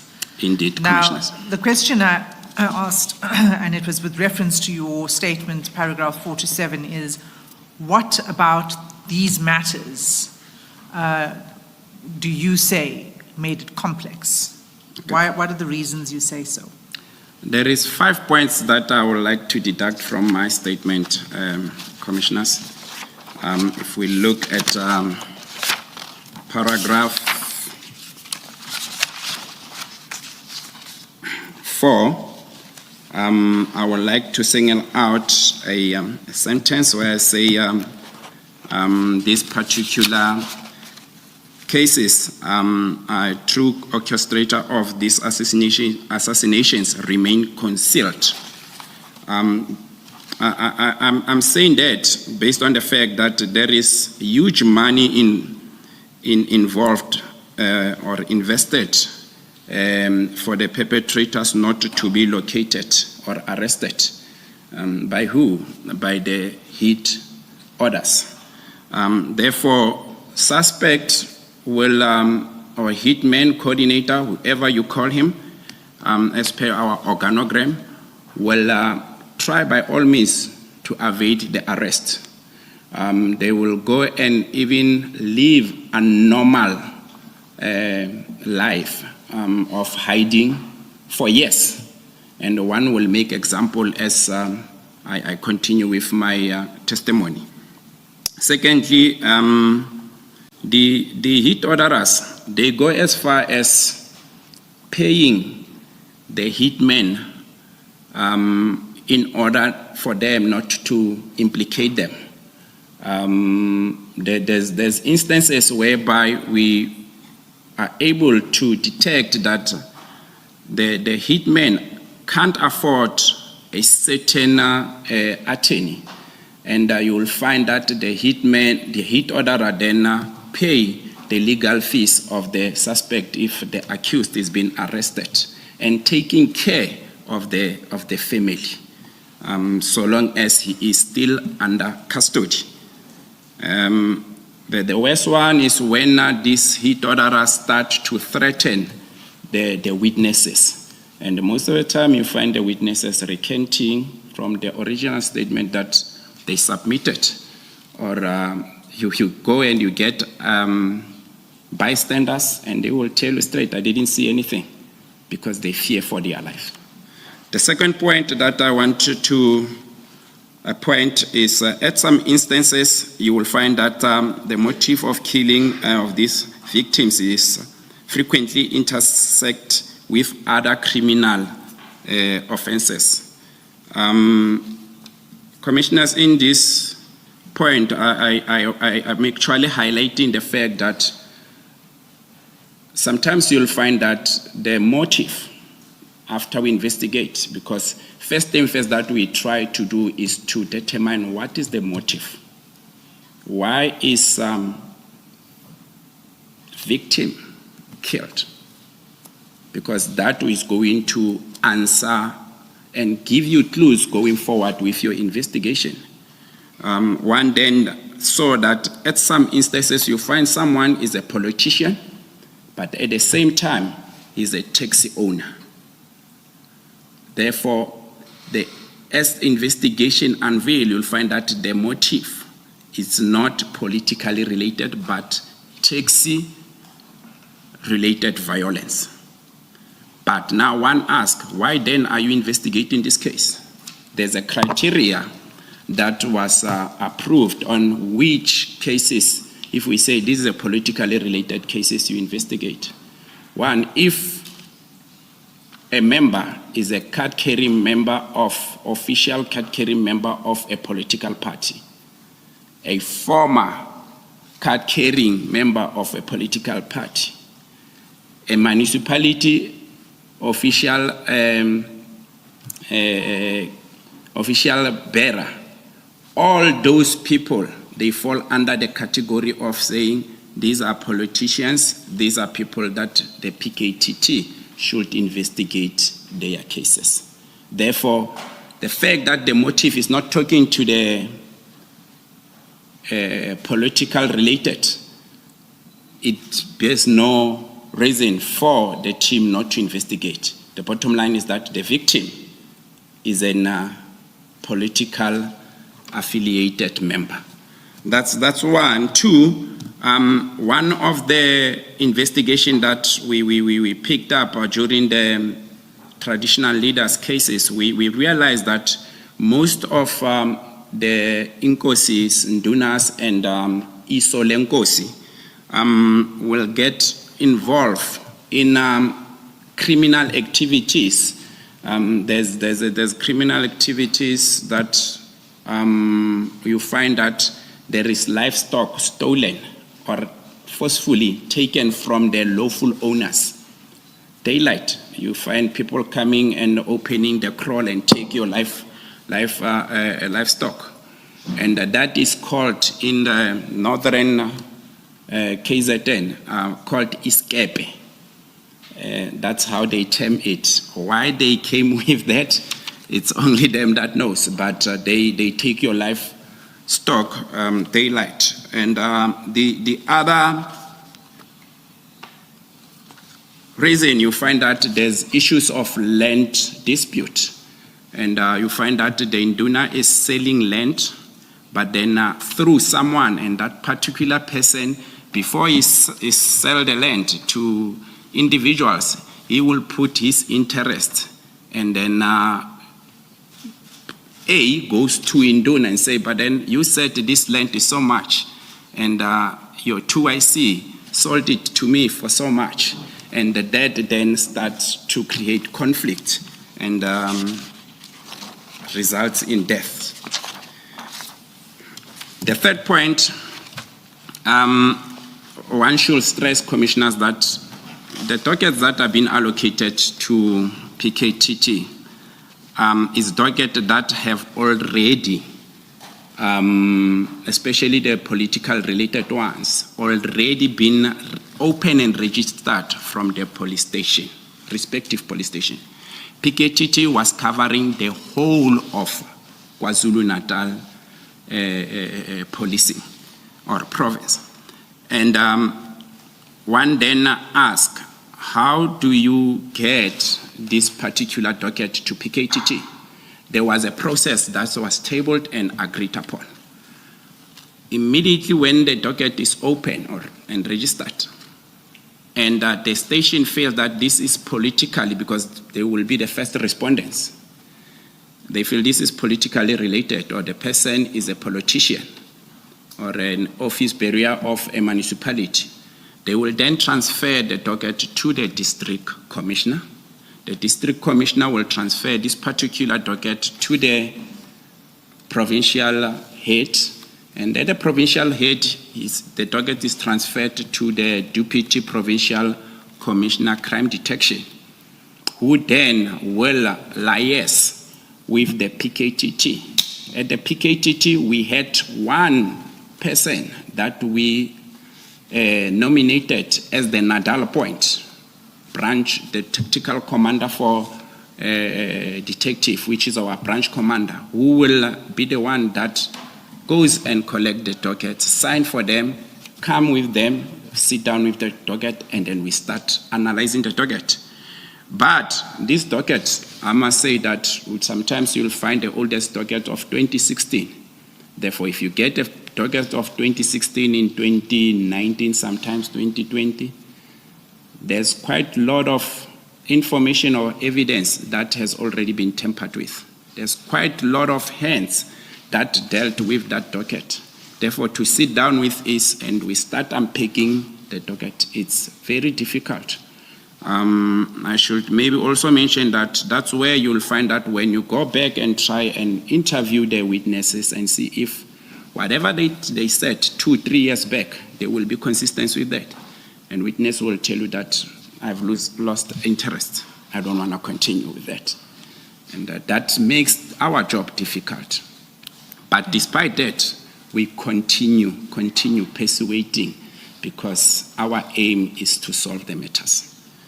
And then the fourth point, commissioners. Now in paragraph 6. I think yes, I've covered that. And then I will move to point number 5, which is the last point, whereby I want to emphasize that the significant risk associated with this investigation. One should mention that the hitmen used in these killings sometimes are sourced out from taxi industries, from security companies, and so forth. Because I recall at some point, General Kumalo made an example of a certain firearm that was sliced, and the firearm belonged to a certain municipality, and municipalities, because they had securities that was guarding the premises and so forth. Therefore, there's firearms that we took and others linked and so forth from security companies. And secondly, you find that the hit orderers, it's people that are financially muscled. and it's easy for them to buy anyone in order for them not to come forth and give evidence against them. Hitmen, sometimes they take fall on behalf of the hit orderers in order to protect. And lastly, the chain of this organogram is long. For instance, you will get hit orderer. Sometimes it's not one hit orderer, they are together, 2 or 3, because they've got one common objective. You get a coordinator. Coordinator can be divided into 2. Coordinator that knows the hitman, coordinator that will deal with resources, because sometimes hitmen, they don't come with resources. They tell you that for me to execute this job, you need to give me firearms. You need to get me vehicles. And others will say, I come with my firearms, but whatever that you charge me will be double. It's a profession to them. That's what we are trying to dismantle as PKTT. And as you also get spotters, people that will spot the victim, where he goes, what time, what vehicle is he driving, who is he traveling with. It's not a once-off thing. The operation can take 2 a month up until they get the movement of the victim in accordance to time and so forth. Then you will get your driver, person that is only hired to drive. Make sure that after the shooting, you just drive. Then you get your hitman.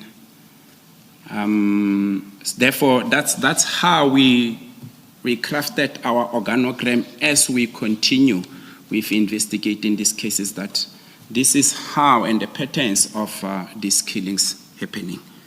I think And finally, you say in paragraph 6, the final reason you talk about the complicated nature of these cases and these dockets is the threat to the investigating officers.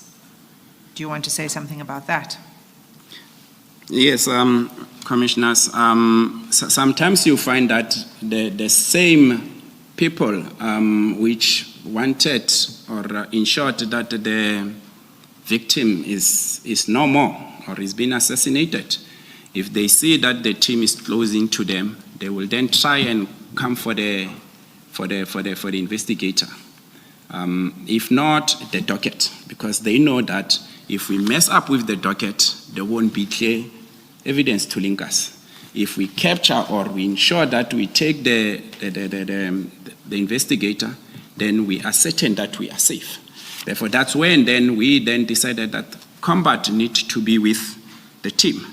And that is going to assist in protecting the investigators, including the docket, that you safeguard this docket, you safeguard the investigators. Nothing happens to these two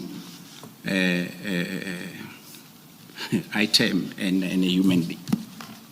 The docket and the investigator. An investigator. And you've had experience of the team being ambushed in the past. Indeed.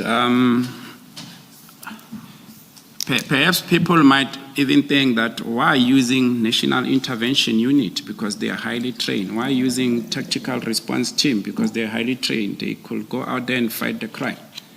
Whatever that they are doing in PKTT, they are fighting the crime. In the past 7 years that I've been with the PKTT, we have experienced 3 attacks. But in those 3 attacks, I thank God even today that there were no casualties. The first one happened in 2019 when our team was traveling from southern side of the KZN, where they were investigating politically related cases, and they came under fire at night. They were able to survive that, even though 2 of them, they were shot, but at the lower part of their bodies. The second one and the third, they happened actually in the same month. This was in 2022, December. The first one happened in Phoenix. The team was busy with the observation, and shockingly so, the I'll say the victim in this, followed the team up until the team reached a garage. And when they were at the garage, the victim started opening fire on our members. It was 4 members of the PKTT. And luckily, they managed to neutralize the victim, which is normal. The third incident, on that one as well, 2 of our members, 3 members were shot, but luckily no fatalities. On the third one, which is the bizarre one, the team was busy with investigation at Msinga, and as they left the police station, going up the mountains of Msinga, a vehicle started following them, and they could see that this vehicle is following them. And they accelerated, but the vehicle continued to accelerate up until they arrived at a certain point, and the passenger drew a firearm, a pistol, and started shooting at the members. Members were able to return fire, and 2 of them were shot, but then not fatally. One inference that could be drawn, and it's a proven fact, is that on all 3 attacks, commissioners, a hand of a police officer was detected. The matter of 2019, there was an R5 that was used. R5 is carried or allocated to police SAPS. And then on the other 2, definitely the member that shot our PKT members at Phoenix, he was a member of SAPS. On the one of Msinga, which I said bizarre, the driver of the suspect vehicle was a police officer. The passenger was a member of the public. And that's the member of the public that actually drew a firearm and shot at our members. And then when we conducted the investigation, the firearm he shot us with, it's a police firearm. That means a police officer handed the firearm to a member of the public. Say, shoot them. So out of all this, because of combat being part and parcel of the team, we were able to win that particular attacks. So far, we know that police are being attacked and police are dying. Maybe one should make an example of detectives that were traveling with a suspect in Gauteng, and I think it's 2-3 months back. And then the particular suspect from court, how he managed to get the firearm and shoot and kill the 2 police officers, we don't know. But then for us to have a combat, we try by all means to avoid such. Thank you, Commissioners. Okay, so very high risk involved in the dockets that the PKTT investigates, is what you're saying. Very high, and the attacks come in different ways. And there's quite high profile firearms that are being used.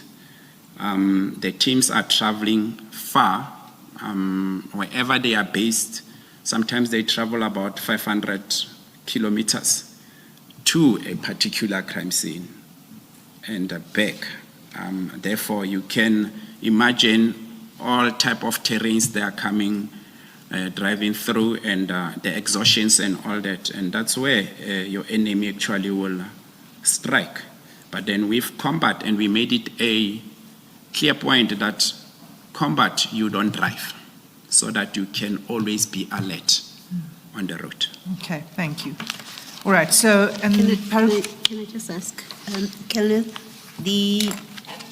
this which you are describing, the risk that confronts the PKTT Yes, investigators, is it something that is unique to the PKTT because of the way in which you work and the kind of cases that you handle?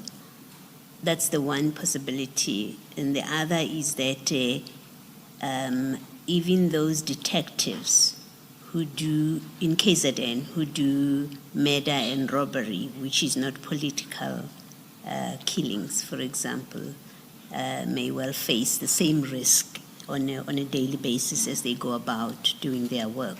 But which one is it? I will talk mainly on PKTT because I haven't been in murder and robbery and so. PKTT, one knows that most of the time you find that there's political element involved, and therefore I don't think there's any politician that will want to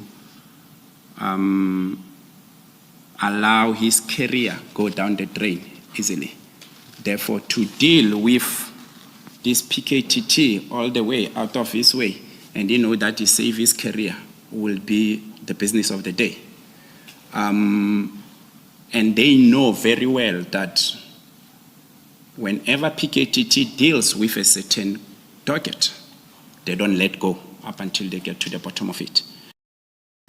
They will try everything in their powers in order to protect themselves from a distance. Because others, it's scary tactics that when we do this, they might not come for us. Therefore, I wouldn't say much or dwell much on the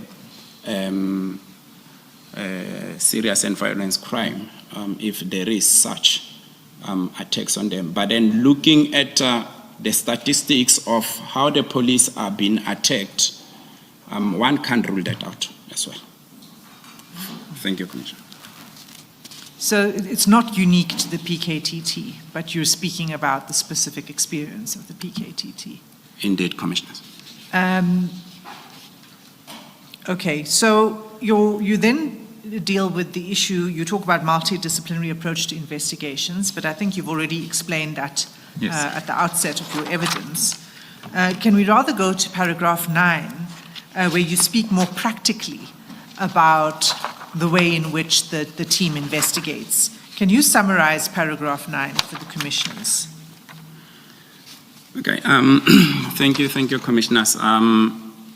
First and foremost, as I alluded that the cases, sometimes you find that they are old cases. The moment we get the docket, we sit down with all disciplines, all pillars.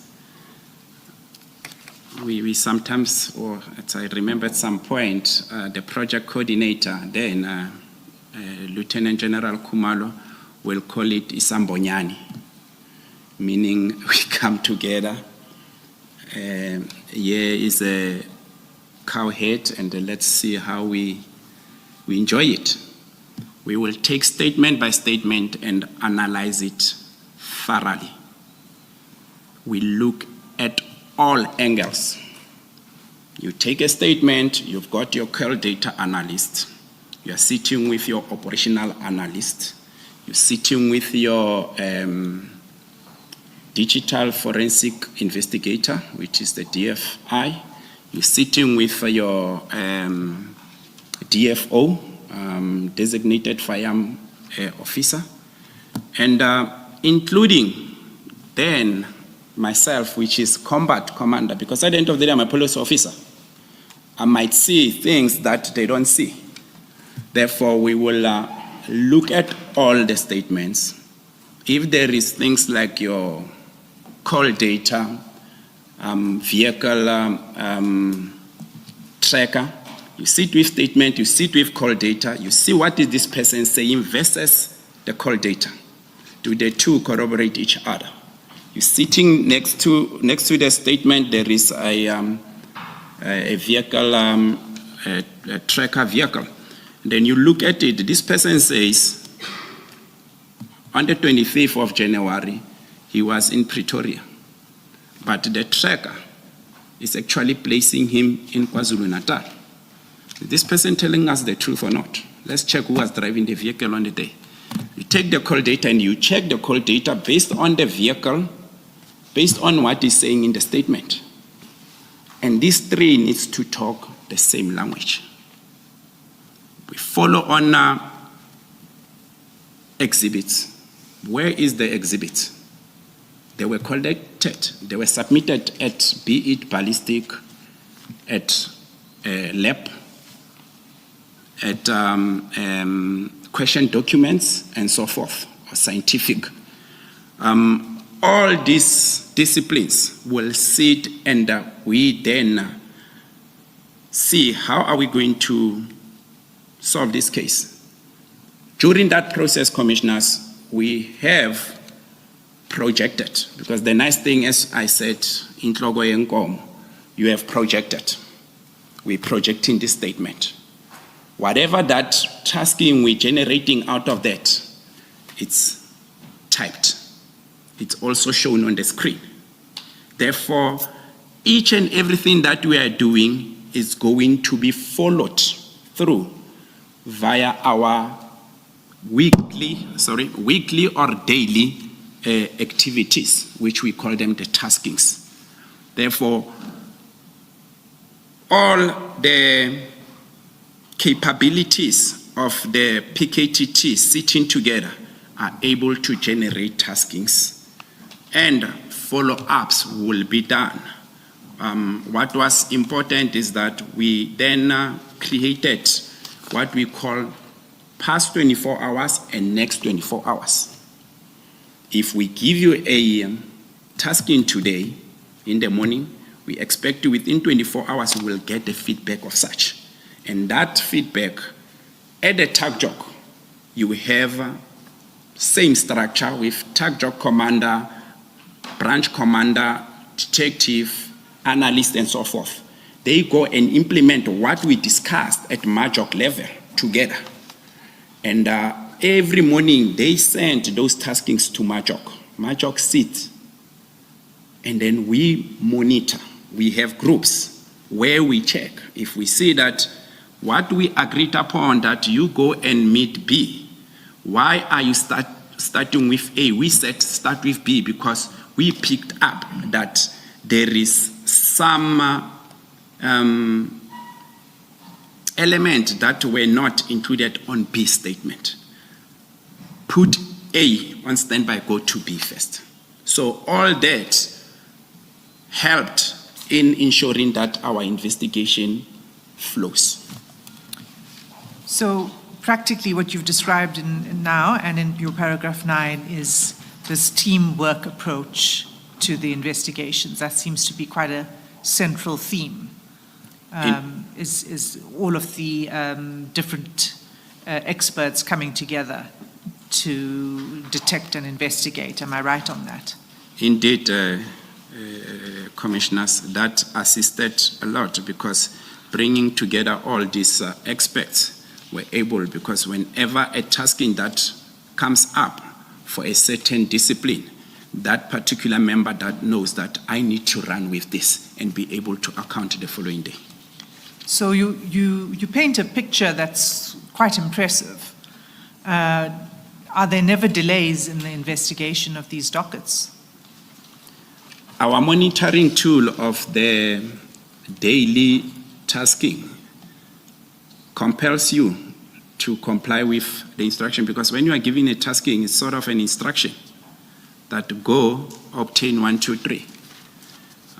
Commissioners, I must say that sometimes it will be difficult, because you find that the members are sitting at court, because the matter that they are attending, there's a court appearance. Immediately after that, those members, they are not going back to TAGJOC. They must continue with the case that is under investigation.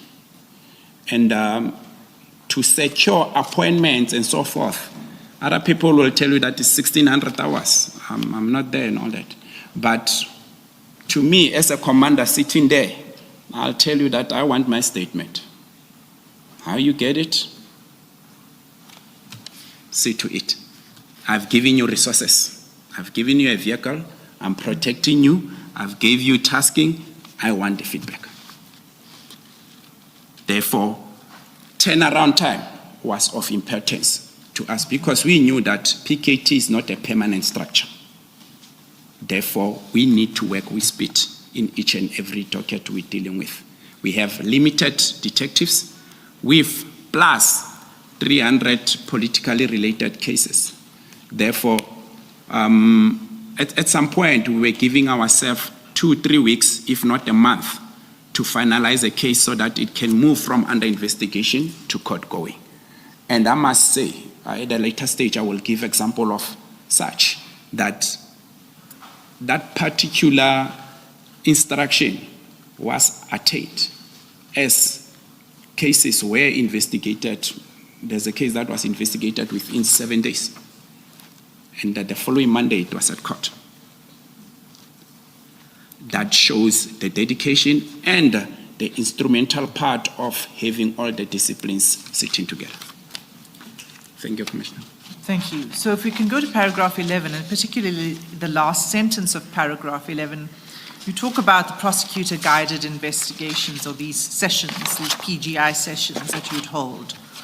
And you refer to verbal instructions. Can you just explain for the Commission how that works, how it would be that there would be verbal instructions on a docket from the prosecutors? So it's your last sentence in paragraph 11. The last two sentences, pardon me. Paragraph 11. Okay, no, thank you, Commissioners. As our approach also involved other departments and its prosecutional analysis-led investigation, time and again, because I recall very well that at some point we will have a month, almost every month, we will have a PGI. PGI is prosecutional guided investigation, whereby team will sit together with the prosecutors that are dedicated, because we were given serious and violence crime prosecutors that were dealing with us. And during our sessions, they will guide and give advice on how to go with the investigation. And some of the tasking will obviously be put on the slide, our tasking slide, and others, the prosecutors will tell us, or sometimes you find that the teams, after we have met and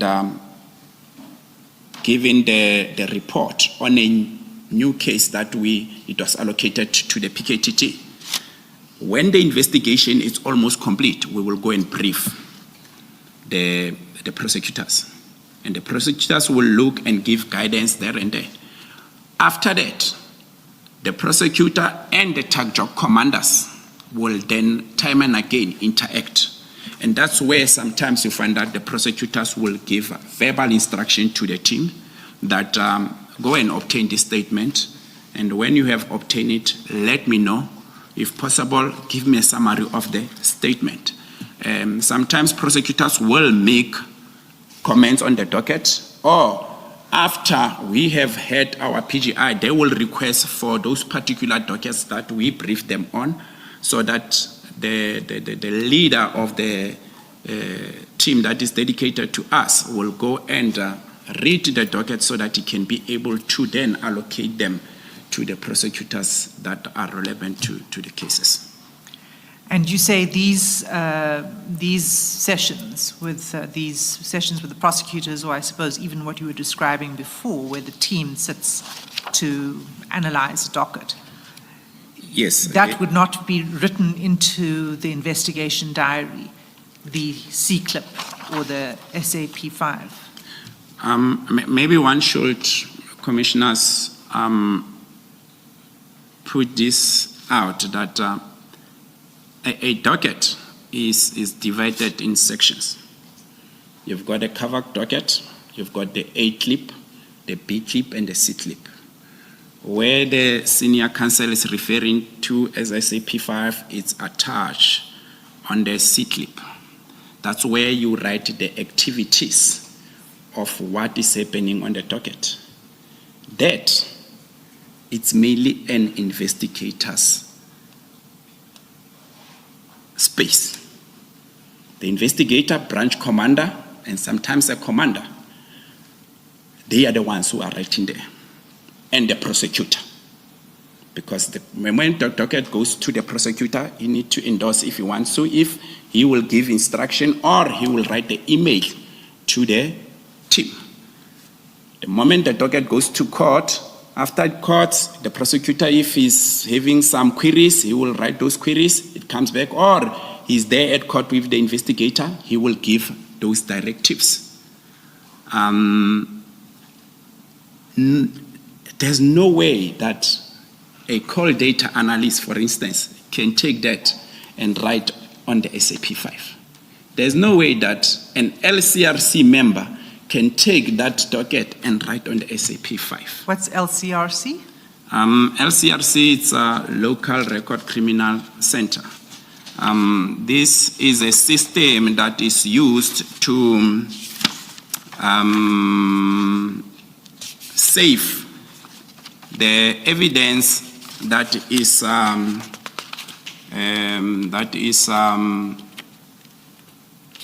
found at the crime scene for easy reference, or in case if this docket, for instance, if it can go to another team, a particular IO will just go into the system and be able to get. Let me pause you there. I really just wanted you to define LCRC for the commissioners, but I'd interrupted you. You were saying that it would be only the investigating officer that makes entries into the SAP5. SAP5. Yes. So other investigation, well, I don't even know if you'd call it, you can tell me, other work that's done by analysts, other investigative work, would not necessarily be recorded in the C-clip.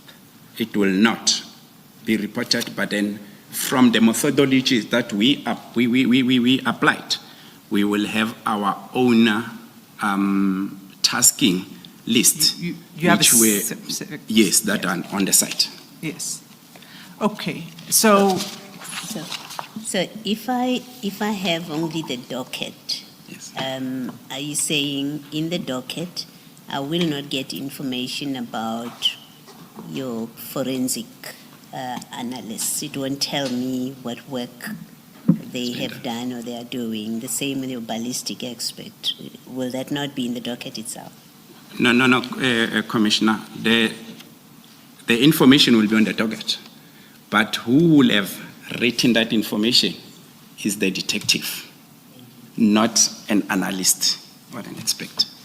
But effectively, there's a lag, LAG, not LEG, yes, between your taskings, the progress you are making in terms of those taskings, and what's contained in the docket.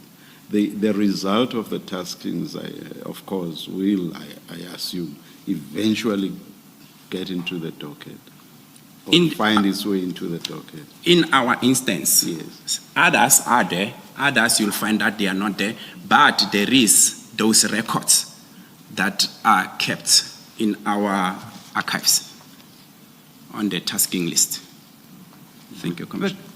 But what I think the chair is asking you is that there'd be a lag, there'd be a space of time between the activities and the taskings that result in something concrete that goes into the docket.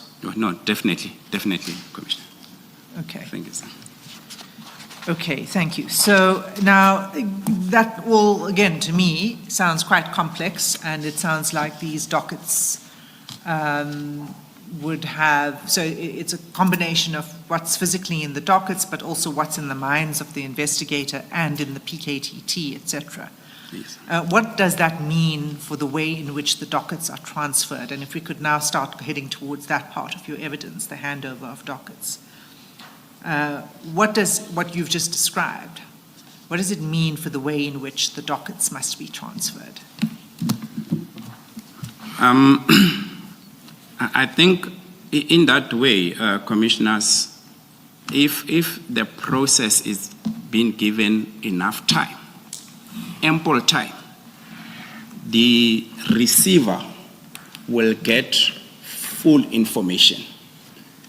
In this sense, the PKTT IOs will definitely draw all the taskings and compare them with the SAP5 if the SAP5 it's updated. If not, they can make copies of such, attach them on the SAP5. It will also be imperative for the handing, during the handing over, that the other party be present and have ample time to go through the docket and get full explanation on why there is this statement on the A clip, whereas it's not indexed on the C clip. That explanation can be there. But in this instance, with PKTT, one must say that the handing over was messy. Before we start the handover, I just want to ask you, as a member of the PKTT for 7 years, what was the impact of the decision of 31st December 2024 on the members of the PKTT? Were you informed? Were you aware that it was coming? Were you informed beforehand, or were you informed afterwards? How did you come to learn of it?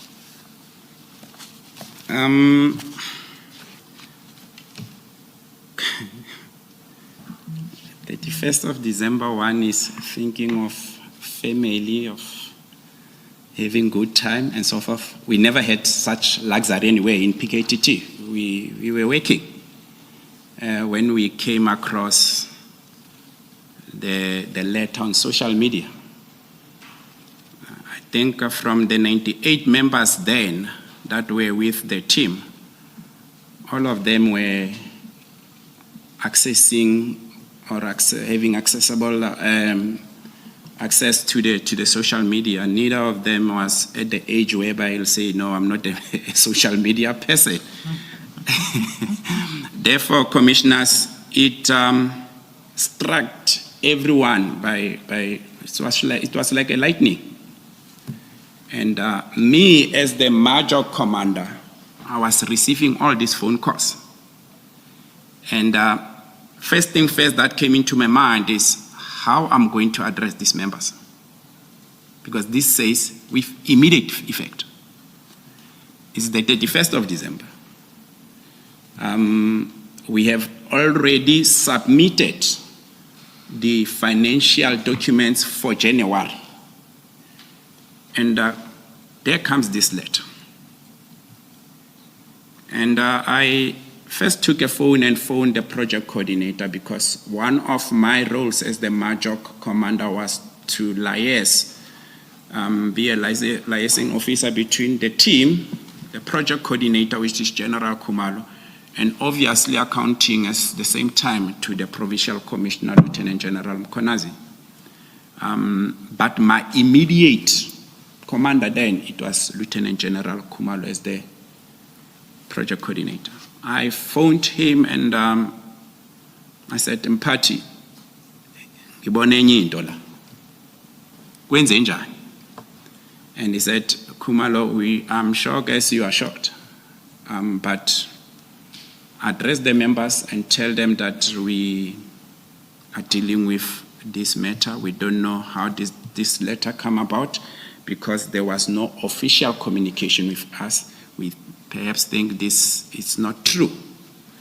Therefore, I then called the commanders, because I felt like, let me first talk to the commanders and they go and talk to the members.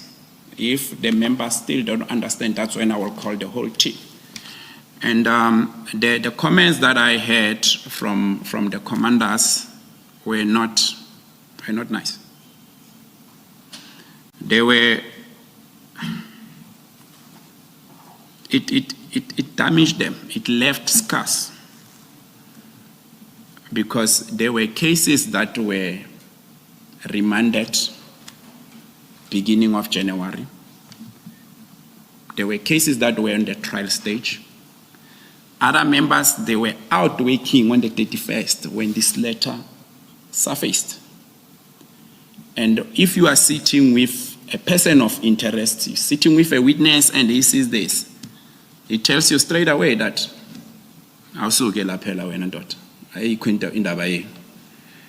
and you're trying to contain yourself as a member, but you are unable because this person keeps on saying these things. Please translate that. please get away, because there's no business that bring you to be here, because this person is referring to this letter. But then I kept on, commissioners, keeping the members abreast in terms of what is happening between head office and myself in terms of communication, and if we are leaving or we are not leaving, because General Khumalo put it clear that stay on put while we're addressing the matter. Members were, morale was down. They couldn't take it. Up until, maybe I should extend it, that I even suggested to General Khumalo that, General, could I coordinate that members perhaps get EHW, which is an employee health wellness, to come and address them, because this, they didn't take it nicely. And General said, before you go there, I will request the provincial commissioner to come and address the team. And indeed, on the 10th of January, General Mkhwanazi, it's unfortunate I wasn't there, General Mkhwanazi went and addressed the members. And he assured them that you are soldiers on the ground, continue doing policing, investigating, by preventing and combating crime. We at the executive level will attend to the letter. Okay, thanks. It was not a nice feeling, I must say, Commissioners. Thank you, General. The handover, what you're about to turn to, begins on 25 March. Does that mean between 31 December and the impact you've described and 25 March, the work continued, the work of the PKTT continued? In between these dates, what the instruction that I got from General Khumalo was that continue working, but you aren't doing any investigation. You'll only monitor the court-going cases. These are cases that were either at court for bail application, for trial, pre-trial, and so forth. That is what we were supposed to monitor. All the dockets that were under investigation, we were not touching them. There's only one matter which General, I received a call via General Mkhwanazi that there is suspects that were arrested under the district of Ilembe, and they are talking about their involvement in the killing of a certain politician and all that. I then dispatched a team to go and interview these particular two suspects, who later confessed, and they deposed the confession statement in that regard through an independent officer that is not attached with the PKTT on their involvement, and their firearms that were recovered were sent to ballistic, and they subsequently linked with other 3 cases of which they confessed on those dockets, on those cases. So that was the only case that during that time we went and picked up, and within 2-3 days, I think, okay, let me say in a space of a week, we were able to place all these matters at court, because at first they appeared with possession of unlicensed firearm. And as they continue and confessing on the other crimes that they committed, and then within a space of a week, we were able to place all these matters at court. Therefore, that was the last case under investigation that we dealt with. Other than that, whatever that we were investigating, it was the continuous investigation from the directives of the prosecutor on the matters that are already at court. Perhaps to say, go and obtain a additional statement from witness, blah, blah. Go and obtain the video footage because this one that is here is not clear enough and so forth. So those were the court-going cases. Those You were were the following court-going. up on instructions on those only. What did you think was going, I mean, what were your expectations? What were you informed? What was going to happen with the dockets, with the remainder of the dockets? At an early stage, the only thing that I knew it was don't do any investigation, and we are waiting for directives. But then as time goes on, maybe I will dwell then on the phone call I received Yes. from General Kumalo, which was so on the... between 31 December and the handover, which starts now on the 25th of March, all that the team was looking at were the court-going cases and not the dockets under investigation. So come 25 March, what happens then? I received a call, and General Kumalo, by then I was around Pretoria, commissioners, informed me that, Colonel, coordinate that the under investigation of all categories cases must be brought to my office before business day of end of business day of the 26th March. I then communicated and coordinated this with my 3 TAC job commanders back in KZN. Sorry to interrupt you, Colonel. The instruction was to bring all of the dockets Yes. to head office Head office. the very next day. That sounds like a very unreasonable request. It was, hence earlier on, commissioners, I said it was messy. Because I think if we were given ample time, there would have been a smooth handing over. Because handing over, it's a very crucial and important process. If it's not properly coordinated, we will start pointing fingers to each other, of which it's not necessary. So you have 24 hours. I've got 24 hours. All right. And to so how did you comply with the instruction? I did so. I'm a very disciplined member of the South African Police Service, and I take instruction so long as the instruction is lawful. If it's an unlawful instruction, I get it from any senior officer, I will never carry out that instruction.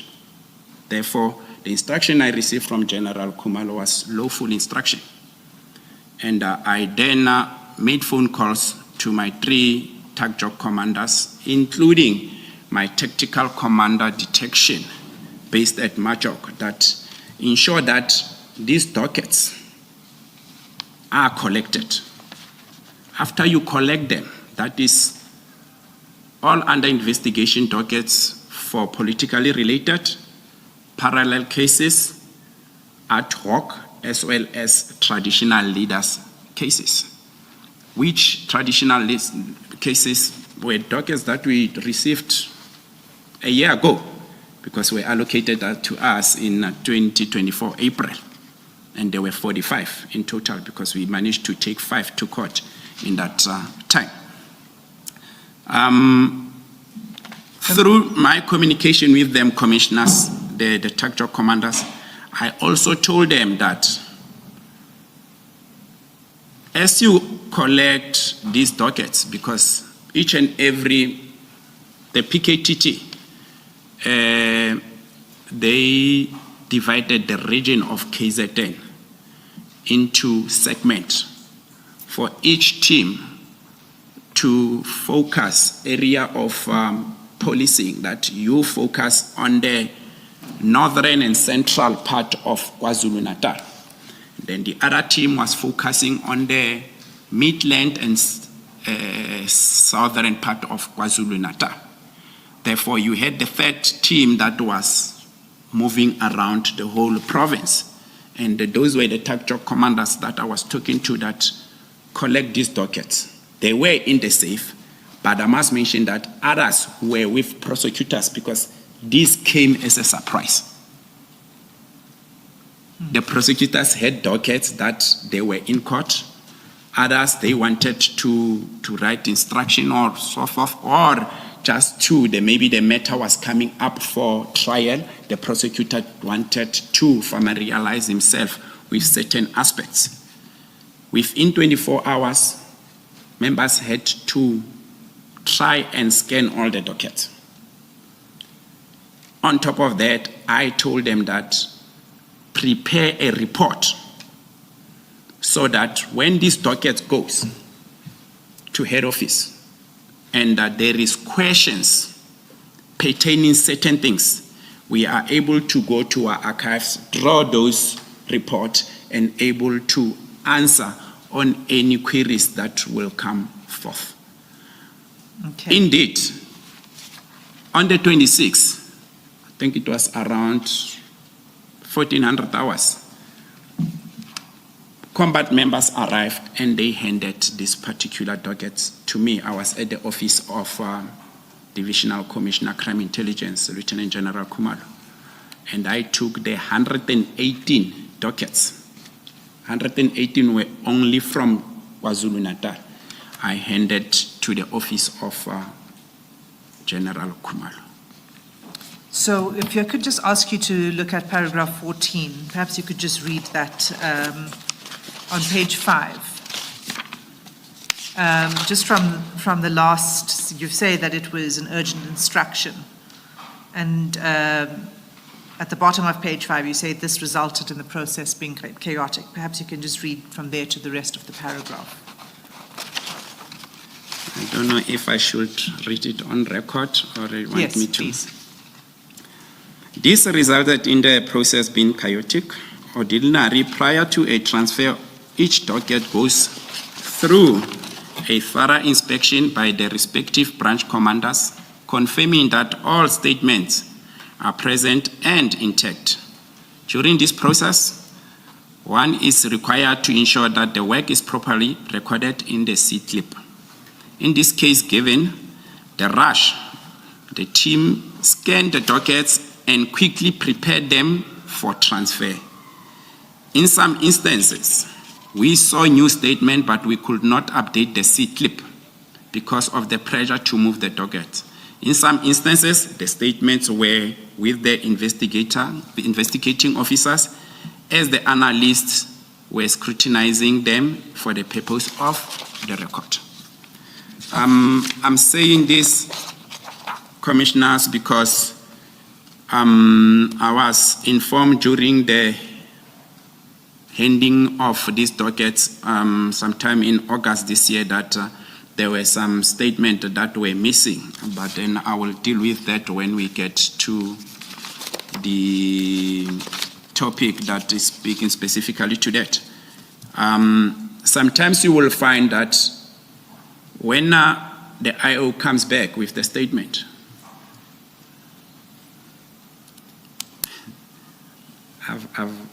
I've learned the detectives through my 7 years working with PKTT.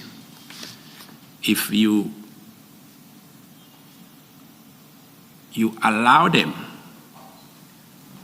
they sometimes become a little bit messy as well, more especially when it comes to docket. Therefore, monitoring of a docket and ensuring that everything is intact, it's important. Myself and you can talk about the evidence and so forth, but if the evidence is not inside the docket and the matter goes to court, that matter will never be will never see a successful prosecution on it.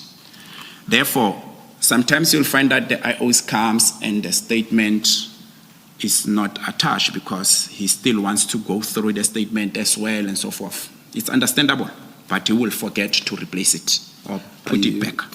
What statement would this be? Would this be a statement that has just been taken, or are you talking about a statement that would already have been in the docket but would have been removed from the docket? What statement are we talking about?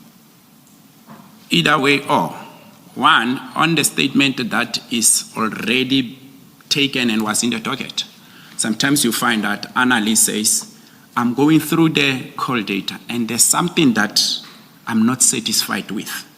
Could you please bring me the statement of witness B, I want to compare or analyze it with the call data and see whatever that he says is indeed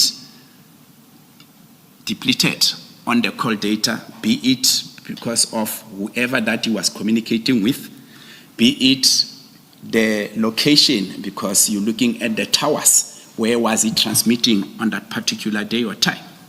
That is one. The second one, it can be that after the IO has obtained the statement, he comes back, he wants, on the same day, he wants to just read and understand if indeed this person is telling the truth or not. And subsequently, he forgets to go and file the statement. Therefore, it can be one or another. Thank you, Commissioner.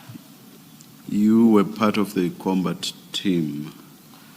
And that being so, this may not, or in fact is not, your area of expertise. General Mutsipe, who testified before you, Yes, Commissioner. told us that the proper way to do this is to make a copy of the statement and go and use it for whatever purpose you want it for, rather than removing an entire statement or taking out of the docket an entire statement. I don't even know whether I should ask you to comment on that. Commissioner, thank you for the question.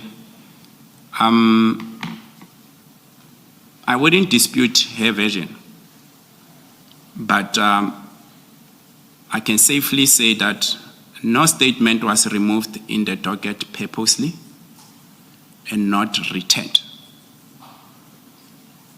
The statements that are alleged to be missing from the testimony of General Motsepe, all those statements are accounted for.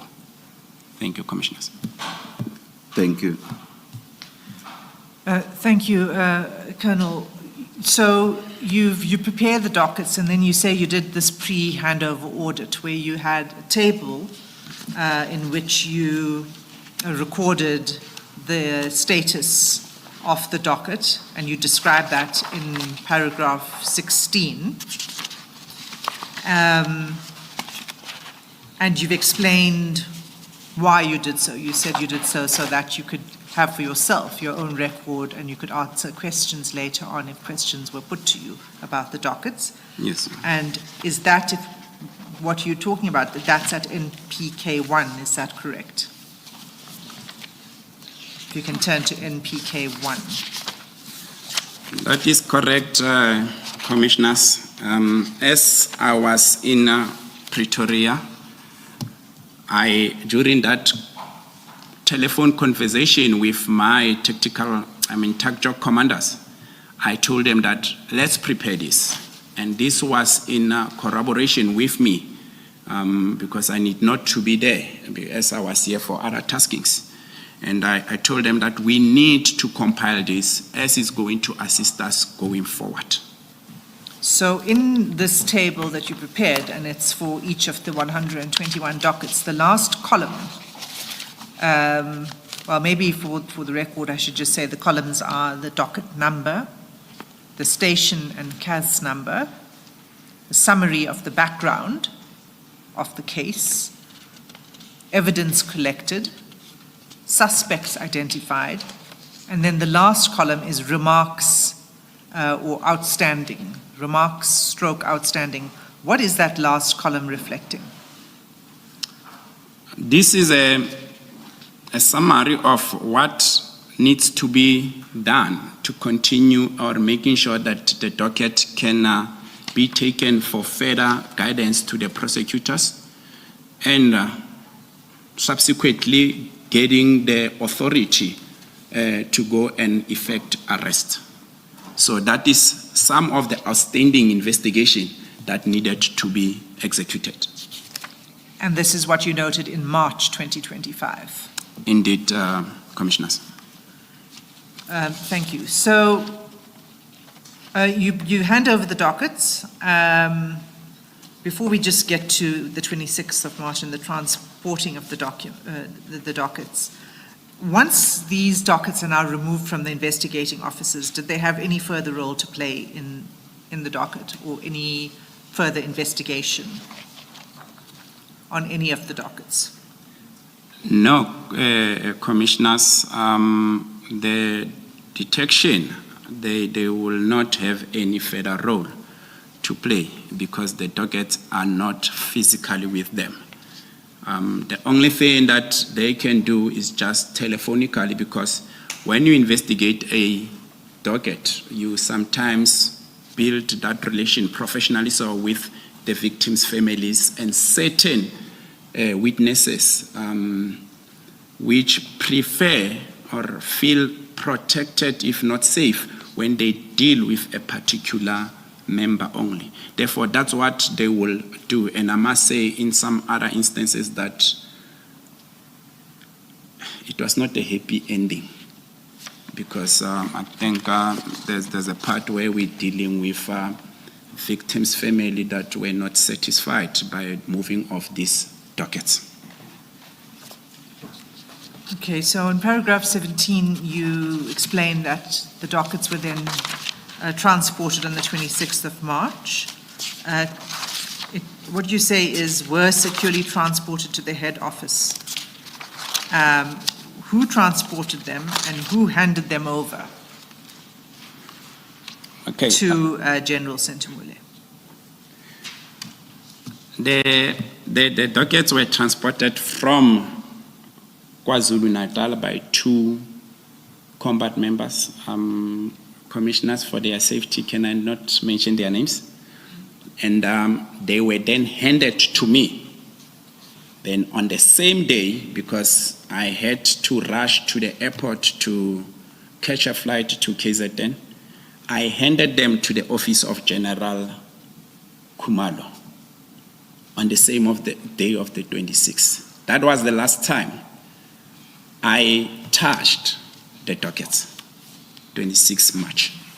So you delivered them to the office of General Khumalo on the 26th, and what happened after that you were not involved in, the further handover to General Sentumule? Correctly so, Commissioners. Okay. And you had no further,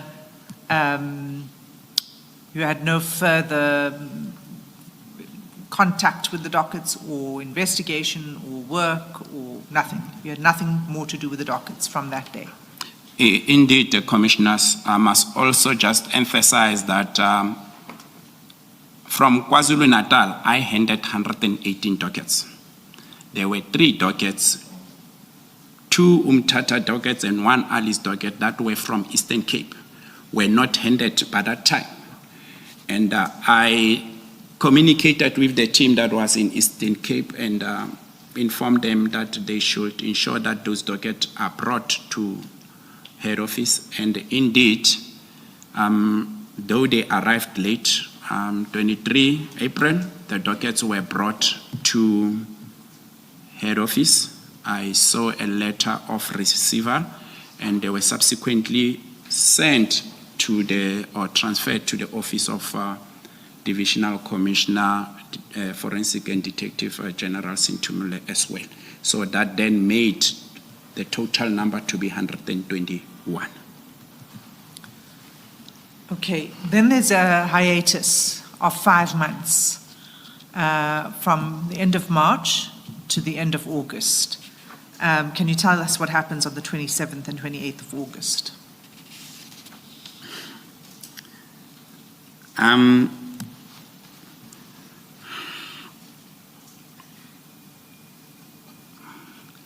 I think there is, if one has flew, catch a flight, more especially the route between Johannesburg and Cape Town, there's quite a lot of turbulence.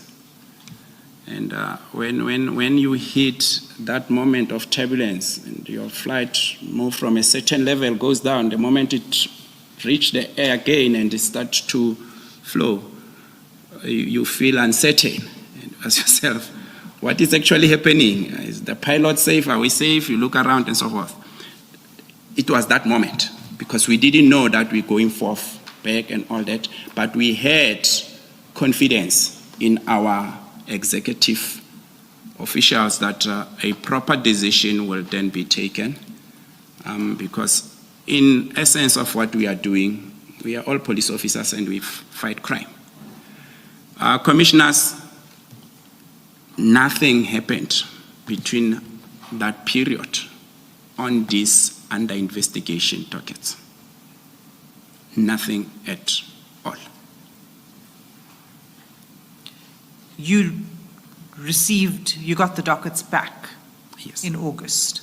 Yes. Let's just start there before we talk about what happened in the 5 months.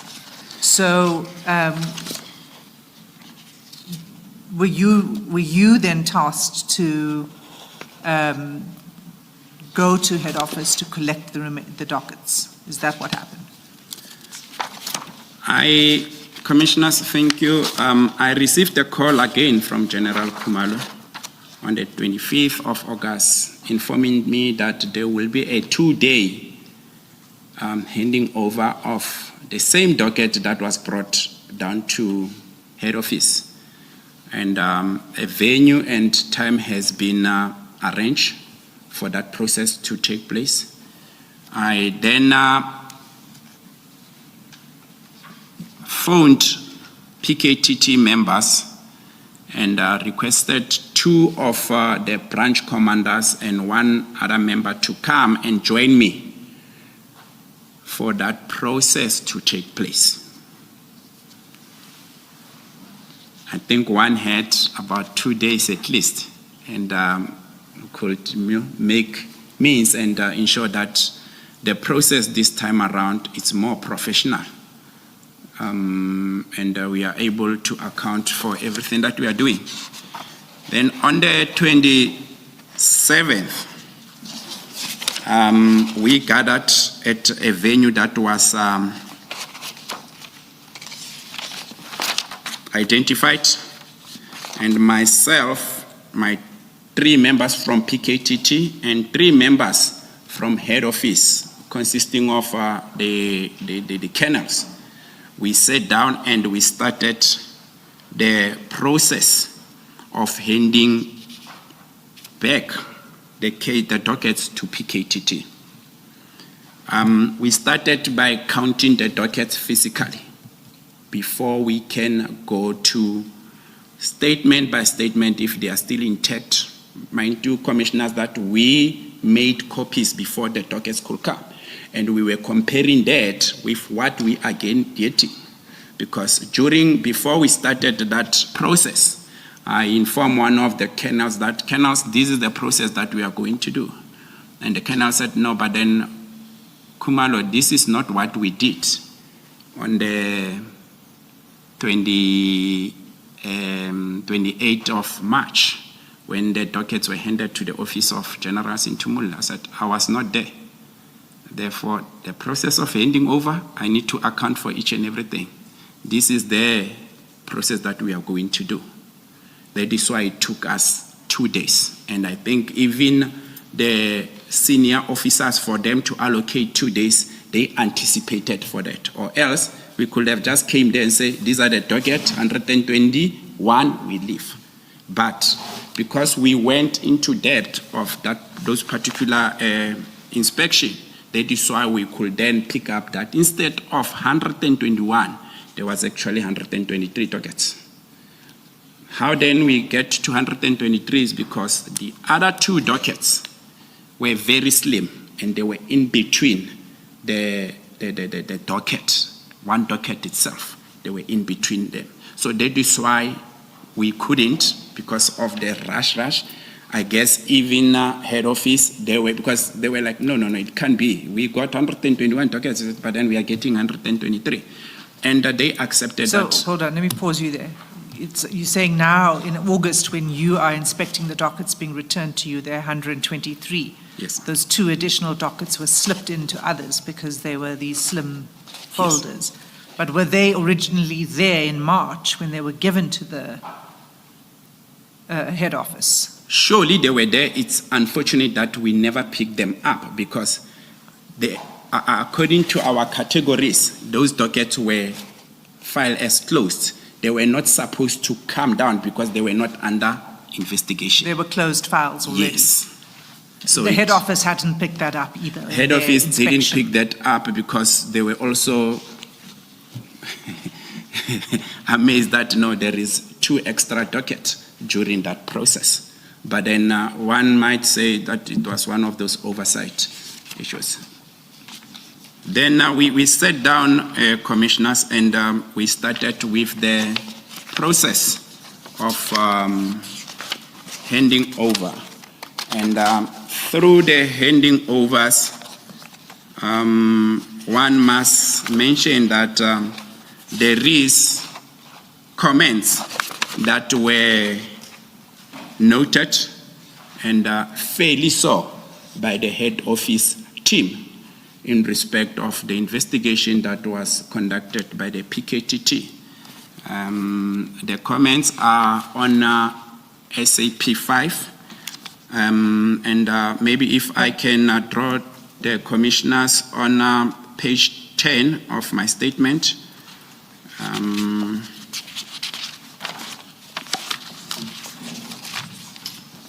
Under paragraph 22.2, where I mention, can I read that in record? Most of the dockets were audited. 92 were audited and audit notes recorded in the C-clip of the docket. 31 dockets were not audited and notes were not found in those dockets. This is one of some of the assessments that we picked up. I would like also to read on record the next paragraph, which is 22.3. No work was conducted on any of the docket except one. Docket Mthatha 286/4/2022 matter received attention. Maybe the commissioners might ask, what is Khumalo referring to? I'm saying this because according to the investigation diary, which is an SAP 5, this case, in May 2025, Lieutenant Colonel Kenene contacted Lieutenant Colonel Siachula. I don't know if I'm pronouncing correctly, commissioners. Siachula, Lieutenant Colonel Potwana, Lieutenant Colonel Odendan, of whom these are all previous IOs that handled this case before it was reassigned to PKTT. He also introduced himself to the family of the deceased, and I must put it on record that no investigation was conducted. Because if investigation was conducted, we will have seen the statement or the C-clip having that statement obtained from witness A or person of interest and so forth, or correspondence on the B-clip that call data has been applied for an application of the call data and so forth. Therefore, this docket was not investigated at all. Can I pause you there? Yes. When you're saying that of the 123 dockets, only 92 were inspected, audited and inspected. Yes. Because there seems to be a difference between an audit and inspection. So are you saying only 92 had inspection notes? Correctly so, Okay. commissioners. All right. And then I just want to take you to NPK2, because that's a table that you also put together with your team, as I understand it. I'm on NPK2. So NPK2 is a table, and it lists all of the dockets, and the last column says comments.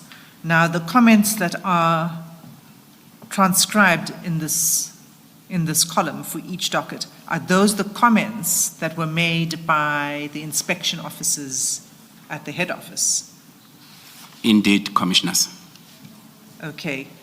And so, just to be clear for the Commission, if we were to just take an example, maybe we can just go to the first docket in the bundle of dockets, Commissioners. That's NPK3, but it's a separate bundle that you have in front of you.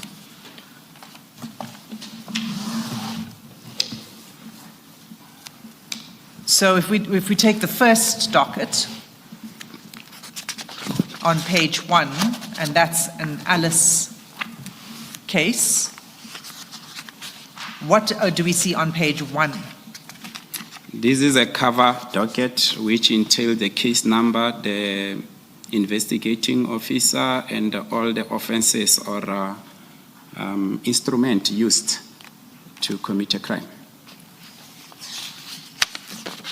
Okay, and then if we turn to page 2,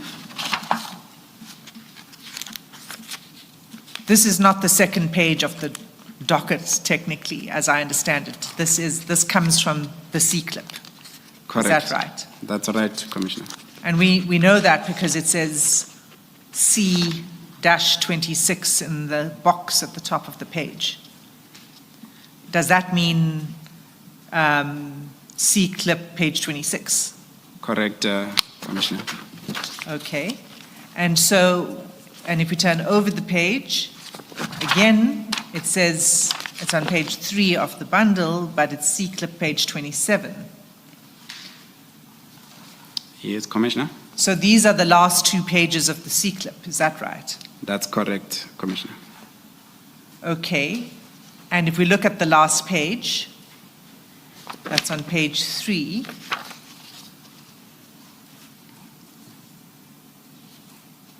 Where do we see the inspection notes of head office?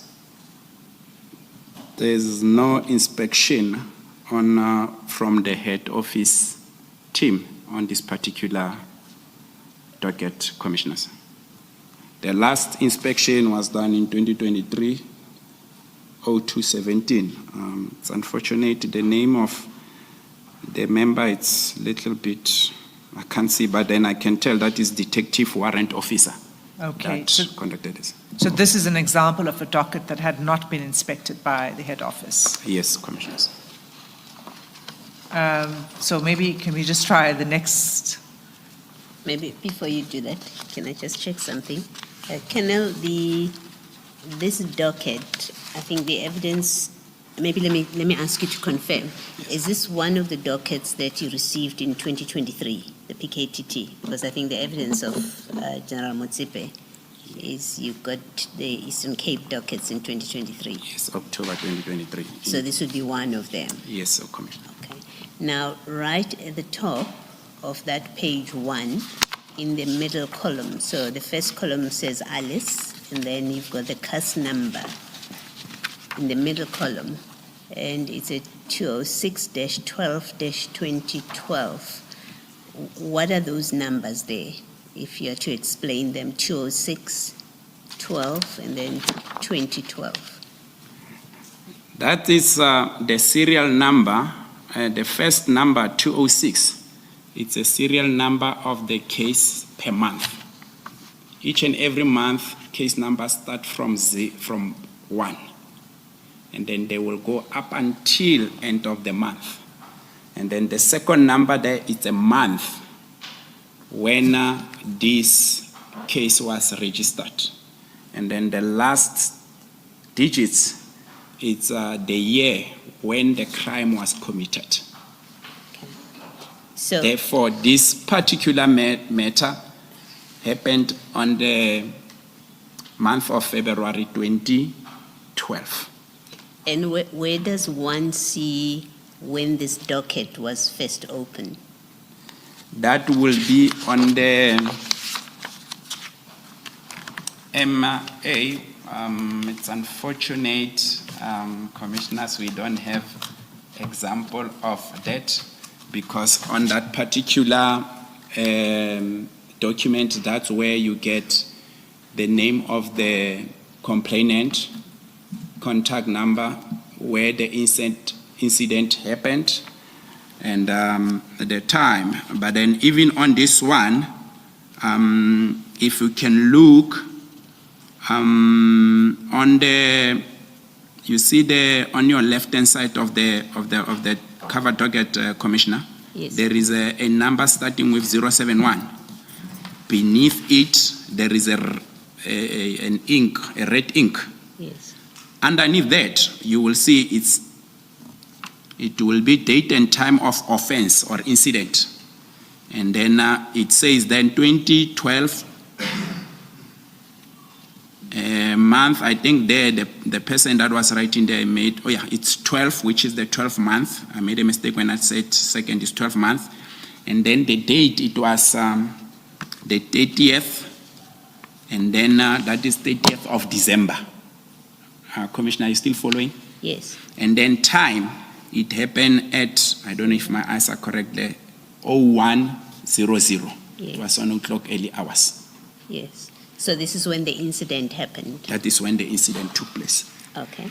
Now, if you go, and maybe let me tell you why I'm asking the question. Yes, You confirm that you would have received this docket, or the PKTT. Yes. Would have received this docket in 2023. Now, we've had evidence that you had done no work. The PKTT had done no work at all with this docket, and that's why I'm asking the question that I'm going to ask. If you look still at that page 1, the very last block which says finding result of trial, you see that? This is now on my... This is on the cover. Okay. I'm still on the cover. Right at the bottom? Yes, at the bottom, yes, Commissioner. You've got that last block which says finding, the heading. It's Yes. Finding/result. In the middle, it's got court dates. Are you able to make out what that date is there? 1910 10, I don't know if it's 12 or or it's 17? Looks like 17. 2017. 2017. Yes. Yes.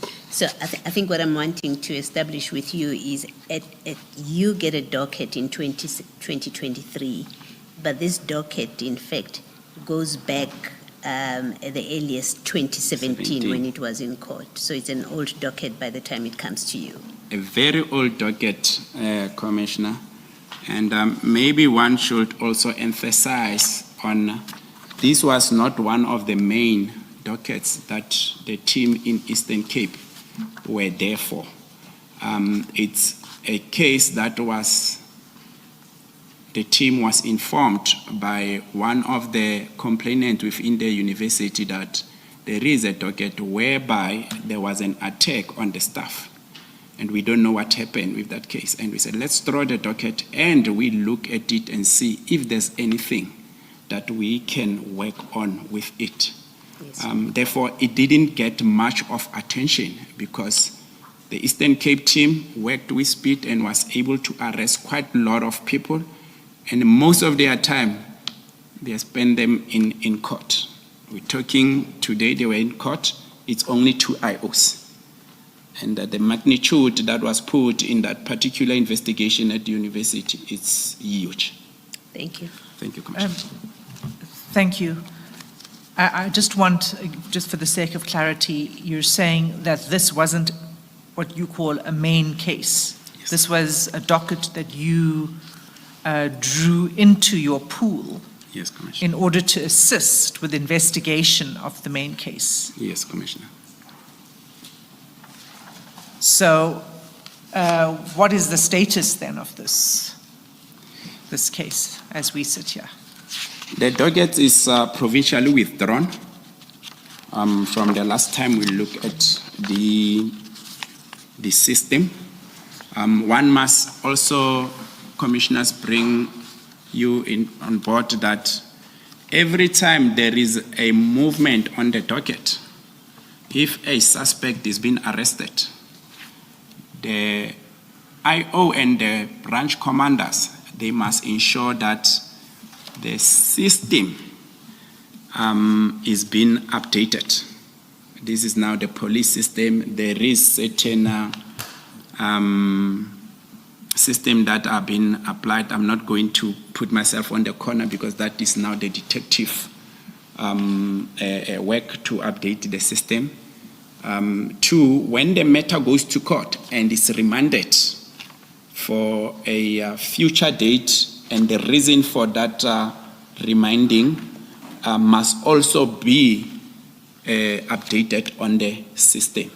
Therefore, that always, because this is assist in head office monitoring, happens that the case is being moved from this particular IO to another one, you will be able to see as well on the system where was the investigation, what was happening on the investigation. Therefore, this case was provincially withdrawn, and when we look at it as well, we saw that it's not going to assist us at all in our investigation, and not much was then done on it, because we could see that whatever that we went for in East London, we were able to address, which were the killings within the University of Fort Hare. And as a plus, numerous cases, or one case with a lot of suspect or accused, then was registered and people were arrested on the corruption and fraud charges. That was over and above the charges you were there to investigate. Indeed, Commissioners. Okay, so thank you. You've clarified that docket, which is the first one in the bundle for Alice. Can we please turn to the second docket?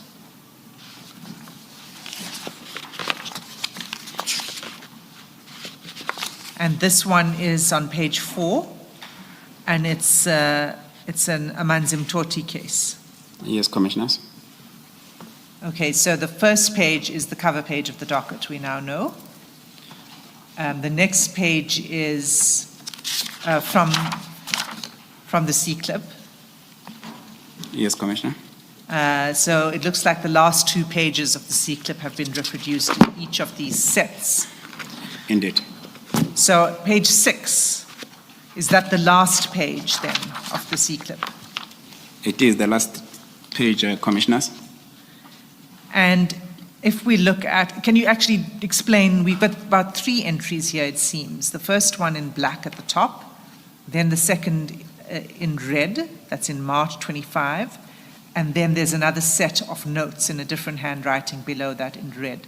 Can you just explain each of those entries? Let me first explain that from the 4 categories I spoke about, Commissioners, political, ad hoc, parallel, and traditional. This is one of the dockets or cases that falls under traditional leaders cases. And when we received this docket in April, it was quite a lot of them, 50 of them. And 49, 48, it was murder, 1 kidnapping, 1 attempted murder. Therefore, whilst we were busy investigating the political related cases, we received this mandate. And we couldn't investigate all of them at a time.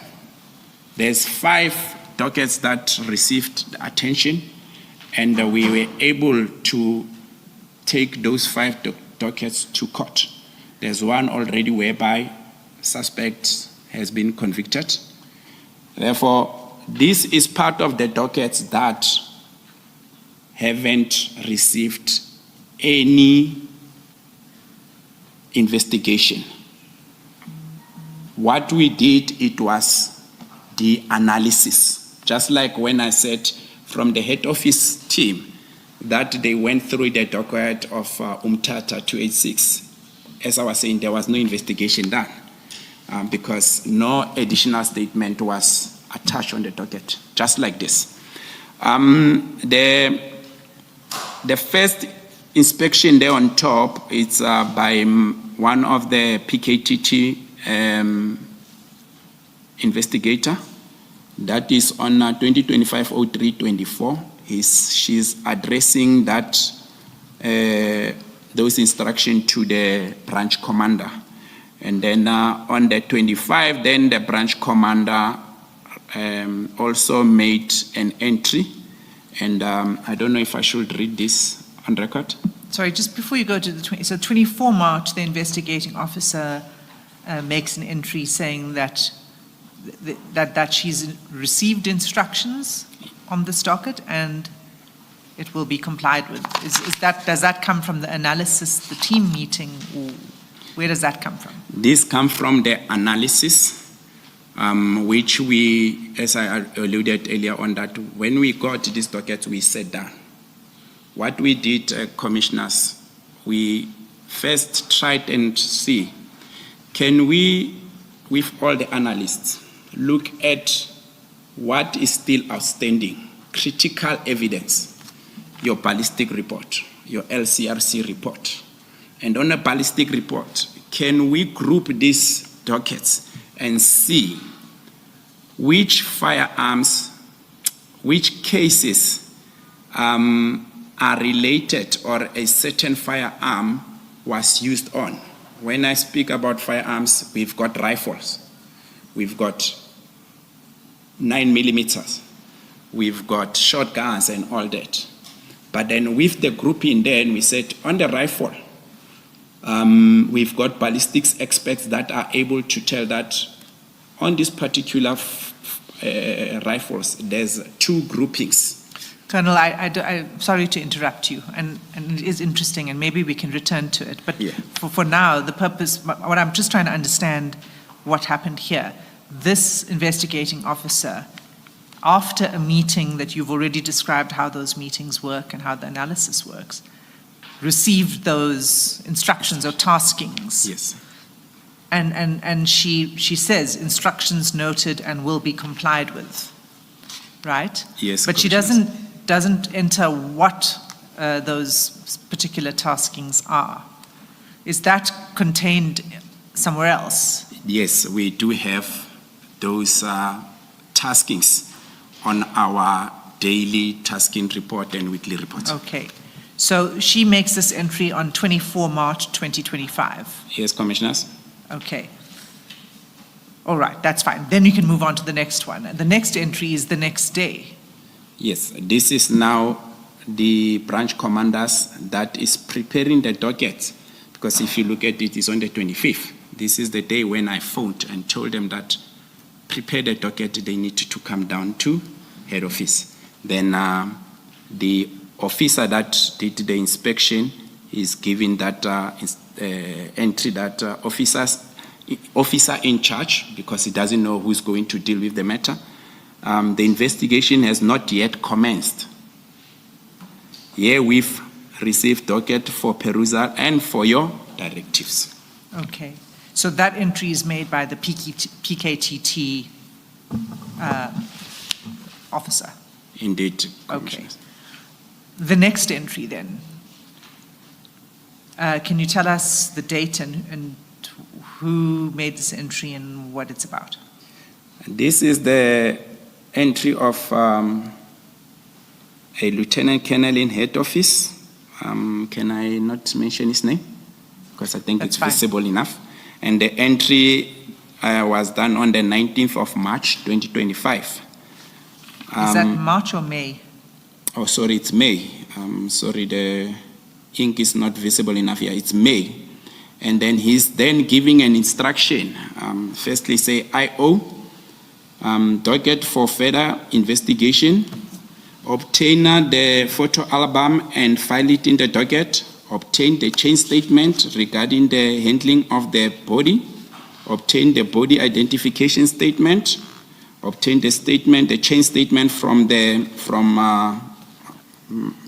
that person that he's mentioning regarding the 2 bullet heads received from mortuary. And then the 6th instruction there is obtain the chain statement regarding the handling of the bullet. And then the 7th, obtain the duty officer statement from that particular captain. And then the last one was then obtain ballistic report. So these are all the entries that are made by an officer in head office. Okay. So each of these dockets, those that were inspected, would have this kind of entry on the last page of the C-clip. Is that right? That's right. The 92 that were inspected will have such. And it would be May 2025, between 19 and I think the 30th or something. Yeah, between 19 and 25, if I'm not mistaken, of May. Okay. And all of these comments, you say, you then reproduced into the table you produced for NPK 2? Yes, Commissioner. Okay. Now, if we can then go to your paragraph 23. Okay, Commissioners. So in paragraph 23, you don't reproduce, because you've done it already in NPK 2. What you do in 23 is you just sort of categorize and summarize the comments that were made by head office, as I understand your paragraph 23. Please let me know if I'm wrong. That is correct. That's the summary that I gave in terms of the auditing or inspection. So there are, from 23.1 to 23.16 is where you list the comments. Yes, Commissioner. So my first question is, did these comments accurately capture the status of the investigation in the dockets, in each of the dockets? Maybe I should mention that this might not be 100% accurate, Commissioners. Why I'm saying that, the investigation progress it's supposed to be updated on the SAP5. But then due to the methodology that the PKTT applied, we were using this tasking,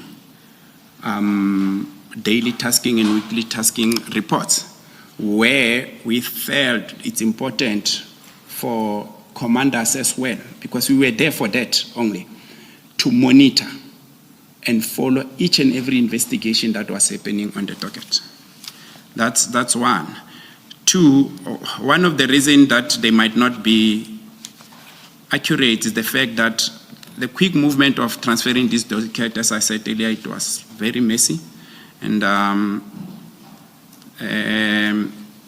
the dockets remained behind by mistake.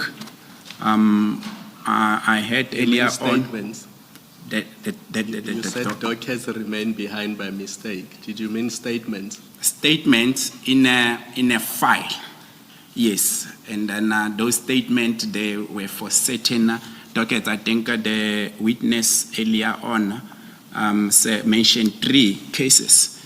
And I did tell the senior counsel that all those dockets on those 3 cases are accounted for and are intact. Actually, one docket, I think it was Mkhwanazi case, that the statement came to Pretoria.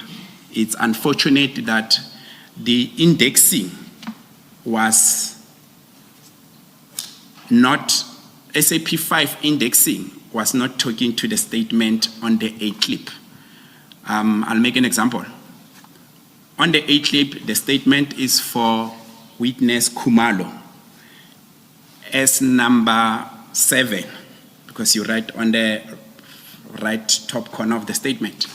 Then on the C clip, you are writing that statement of the witness and Khumalo obtained. And if you want to give a summary, you can do that if you want, and you say A7. But what the investigating officer, the lead investigator that was investigating that particular case did is he indexed the statement as number 9, whereas on the A clip is number 7. That's what confused the members that were doing the inspection from head office. But upon poking more holes from the team, they send me all those outstanding statements, and I've got them on my device.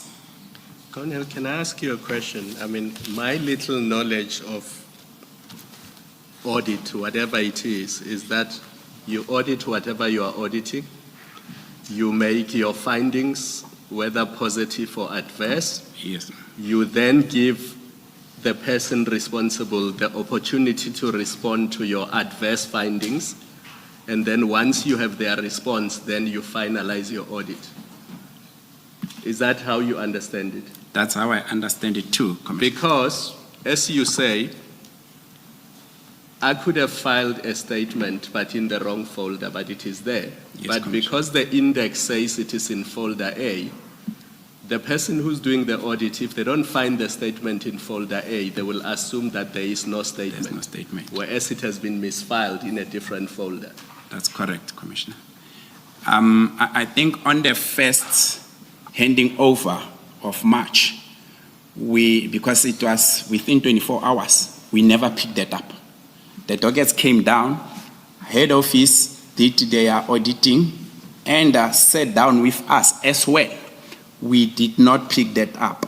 But the moment I got then their report and mentioning this, I said, let me follow up on this.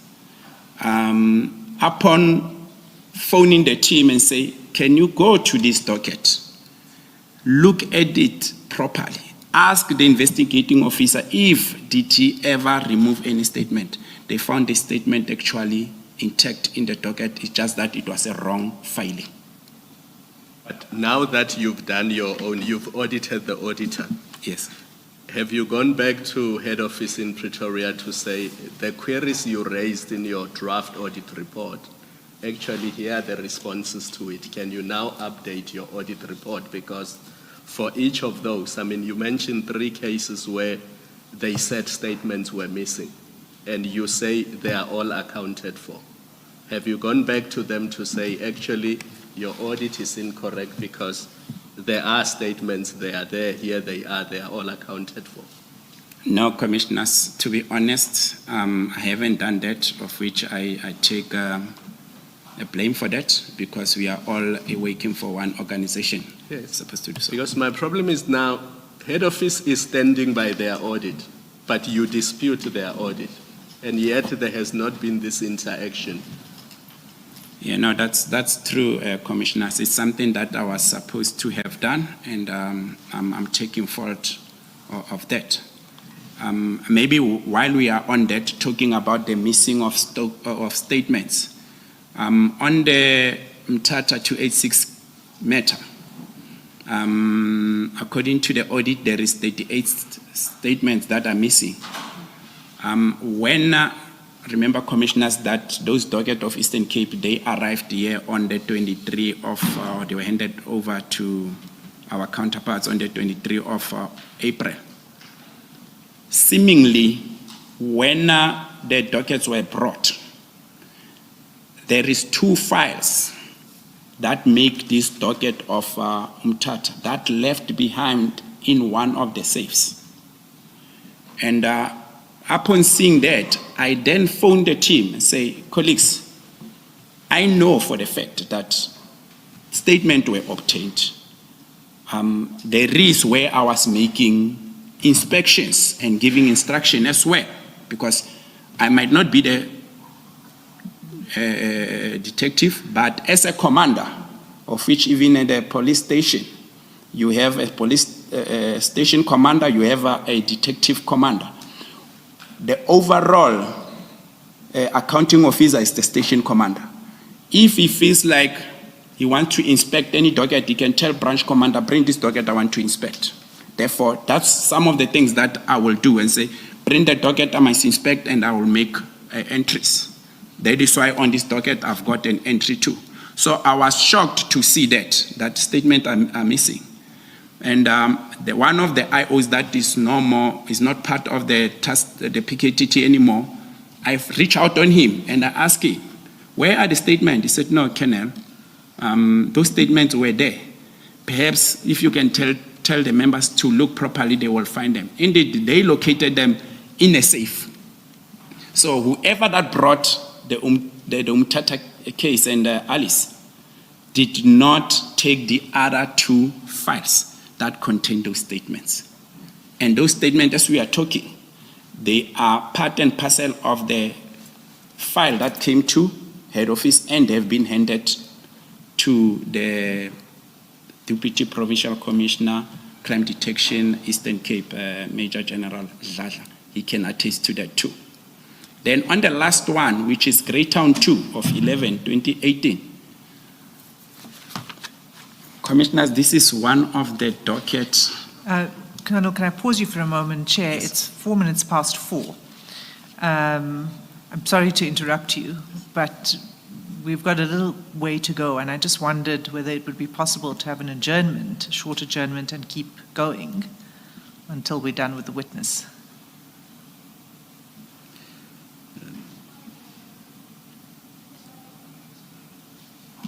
15 minutes.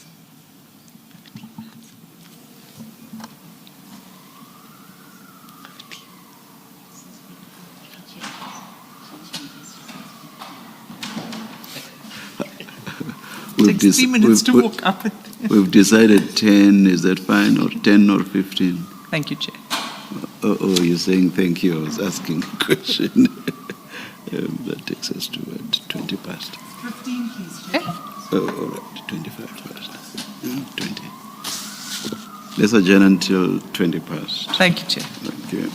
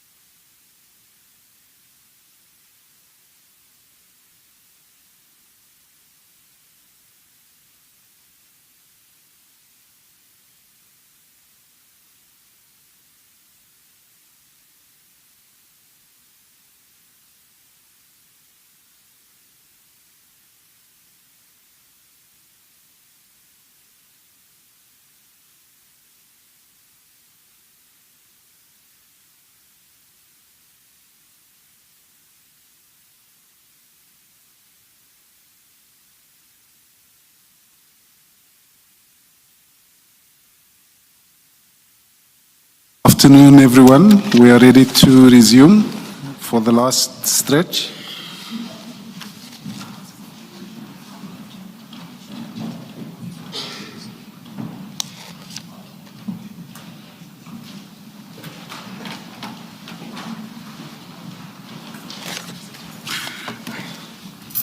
Thank you, Chair. I'm eternally grateful for the 15 minutes and the ability to have a coffee. We are not complaining.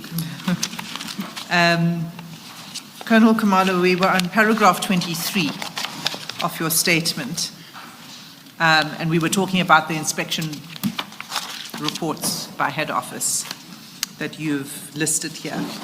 Are there any further comments you wish to make on paragraph 23 and on any of these specific comments before we move on?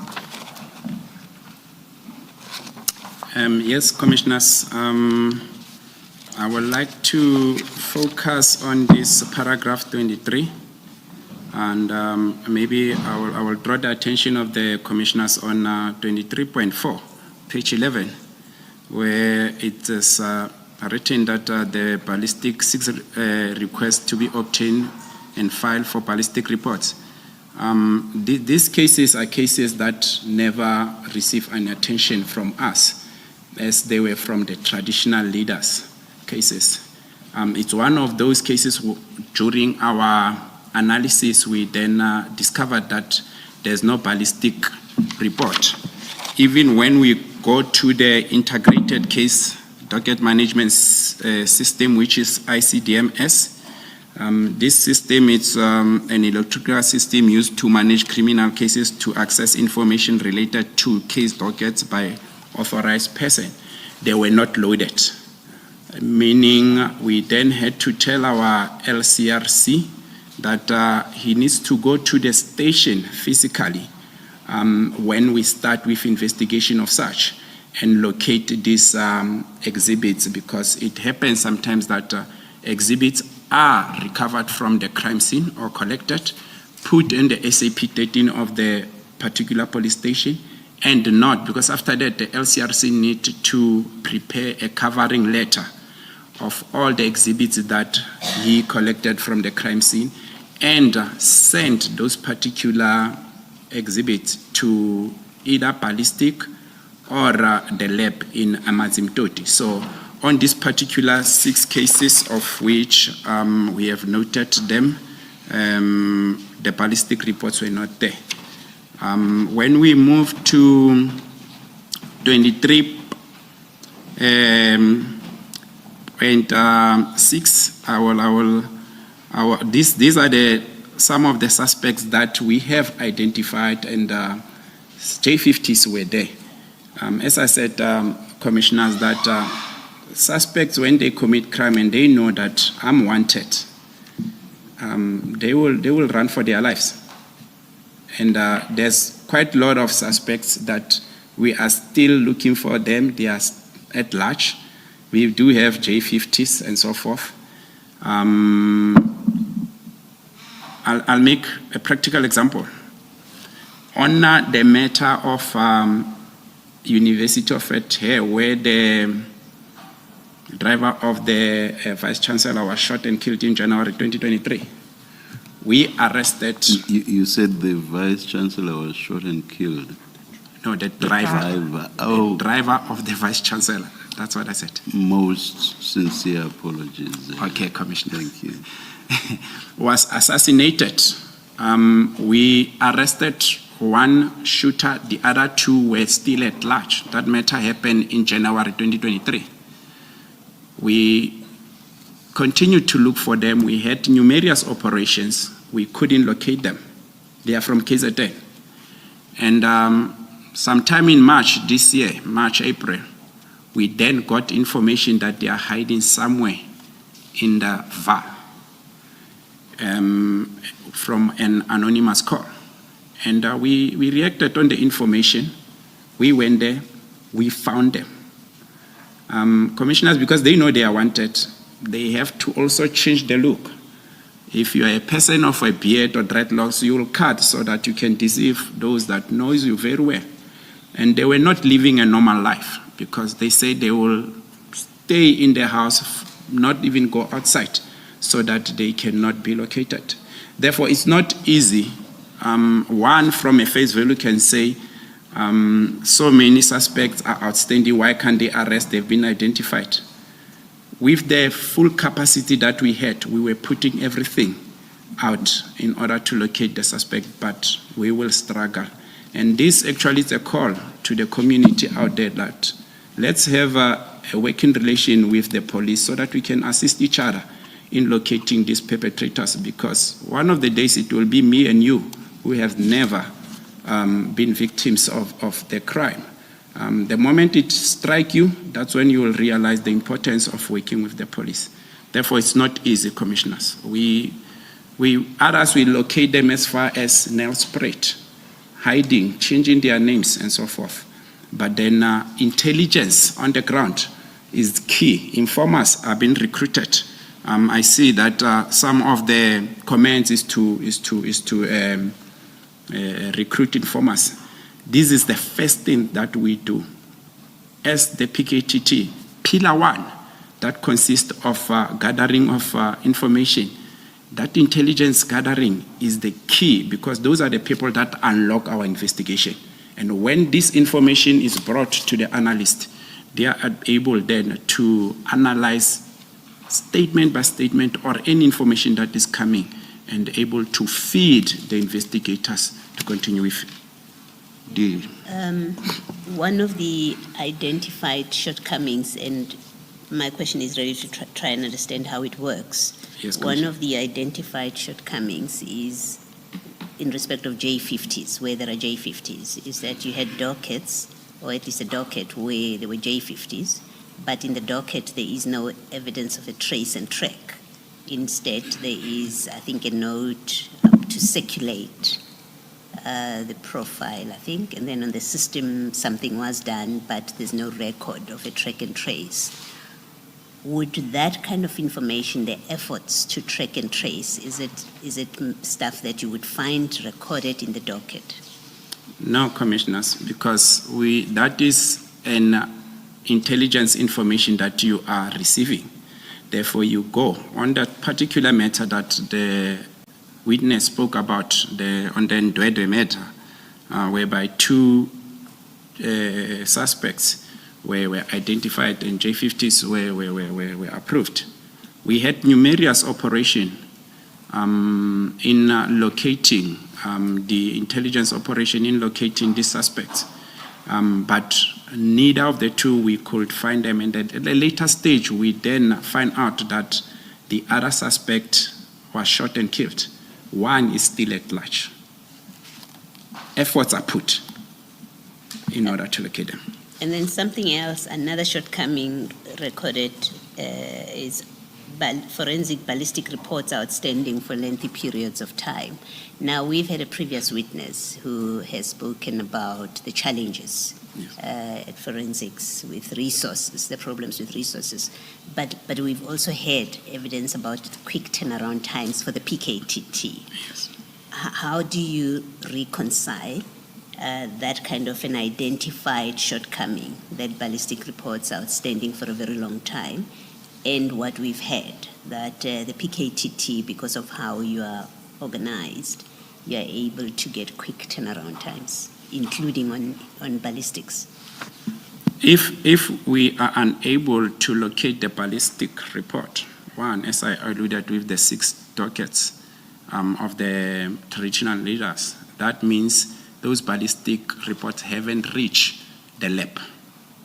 Therefore, ballistic members won't be able, because you need those exhibits to reach the lab. So they are sitting somewhere between the station and the lab. In areas like your northern KZN, KZN has only one ballistic offices that are based in Emazimtoti. If you are in, for instance, Babanango, usually the exhibit will be couriered to its destination. It's either if there is members that are driving from there, going to Durban, they will drive with those particular exhibits. But on a normal circumstances, they will be correct. So quarrying those exhibits, anything can happen in between. It's therefore the duty of the LCRC within PKTT to locate those, of which this 6 is one of them. That's one. 2, I'm putting with this in with confidence that our in-house ballistic members were able to locate us ballistic reports.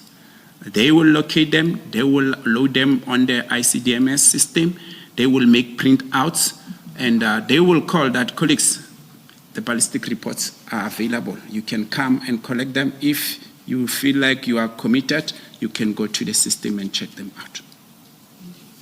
Thank you.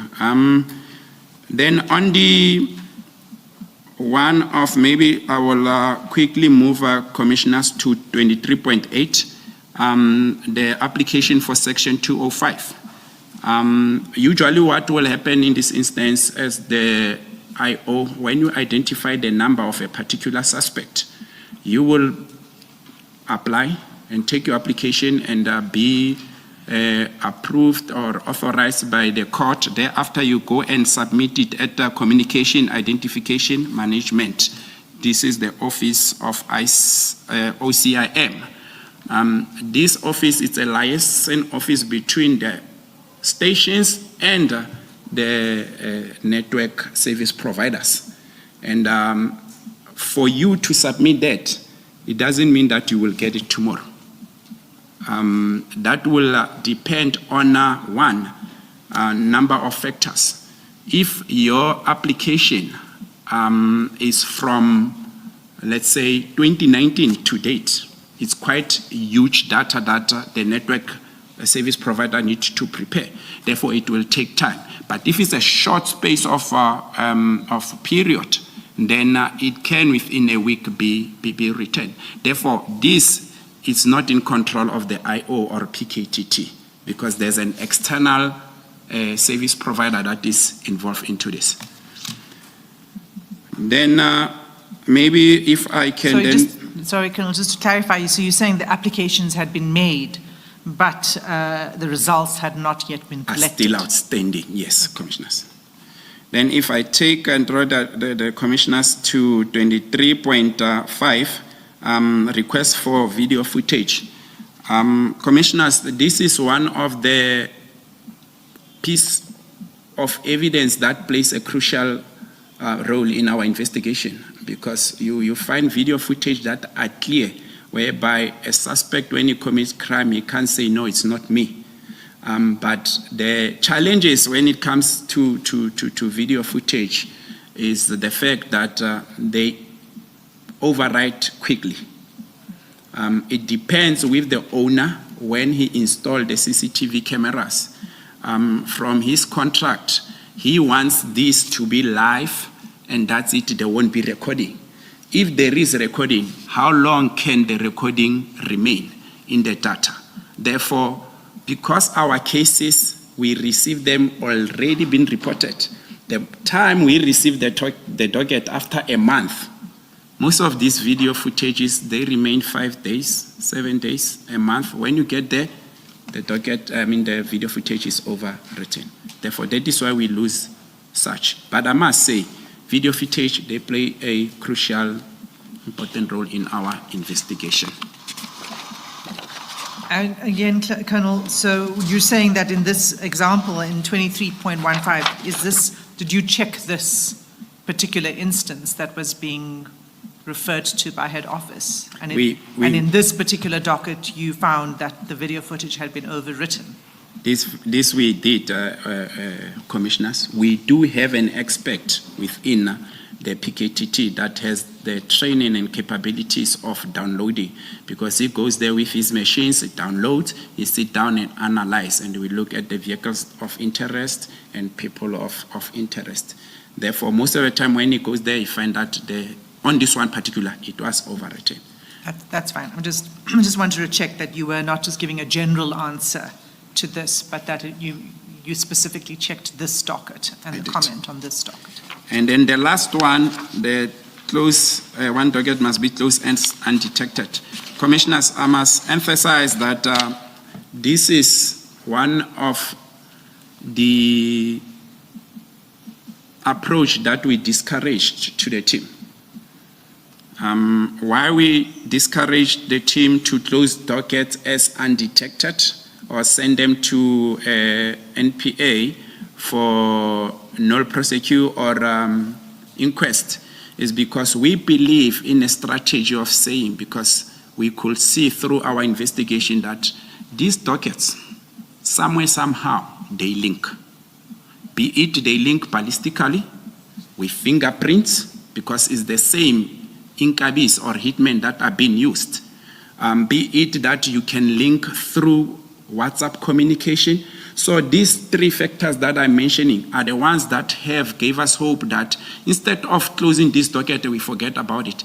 Let's take it, put it aside. I think General Khumalo spoke about the fridge.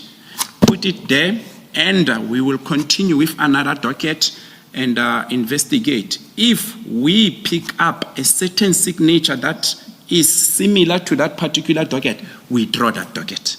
And then we investigate it together with this. Somewhere there will be parallel, because we've got the ballistic report that is linking, for instance. We've got fingerprint, because that's where you catch these criminals. They go there with bare hands, and then we can be able to catch them.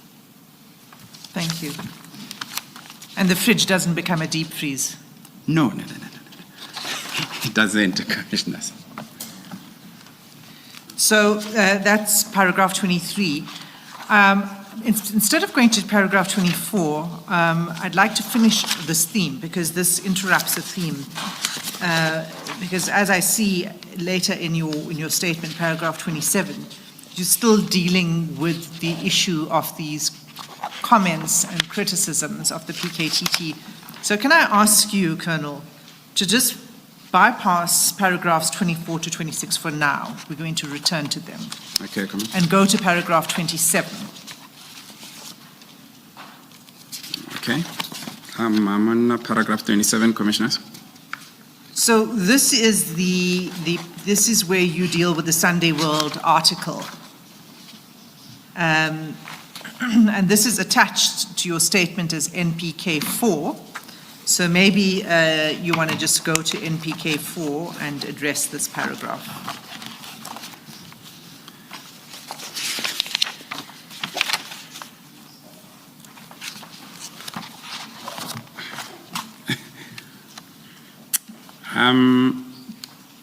I've seen this article, Commissioners, and when the Provincial Commissioner KwaZulu-Natal, Lieutenant General Mkhwanazi, made the statement, he made that statement based on his assessment. And I think I don't have much to say based on what he assessed and his conclusion in what happened with the docket. But then from my own analysis and observation, I also went through the statement of a witness that was sitting here earlier on, and I could draw similarities from her statement and this article. And I then drew an inference that this is too accurate for it to be a coincidence. Could it be that the statement was leaked, or this report was leaked to media, and whoever that publicized it had whatever that he had? Colonel, I'll just pause you there for a moment, because on page 62, yes, ma'am. Which is the second page of the article, 3 paragraphs from the bottom, the article reads, according to Motsepe's report that Sunday World has seen. So it would seem that this report is indeed based, so that's why it looks similar to you. It's actually based on Motsepe's report, it says so. Yes, Commissioners, I see that, and for me, I will say the dockets in KZN were not covering dust because we were investigating these dockets from KZN. The fact that the SAP5, because I think this report was drawn from the inspection of the SAP5, we had our own methodology of having the tasking report, which the team of head office never had that preview to see them. Therefore, that is why they then drew this conclusion that the dockets actually in KZN were gathering dust. Dockets were not gathering dust. I will show that immediately after the docket were brought back to KZN, there were some movement in some of the docket, and I've highlighted later on my statement. Therefore, I dispute it. So I think we should deal with the examples that you've chosen to draw to the attention of the commissioners in your taskings annexure. But before you do that, perhaps you can just wrap up paragraph 28, and then we can go to the annexure in BK6.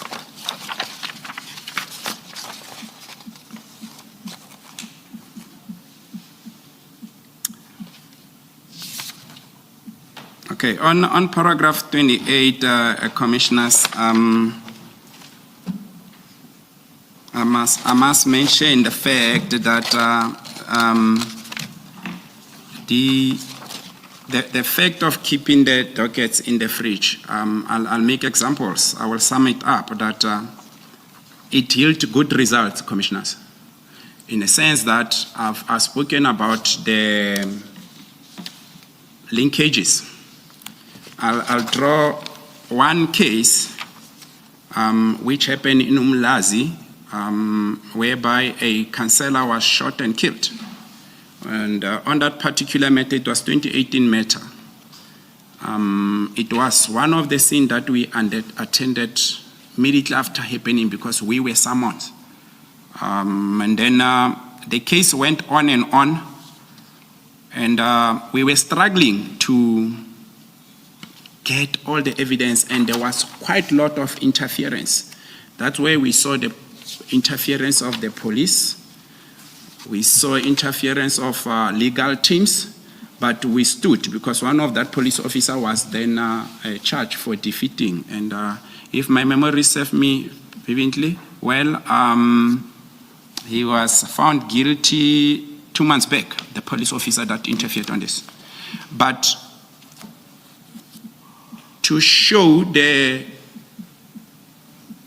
emphasis of taking the docket, put it on the fridge, and continue with an analysis, ballistic were able to link this particular docket with other 15 cases, whereby the suspect was using a pistol. It was a 9mm pistol. And in those, we had, on those 15 cases, it was 8 murders, 4 attempted murders, 1 robbery, and 1 possession of firearm. The possession was now this firearm found with him. And he was linked in all of those cases because even the identity parade was conducted, and the victims, some of the surviving victims, were able to point to that particular suspect. So this is one of the method and methodology that we're showing, that putting a docket aside, it doesn't mean that we forgot about it. We had our operational analysts, which we call them our information hub, that whenever something happens, let's remember we go and draw that particular docket. I will also make an example of a fresh scene where we had a matter in Newcastle. That matter, commissioners, was investigated, and within 7 days, whereby we were able to arrest the coordinator, the driver, the hitman, firearm, and a vehicle that was used in commission of crime within 7 days. And that matter at this stage, it's still at the trial stage. These are some of the examples that we are showing in terms of, do you say you put this aside? if a new case comes, do you say, no, I'm busy with this particular investigation, I can't focus on a new case? We say, let's focus on a new case because there's important evidence that can perish, that can be tampered with. Therefore, if the case is newly reported, we focus on it and we are able to get results. We had a case of Magudu where a EFF councillor was shot, burned inside his car. And when we look at it, there were a bit of political fighting within that ward. But instead, our motive proves us otherwise. We arrested the girlfriend of the victim and his accomplice. How did we get to the suspect? The suspect? Because the girlfriend was a person to go for us. And when we got his phone, and then we then pick up WhatsApp communication between her and the accomplice. And the accomplice provided him with a firearm. He shot, burned the boyfriend. That case was well investigated. The two suspects were convicted. The girlfriend is serving 2 life sentences, 5 years. And the other accomplice was then sentenced to 15 years. So these are some of the examples that we're showing that we are able to draw the matter from the fridge. We continue because it's linking. But when there's a fresh case that is reported, we also focus on it so that we avoid that the evidence can be tampered with or we find video footage being overwritten and so forth. Thank you. Commissioners. So I want to go now to NPK 6 because what I understand you to be doing here is to illustrate your taskings methodology, and you've pulled out some examples to explain why the dockets may appear that there hasn't been work done. But if you look at the taskings, it reflects the work that has actually been happening in these particular dockets. So that's at page 118 of the bundle. And you've named the cases and the CAS numbers, but I suggest you don't read out the number of the case. You can just refer to the area. Yes. As we go through it. But before we go through it, I'd like you to also explain these slides. There are, for example, in the first one, there's 2 pages. Where do they come from? Is it the full extent of the tasking? Just please explain to the Commission. Okay, thank you, Commissioners. One, maybe first on page 18, the case number there, it's a mistake. It's supposed to be 2016, not 2026. We're not yet at 2026. And then when we focus on page 19, we can see, as we mentioned... It's page 119. 119, yes. Yeah, not 19, 119. 119, sorry. Firstly, on the far left, we've got the reference, which is a case number, followed by the tasking. Earlier on, I spoke about past 24 hours and next 24 hours. Therefore, this then becomes a past, because if it's next, you won't have a feedback on the right-hand side. You will only have a task that as it's written, that members need to proceed somewhere and interview that particular person. And then the following day, you will get a feedback as it's highlighted or typed. But I want to then draw the attention of the commissioners on the top of that particular table, where it's the report, it's given the date, that this matter is 2016 matter, but then in 2024, 10/27, it was still receiving attention. And when you go to your SAP5, you won't find this.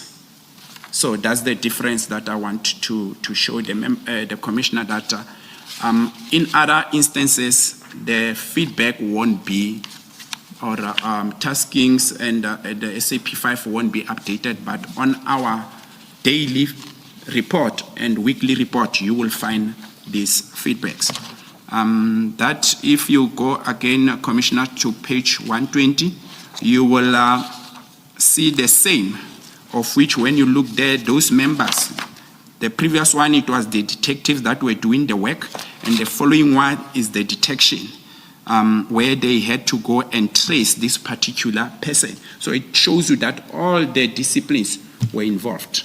There was a statement that this docket, and in one of the SAP5 written by head office, that we need to trace one suspect A and arrest him, or we must apply for the call data of suspect A. We must locate suspect B. Commissioners, as I said that earlier on, that maybe if we had sat with the investigating officer from head office and explained this, they would have understood. But then because it was a rush, both of those suspects, they are mentioned. And the call data of suspect A was applied. He had 2 numbers and was analyzed thoroughly. We couldn't place him at the crime scene, even though certain people are mentioning him. The second suspect that arrived at a particular house a day before the incident, and then on the incident, he walked wearing a certain clothing, of which one of the people that where he slept saw him with that clothing. He went to the crime scene. He found the victim the victim was a counselor, addressing the community. This is in the afternoon. As he walked, he pulled out the firearm, he shot and killed the victim. And he walked away. Not ran, walked away. All the people that were standing there, getting audience from the victim, none of them are able to say we can identify this party. It's only one person that followed the suspect. But when we obtained a statement, she said she can only give clothing description. We had numerous PGIs and interaction with NPA. They told us that we can't put this matter on the roll with such circumstantial evidence. If there was a description of a human, it was better. But clothing, anyone can go to the store and we can be 5 years wearing the same clothing. Therefore, it will be difficult to prove this. We don't have prospects of a successful prosecution in this matter. Therefore, the tasking and investigation on this matter was thorough, done, and exhausted. That's one example that I want to draw. So the slides that you've pulled out, this is just for this particular day's tasking. You've pulled it out from a broader set related to this case. Indeed, Commissioner. Okay, so the second example is on page 121. Thank you. It's 121, and we can see there that there was 5 attempted murders and 3 murders. Actually, it's supposed to be other way around. It's 5 murders and 3 attempted murders, Commissioners. This happened in one of the locations in KZN. And how did we draw this? This is a parallel of the case that is written with red on top. We were using color codes. For someone who doesn't sit with the PKTT won't understand when you get there. But then with these, Commissioners, if it's reference of 2 cases, or sometimes you find it's 5, we will ensure that the color of the tasking matches the color of the case, meaning this tasking is talking to this case.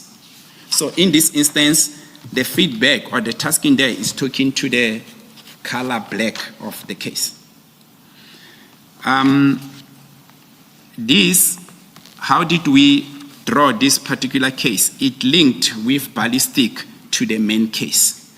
And this was a group of boys that was terrorizing people between these 2 areas in KwaZulu-Natal, as per the areas of the case numbers. And they were used as inkabis. Therefore, this was gang-related for drugs, the one in black, and then the one in red, it was a counselor that was shot and killed, and one of the firearms two firearms were used in this matter. But unfortunately, we couldn't link them 100%. It's a 2021 matter, commissioners. If you look at our last report, there is 2023-0807, meaning there was movement in this docket, there was attention given to this particular docket. So these were weekly report. This is where the tag jocks will be called, and we sit with Majok, where we will have a gathering, and we see, guys, there's no way that this particular case can defeat us. We need to work and solve it.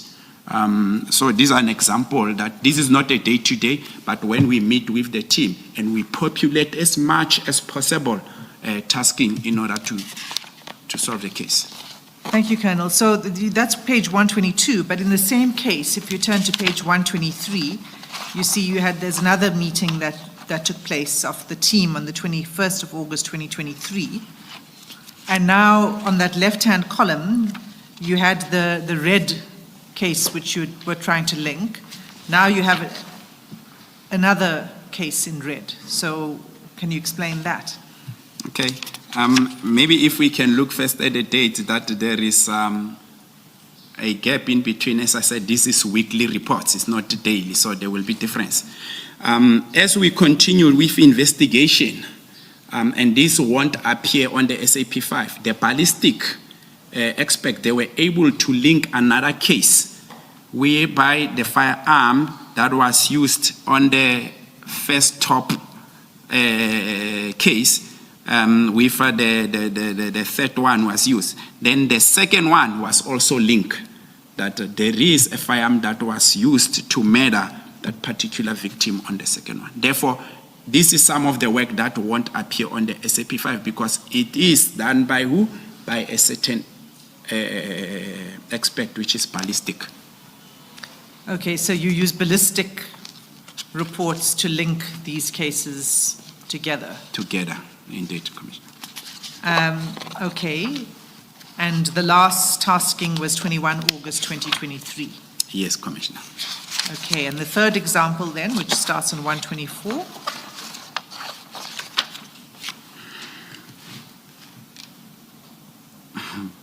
This was also a parallel case, commissioners, of the main case, which is red. And if the commissioners can look at our reference there, we've got color red and blue. And on our tasking and feedback, both these particular cases received attention. And on this matter, there were suspects that were arrested. And this particular one with blue,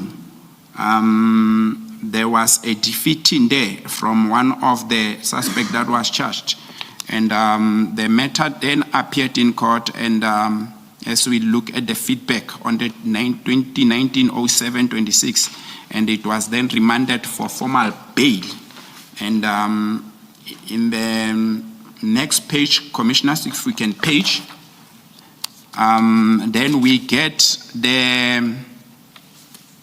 instruction that the advocate there, he will consider the ends of justice at a later stage.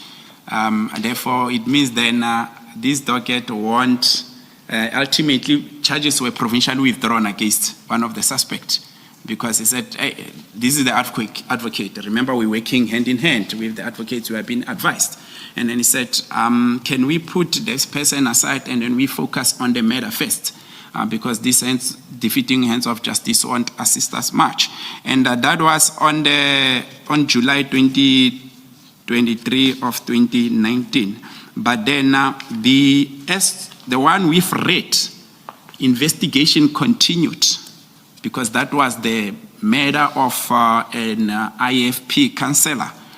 But later then, the charges were also provincially withdrawn, and maybe also I must mention that during court proceedings, when the charges were withdrawn, the defense then requested that that particular docket must be sealed off in front of the magistrate and everyone else.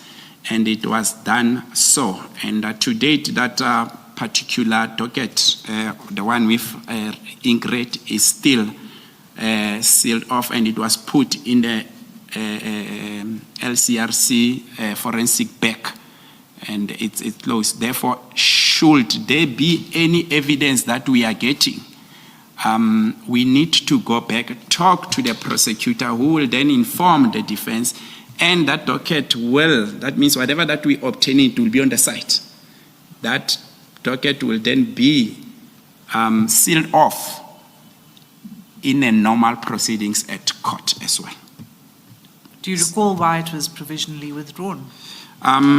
Because the prosecutor felt that we don't have much of a prospect on this as well, because one of the witnesses, they recanted. That's one of the challenges that we always find from his original statement, and that was an eyewitness. Therefore, he saw that we won't have much of a prospect in this.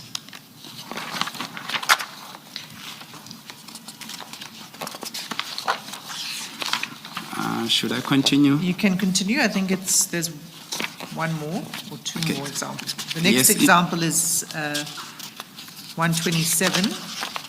Yes. And the tasking is starts on 128. 128. Yes, we will focus on the one with red, commissioners. This tasking was executed in 2022-08-24. And this particular case, the main case there was the one with black, where an ANC councillor was shot and killed. And during our investigation, we then learned that the vehicle that was used in this commission of crime through the CCTV cameras was actually belonging to the brothers, which then led us to the particular address. When the team arrived there, they then linked these two brothers through the cartridges that were found at the crime scene and some of the cartridges that were found at the home state of the two brothers. But the elder brothers then was not around. It was only the younger brother who pointed the members with a firearm. No, sorry, he didn't point the members with fire. He had another case where he pointed someone with a firearm, and we felt like, let's draw that case, and then we will take the firearm for ballistic report and see if it can't link. And the only thing that we're linking there is cartridges, because when you fire a firearm, commissioners, what links the scenes is the unique markings that you get from the cartridge, because each and every firearm has its own unique markings, more especially on the barrel of the firearm, because it has grooves. But ballistic reports are expecting that, and they can be able to mention that even the hammer of firearms, they differ because they've got their own unique stems. So those cartridges linked. One of the evidence that we got at that home state, it was a number plate that was fixed in one of the kumbis. The same number plate is the one that was fixed in the vehicle that was used in commission of crime. But as I said, it goes back that the suspect is identified, why he's not been arrested. To date, commissioners, we got a go-ahead to arrest the brother of the suspect that was arrested with the case with red ink. But we couldn't locate him. Information is in Joburg. We have traveled Joburg numerous times. We can't locate him. Since 2022 to date, we haven't located that suspect. But investigation is going. Informers have been tasked to try and locate this particular suspect. So, and the case you're talking about is the one of the pointing of a firearm? Pointing of firearm, but if we get the older brother of a suspect on pointing of firearm, we are going to enroll him on the main case because we've linked him positively so. But Okay, it's so still this is a parallel case It's to a- the case that's in black ink. Indeed. That's the main case. Indeed, Commissioners. Okay. And then the final example is at page 130, 131.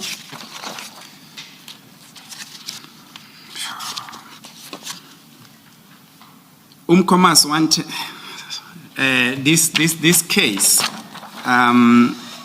It's when we look at our reference, is the second last case. It's in black, Commissioners. The first three. Before you talk about it, I have a question on this because, you know, you've provided the dates of each of these taskings which show that there was work and investigation happening up until recently, but this date is 22 October 2020. So that was some time ago. Does that mean that there hasn't been work done on these? Yes. On this case? Reason being, the Mkhwanazi case? yes, reason being, this case of Mkhwanazi, it was a parallel to the main case, which is the first one, 125. How did it become a parallel? After we identified the suspect, we conducted a intelligence-driven operation, and we arrested the suspect. And when we arrested the suspect, we found 2 firearms. We took those 2 firearms to ballistic, 1 firearm linked with the main case, which is 125.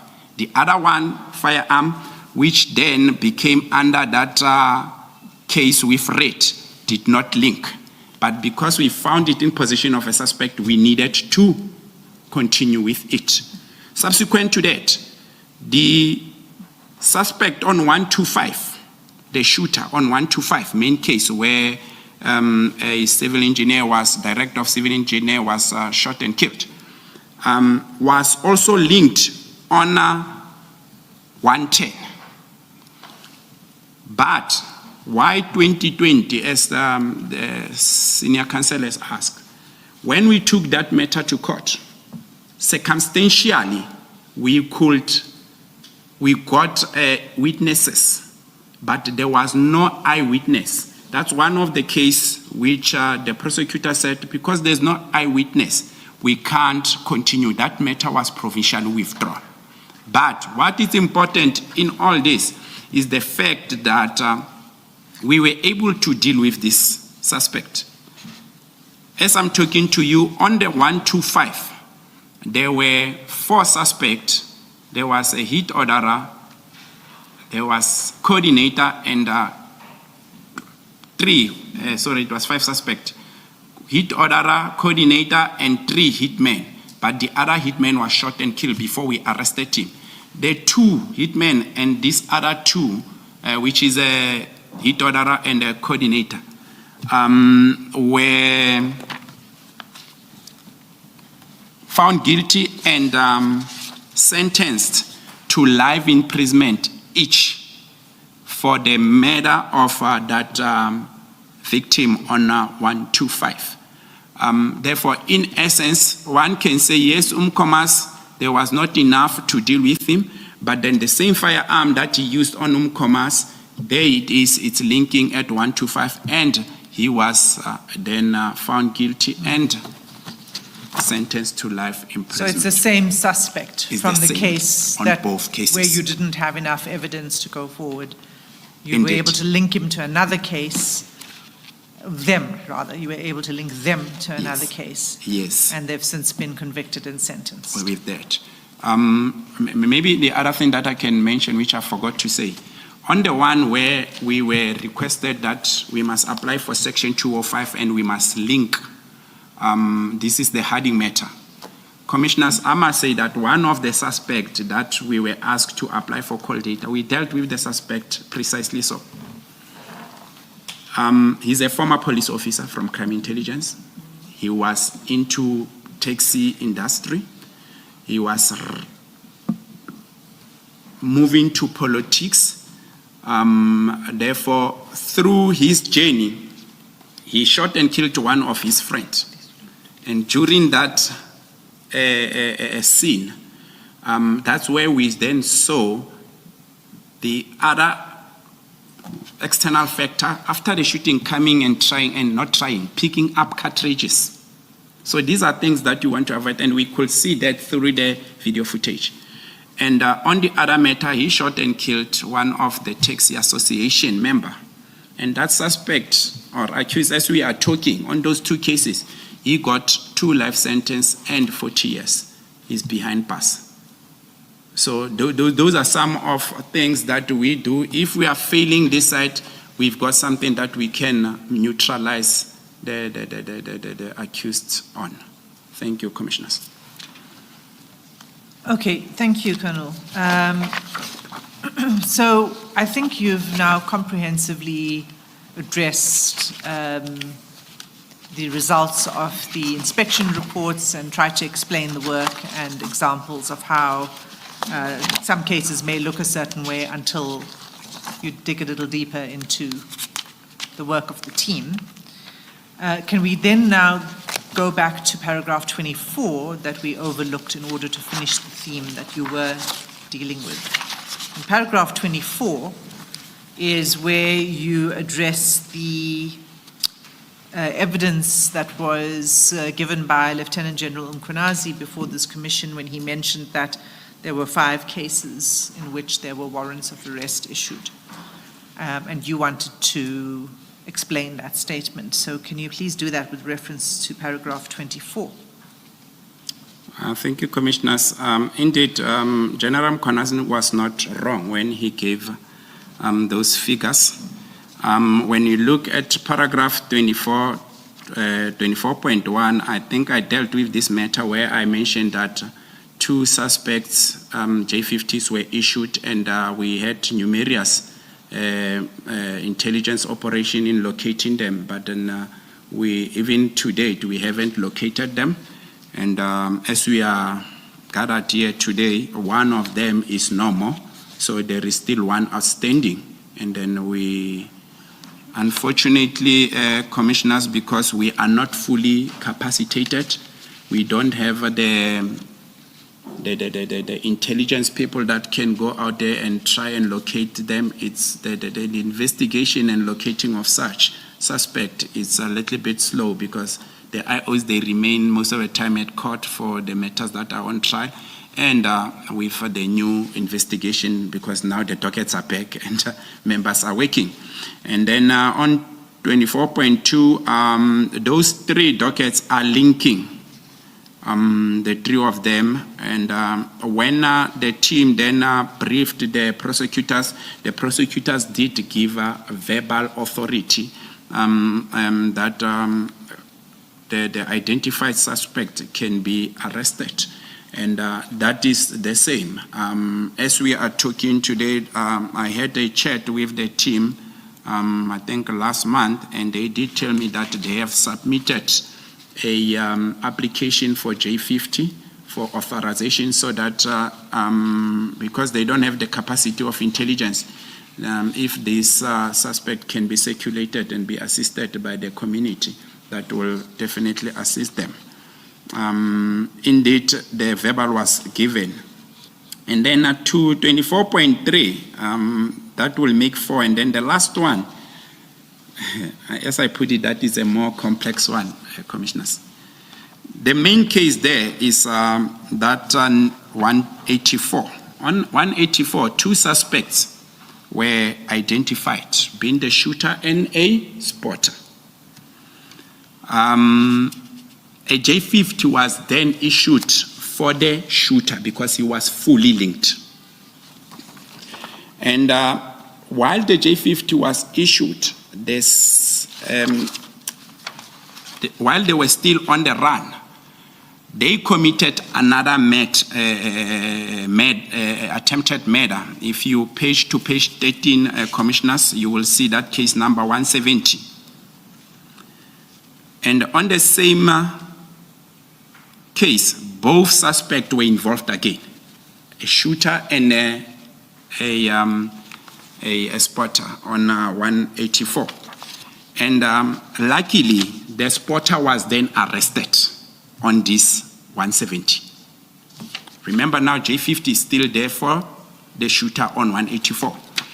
And on 184, last year, December, we then got information that the shooter on 184 was shot and killed while still on the run. And the spotter on both cases, on 170, who was arrested and linked, he got bail this year, 2025, May. And the following day, after being given bail, he was shot and killed as well. So we couldn't bring him to the case of 184 because he's no more. Because as well, the dockets were here, nothing that we could do. Therefore, these 5, I'm saying this with confidence that indeed what General Mkhwanazi spoke about, it's true. Thank you, Commissioners. So you're saying there were 5 cases in which there were either arrest warrants or prosecutor instructions to arrest? Yes. Okay. We can now, and then if we go forward, we've dealt with this already because it was your response to the report. So the next paragraph for you to deal with is paragraph 31. And this is under the heading work done by the team since the dockets were returned, the 121 dockets. So just to be clear, so you received the dockets at the end of August. Yes, Commissioner. And you're saying, look, the letter of disbandment was 31st December. Yes, Commissioner. And we know that you said that between then and the dockets being taken away, there wasn't much work that could be done by the PKTT. Yes. What was the complement of the PKTT before the disbandment, so in December 24? The total capacity of having all the disciplines. I'm referring now to the operational analysts, our call data analysts in-house, our DFI. I've explained that DFI is digital forensic investigator, dealing with video footage, extracting of cell phones and so forth. Our DFO and ICC, which is we term ICC our intelligence gathering team. Without them, I must say that since then, because they had to be withdrawn as the team was scaled down. And Colonel, let me take you one step at a time. The question is, how many members were there? We had 98. 98 members in December 2024. In December, yes. And you're saying the composition yes. of that team included analysts, like the analysts you've just mentioned. Mentioned, yes, forensic, Commissioners. ballistics, etc., etc. Yes, Commissioner. And by the time the dockets were returned at the end of August 2025, how many members were there in the PKTT? 56 members without operational So analysts. from 98, you went to 56? 56. Okay. And then in those 56, we only having detection, combat members, one digital forensic investigator, and one call data. And from there, it's administrators, personnel. So other discipline experts are not there anymore. So you've lost analysts. Quite important pillars for our investigation and quick turnaround of investigation. We really lost. And this, when one look at the success of the PKTT compared to what we're currently having, it's going to have an effect, and it will be seen as if the PKTT is not working, but because of we don't have full capacity Beside the 121 dockets that were returned back, already the team has been given 6 new case dockets. There is 9 that were reported since December, but then they say they are currently having 6 that they are working on. But the work won't be, intense because they don't have the full capacity. So the analysts, these include crime scene experts, right? Who you would say are integral to your investigation. Is this like Captain Wanda, for example? We've heard in the commission from Captain Wanda. Is Captain Wanda one of those experts? Yes, we lost the likes of Captain Wanda, which was a crime scene investigator or examiner. Oh, so Captain Wanda is no longer a member of the PKTT? He's no longer. We had 5 in December. So after the letter and the team has been scaled down, we don't have any. Therefore, the processing of the crime scene, revisiting of the crime scene, and ensuring that we get the tracking of this exhibit is not going to be as quick as when we were capacitated. That includes the ballistic, because we had 3 December. Right now, we don't have any. So the progress is not as quick as you would like it to be then? Indeed, Commissioners. But in paragraph 32, you give us examples and where progress has been made. Yes, I should maybe read it on record with your permission, Commissioners. The following progress has been made since the dockets were then returned. And on this particular case, 3 accused individuals were charged on the 5th of September. This is after the dockets were returned. And since then, bail was denied and all of them are still in custody. This is one of the dockets that was in head office. And then 32.2. That is the Ndwedwe case where we mentioned that there was a J50. The team is currently understaffed and are waiting for additional crime intelligence to assist with locating one outstanding suspect because the other one is deceased. So this is not really an example of progress being made. This is just a report.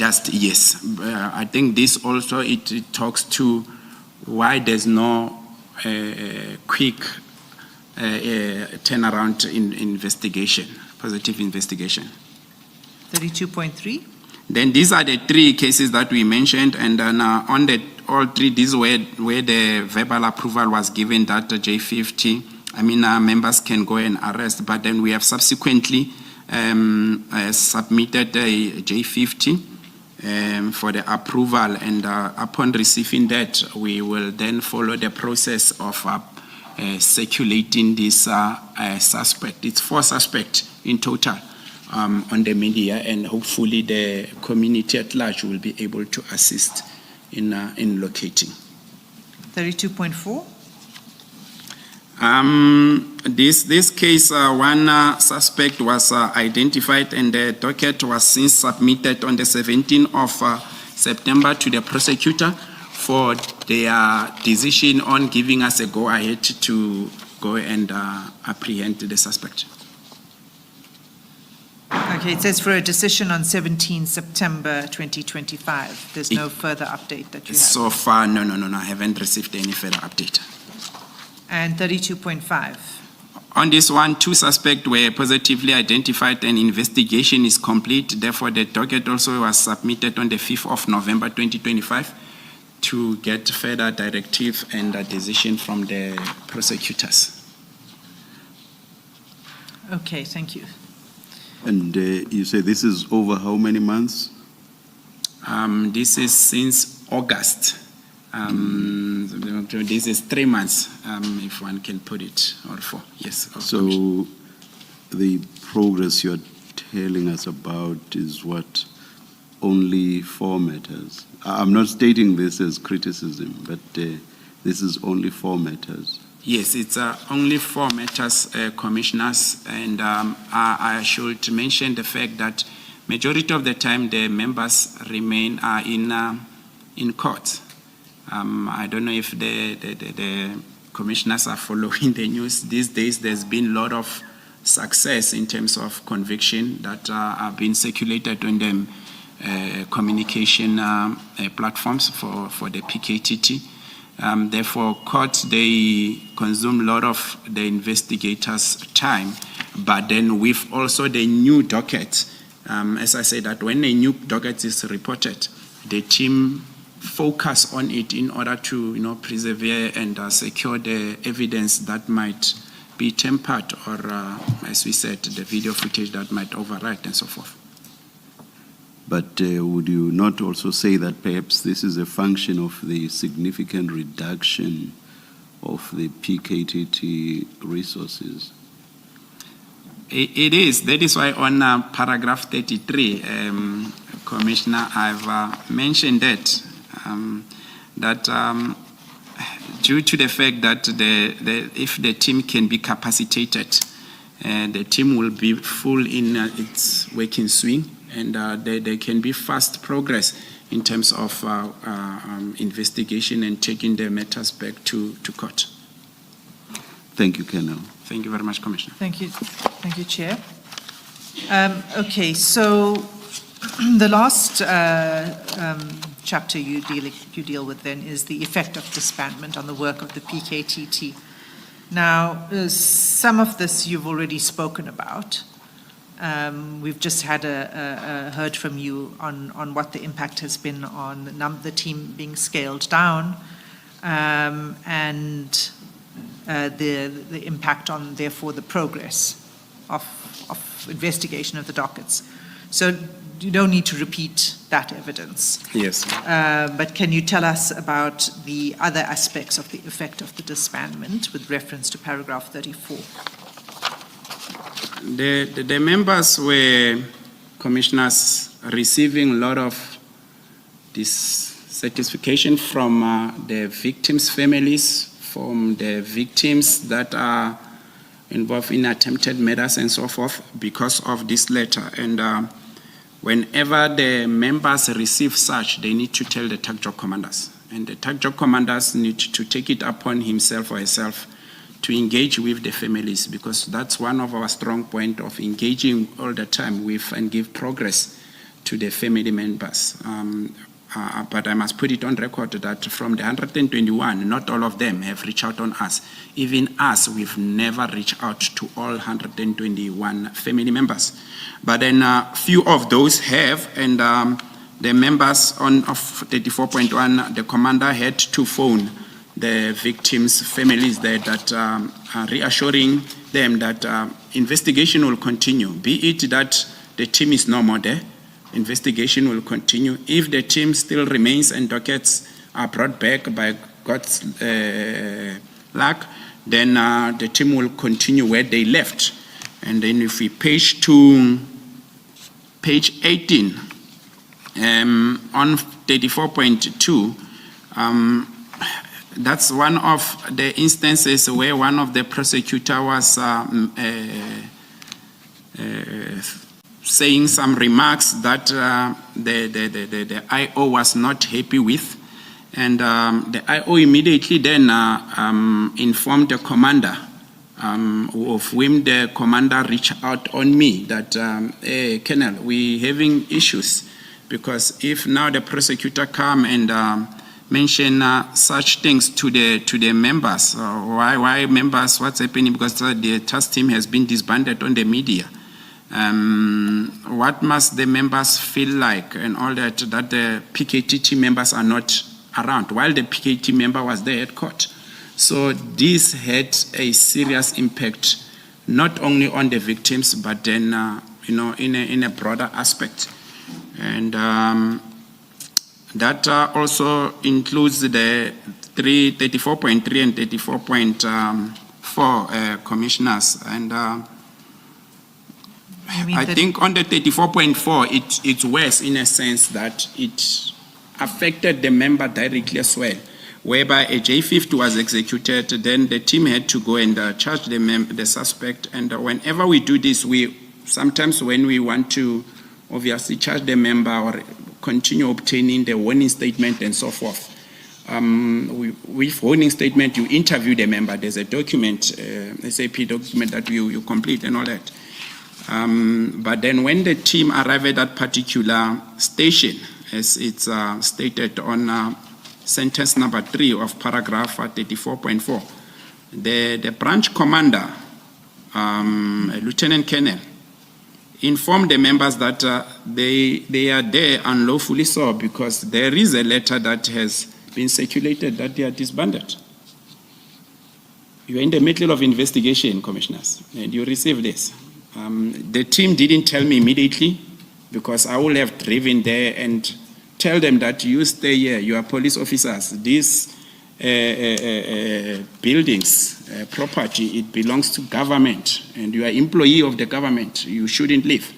Or I will have phoned the station commanders. But the members, for peace sake, they left, they went to another police station. This had an interference and it's affecting the work of PKTT. Then the next one, maybe I will go to 34.6. So 34.5 is another example of the confusion in the family and the concern that was expressed by family. Indeed. So, okay. And there were attempts made to then allay their concerns. Yes, Commissioner.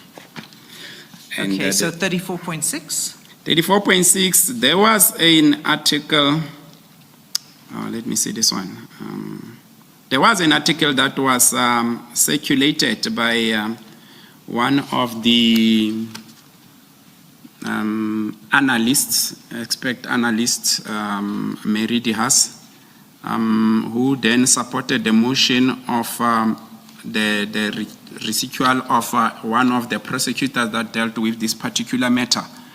And then the motion was then... Sorry, Colonel, just to correct you, you referred to her as the expert analyst, but not for the PKTT. No, not for... Talking about an not independent yes, commentator, expert. As per the comments and everything on social media and so forth. And yes, so she supported that motion and wrote things and all that the PKTT is disbanded and the team's not supposed to continue doing investigation. But now on this, he particularly pointed at the prosecutor that was dealing with this matter.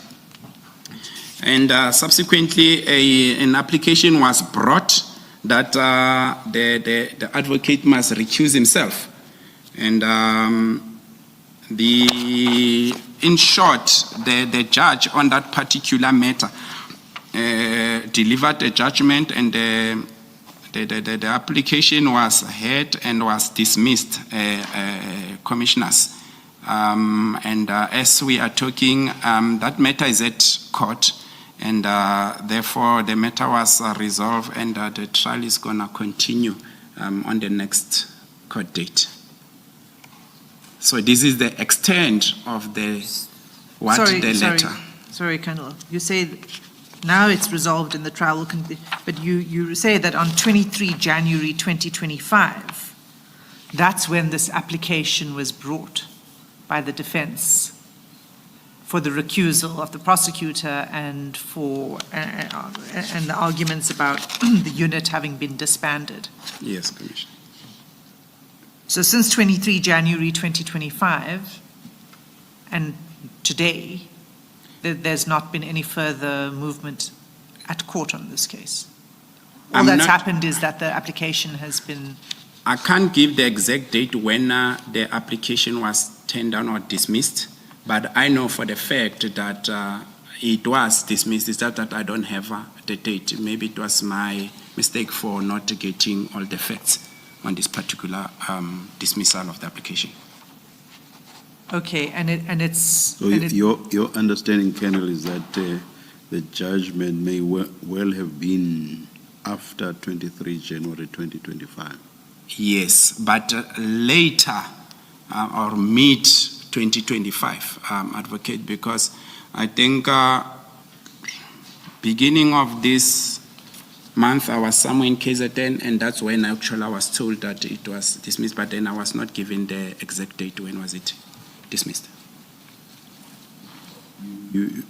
Unless I misheard again, you seem to mention the prosecutor only, but in your statement you referred to the removal of the investigator as well. Did the case involve that as well? No, it was Just the prosecutor, but then I take the prosecutor because it is collaboration between the PKTT as well as dedicated prosecutors. But it was the prosecutor particularly on this. Let me just read.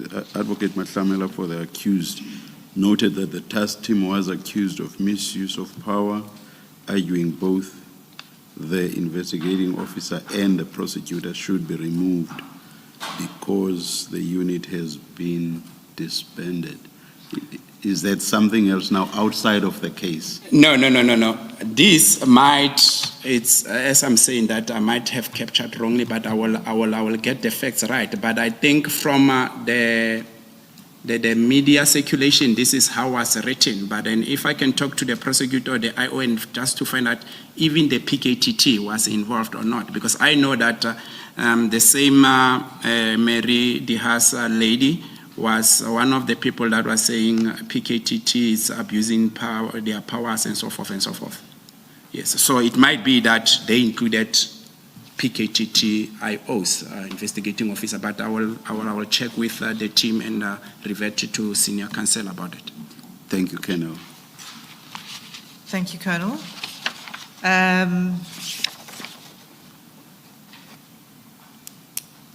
I think that brings us to the conclusion of your statement. Before you read paragraph 35 in conclusion, is there any other issues that you wished to place before the Commission?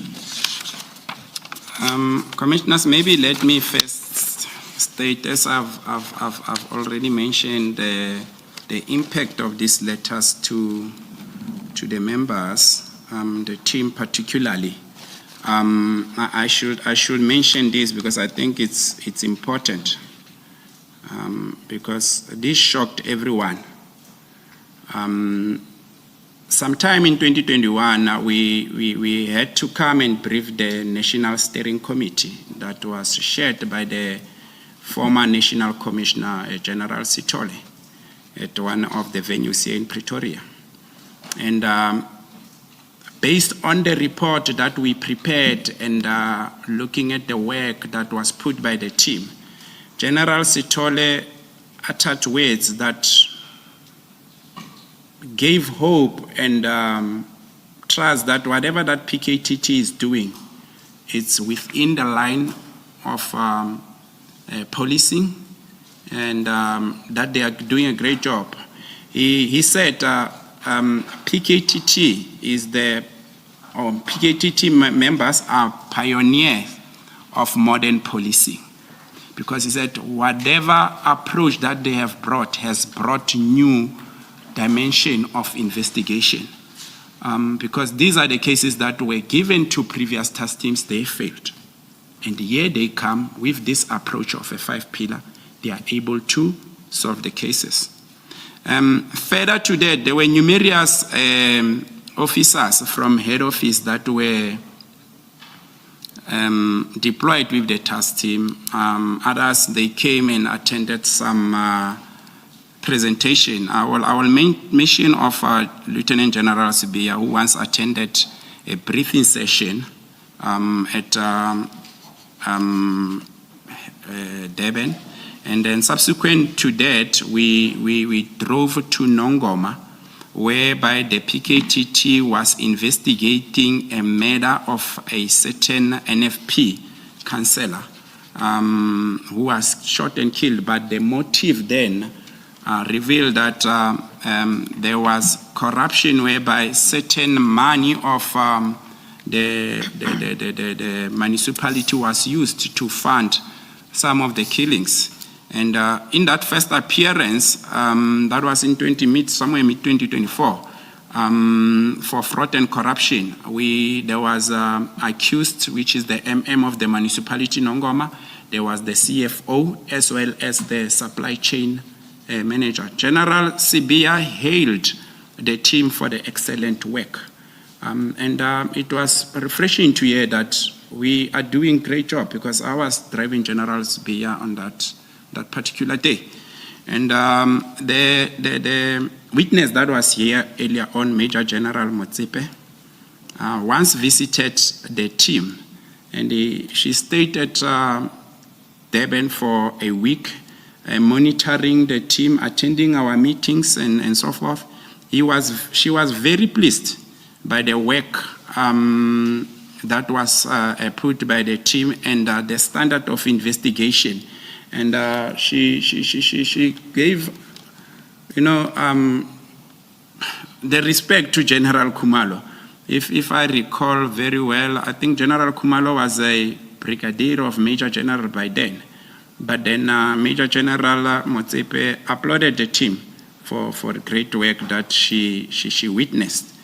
We at some point had a Brigadier Mncwabe, who then came and was working closely with General Khumalo at Majok, who was actively involved with investigation, because on the sessions he will be there and advise.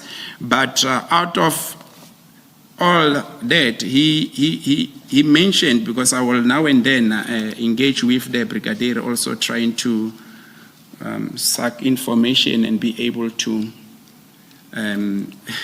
enhance my investigation forward. He was very thrilled.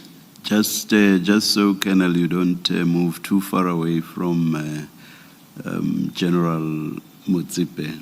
Yes. Would you be surprised to learn that in her testimony today, she said there's really nothing to write home about the operations of the PKTT? As I understood her, she was basically saying the PKTT is just like any other investigative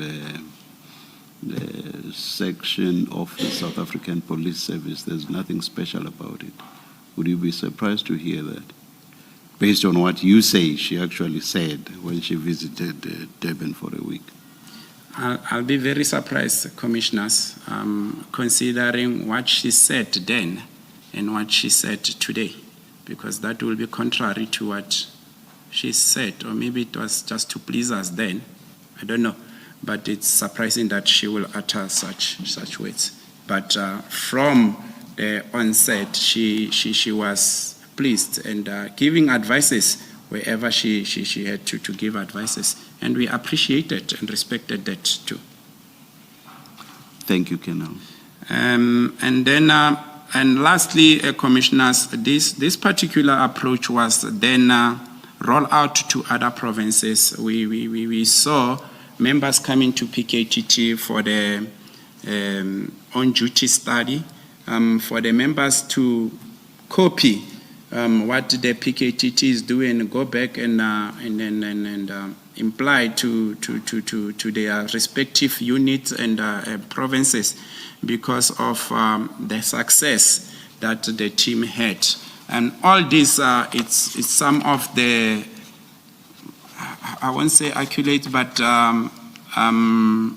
appreciations that we were getting from people that were not working closely with us. Therefore, Commissioner, I saw it necessary for me to mention this. And lastly, in my conclusion, Commissioner, I would like to say thank you very much for this opportunity to come and share my experience and give the approach that was and the methodology used by the team. The team is still out, and I'm happy that the executive are still engaging and telling that the team must continue working. There's quite a lot of people that are dying, and others, when you sit, perhaps maybe if one day members of the commission can attend one of the crime scenes, and then you'll see how these people are brutally killed for nothing, greedy for money, greedy for tenders, and so forth. And obviously political tolerance that is among the political parties to parties and so forth. Therefore, the team dedicated themselves and say, we will put our work in. And that letter, it torn them apart. It turned them apart. I'm not putting myself because I needed to be there and protect them on the ground. And I knew that I do have my senior officers that are able to see and will engage all different structures in saying this is actually a suicidal decision that we have taken. And we are coming for the next year, the local government election, and that's where most of the killings are happening as per our analysis, but I won't dwell much into that. But then in short, I would like to say thank you very much, and I will also mention that the team is out working, and as I'm sitting here, I'm saying good luck to them. They must continue, they must ensure that they do their job diligently, and fear nothing, but only God. Thank you, Commissioners. Thank you, Colonel. Do you wish to just read out paragraph 35 as your Can I- closing? Maybe before that, let me just ask my question. Colonel, maybe to clear also this confusion, the PKTT continues to operate, as you've just said, and Major General Mutsipe also expressed the view that cats should go back, the work should continue to be done by the PKTT because that team is still there. She said practically is still doing the work. But we also know from other evidence that your analysts and specialists have gone back to their stations, and yet you still keep the core team, the investigative team, or is it the investigative detective team? They're still there as PKTT. How did it come about that your analysts have now gone back to their stations? Was there an instruction, a specific instructions to them, and where did it come from? So was there an instruction? Where did it come from? And did that instruction though recognize that the PKTT continues to function? Thank you, Commissioner Baloyi. I had a luxury of seeing the information note that was prepared for the current team of 56 members to remain. And in that information note, it was then written that agreement was then reached that the team must be scaled down. Or instruction given that the team must be scaled down. Please, I must not be misquoted in that. Those that will remain, it will be mostly the detective in order for them to oversee the matters that are court going. And the under investigation dockets are being withdrawn from PKTT. Therefore, in that instance, there was no need for these other disciplines. That is why your ballistic, your LCRC, your call data analyst, operational analyst, DFOs, intelligence gathering capacity, they had to go back to their origin of units or stations. That's how the decision came about. And that is why the team is left with only 56 members. Did I then mishear you to report that the team has now, since the beginning of the year or something, gotten another six dockets? Did I hear you correctly? There is, I said there is 9 dockets that were reported since 2024 December. Okay. And then at this stage, I did explain how the dockets end up with the PKTT. It's reported at the station, moved to district, the province, then end up with the PKTT. From the 9 dockets, the PKTT is in possession of 6 of those dockets that are under investigation. They are working with those dockets without these other aspects, which then obviously the turnaround of successful prosecution will be will be slower because these aspects are not there anymore. All right. Thank you, Kenneth. Thank you, Commissioner. Colonel, Based on what you say you saw in the document that you say you had the luxury of seeing. Yes, Commissioner. And what that document said, it seems to me then that Minister Mkhwanazi actually achieved what he wanted, which is effectively the disbandment of the PKTT. Would you agree with that observation? If you say all that the PKTT is remaining for is to see to their finality the court-going matters. So effectively, Minister Mkhwanazi has achieved what he wanted, or not? I will say partially, Commissioners. Why I'm saying that, the immediate disbandment, which did not had that impact, dockets were removed under investigation and came to Pretoria while the team is still operating, but it was scaled down.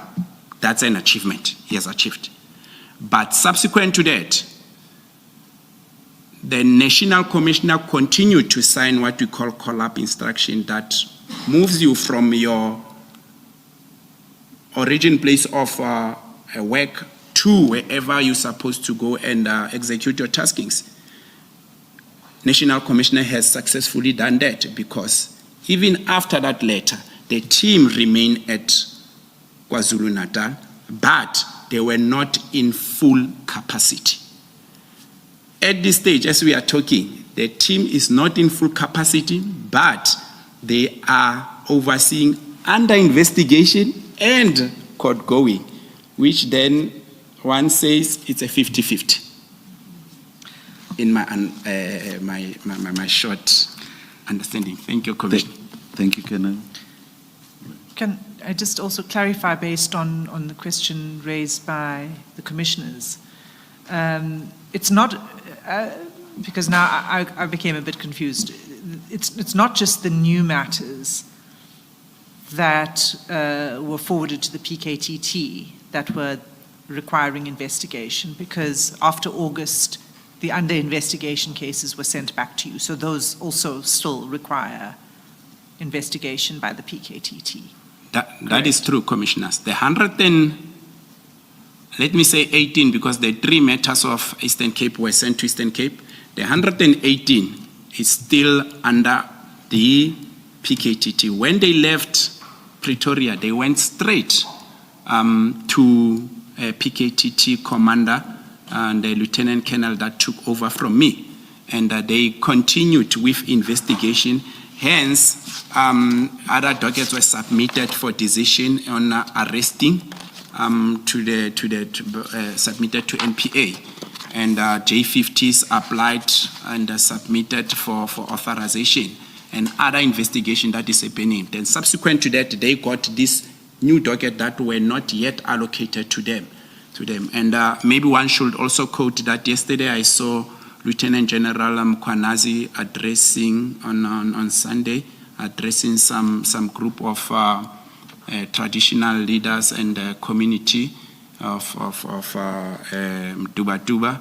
And he made mention of a case that will, traditional leaders, because among those 118 is the 45 cases of traditional leaders, that the case that has been reported recently will also be overseen and investigated by the PKTT. Therefore, they are in full swing, but on a scaled down capacity.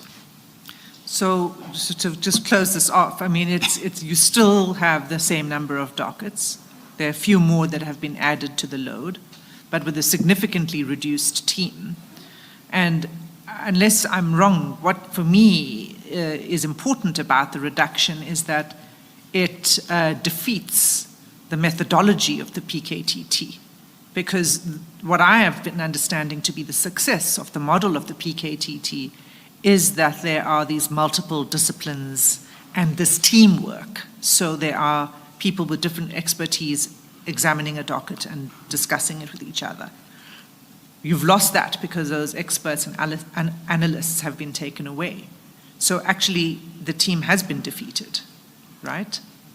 That's true, commissioners. As I said, that with these experts being withdrawn, the turnaround investigation of this docket is going to be longer than previously when we were fully capacitated. And there's additional work with this new docket now brought to the team. So it's a negative impact, actually. Okay, thank you. All right. You can close finally with your paragraph 35. Okay, thank you, commissioners. In this paragraph, I highlight these instances to demonstrate the effect of the disbandment letter and the abrupt removal of the dockets from the PKTT. The real victims of these events were the investigations, ongoing criminal trials, and the family victims. That is why we received quite numerous calls and dissatisfaction from the victims' families and so forth. Thank you, commissioners. Thank you. Chair, just before we release the witness, actually, I need to inform the commissioners that General Motsepe, before she left the venue, clarified something and requested that we put this clarification to the commissioners, and I don't know if the witness may confirm or not, that where she had said that in the Eastern Cape case, the one that's now with different investigators, it's been returned to Eastern Cape investigators. She said that there were 3 investigating officers who had been killed. She corrected that. They weren't investigating officers. There were 3 suspects, in fact, who had been killed in that matter. It sounds like the colonel is aware of You're what aware happened. of this, Colonel? You want to, yes. Do you wish to comment on that? So General Motsepe had said that 3 investigating officers in that case had been killed, and that, in fact, she got that wrong. Yes, indeed, commissioners, the general got that wrong. If you look at the SAP 5, the 3 investigating officers she's referring to, the members of head office that were allocated that docket after being brought to head office, they did meet these particular investigators. Therefore, people that were assassinated is people of interest or / suspect that were being used by the hit orderer. And then I guess it's a way of trying and taking out evidence. Maybe knows that one of those shooters will have came and then confessed and so forth. So it's not investigators, but suspects that were assassinated. It's 3 of them. I'm aware of such. Thank you, Commissioner. Thank you, Colonel. Thank you, Chair. Thank you very much, Colonel. Thank you, Chair. Thank you. We adjourn until 9:30 tomorrow. Until 9:30 tomorrow. Let us adjourn until Thank you, 9:30 Chair. tomorrow.